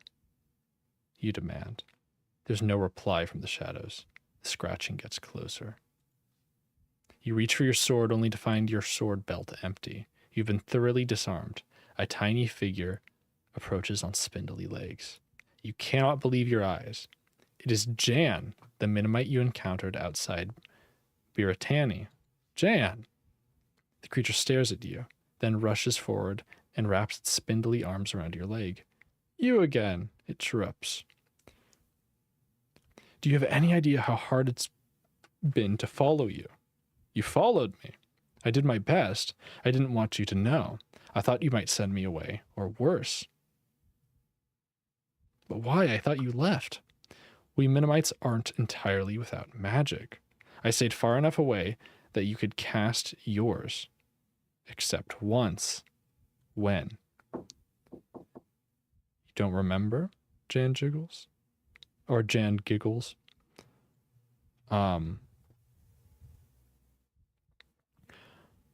Well, I'll leave you to remember for yourself, maybe. But I'm sorry. You won't be able to cast anything now, and I can't escape. They clipped my wings. Jan turns around and shows you the ruin of his back. Deep scars pucker the skin between bony shoulder blades. How did you get here? I flew, but I had wings when we met, remember? I'm so sorry. Jan nods. Thanks, I suppose, for what good that does. He makes a mild chuckling noise. But now you're stuck as well. I suppose we're back together. So, what's your plan? How do we get out of this? You don't have a key, do you? No. Typical of you, Jan replies. Why did you follow me? You're after the crown of kings, aren't you? How were you expecting to get it without a Minimite's aid? Jan shrugs. I thought that was obvious. We've no love for Mampang.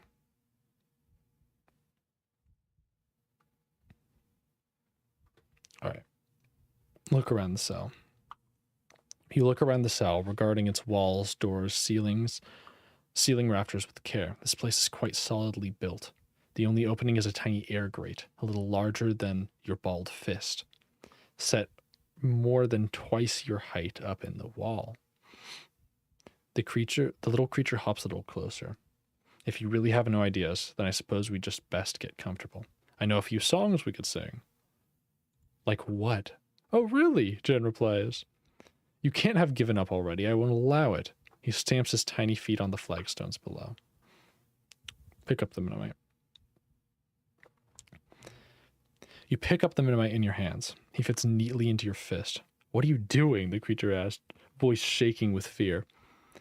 The stumps of his destroyed wings flicker and scrape against your palm. From outside the window, the sound of chanting and clinking metal drifts upwards. The armies are assembling, the Minimite murmurs. Now that you've been found, they're leaving for the backlands. Where are they going after that? Where do you think? Annelane, Bruce, Rulestone, Lumile, everywhere. The Archmage intends to unite the entire old world. You mean invade? I mean destroy. I'll look at the grate. The grate would be wide enough to toss a ball through. Beyond, you can't see anything but open sky. Jane is watching you and nods almost imperceptibly. What? Perhaps you've not thought of it yet, but you will, and you'll be right. Can you not allow me some magic? We will die in here if you do not. I'm not eating your magic. I just muddy it. It's part of what I am. After a moment, he adds, believe me, I'm sorry too. Aiming carefully, you toss the Minimite at the grate in the wall. Your aim is true and the creature disappears from view with a fading scream. You are suddenly quite alone, but you feel the power of starlight returning to your veins all the same.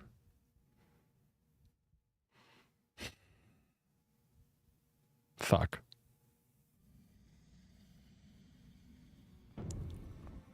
How do I save him?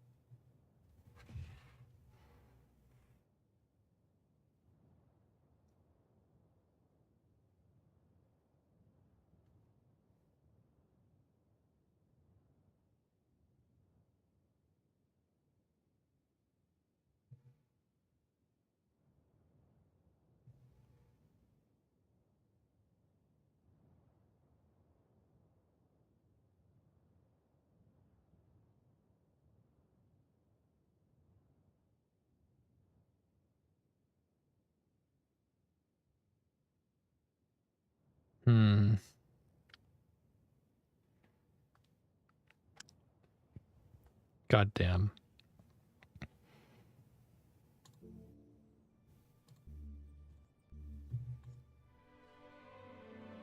Reaching to the constellations above, you create a spell, trusting to luck as the ring of green metal on your finger begins to gleam like a serpent's eye. You close your eyes as your body is wrenched away. Well, Jan's dead, probably. You reappear on the other side of the door. Everything is strangely silent. A key to the cell is sticking out of the door. Your assassin's sword is leaning up against the wall. You snatch it gratefully up. I'm taking the key as well. If I die, then I can go back and hopefully free Jan. You hurry up the winding stairs. From the window comes the sounds of shouting and the clatter of armor. You look out the window upon a horrifying sight. The courtyard below is filled with soldiers readying for war, and more are already spilling down the road into the city. Amongst their number, you see mutants, giant and their foul creatures. They are slaughtering everything in their path without pause. Flames are climbing from the buildings of the city. The wall to the outer yards is being dismantled. The stairs end abruptly in a stone archway, set with a heavy wooden wall.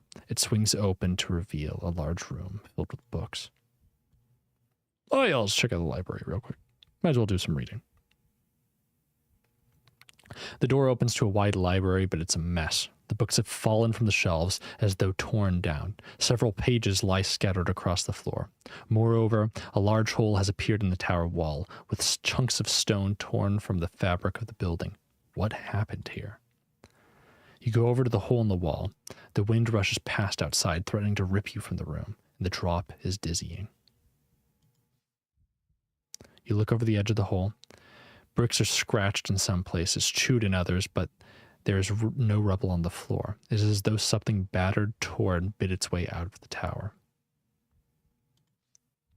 You lean cautiously. The drop below is immense. It is as though you looked from a mountaintop directly down into the heart of the earth below. From somewhere far off, you can hear the chant and hammer of a gathering army. Let's look at the books. You look around the books. Most have been tossed from the shelves, but some have been scattered scoured as though by deep curving claws. One lies open on the pages, fluttering. On the undoing of the done. Look at the Book of Undoing. You lift the book from the floor and turn through its pages. It's a book about righting wrongs, fixing mistakes, and also about countering and undoing one spell by another's means. You note on one page you notice the spell of shield opposes that of the enchantment of sword. But before you can read more, something swoops through the hole in the tower wall. It's nothing short of a demon. It's short, goat-like, but with a hellish gaze. And on its head rests something that you do not think you would ever see. The crown of kings. Who are you?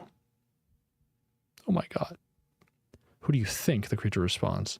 The Archmage traded half his soul for a life long enough to kill you, and I am the long-lived half he traded with.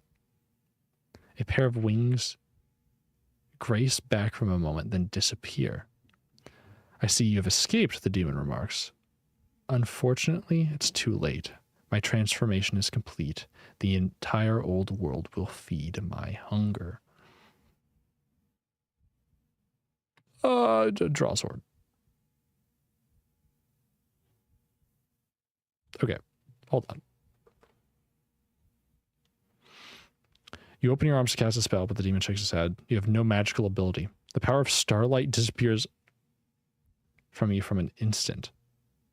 Rush the creature. All right. You rush the creature, and it opens its hooves wide to accept you into an embrace of fire and the molten ash and sharp, stubby little goat teeth. What is my fate? Eaten by the mage goat. But even now, here, crushed between the teeth of what the Archmage has become, all is not lost. You feel the curse of Thorobin tearing you upwards into the stars. Okay. We ain't falling for the Archmage's shit this time, okay. But I'm ending here.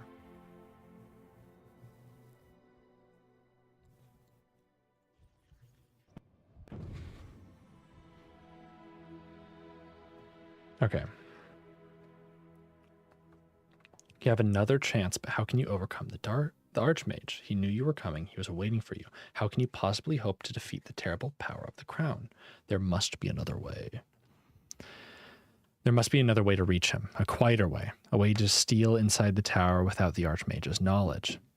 He is the greatest seer that's ever lived. You will need to shield yourself in a magic more powerful than even his. You need to find a way into his tower that he cannot guard against. You need to find an unseen way into the inner tower.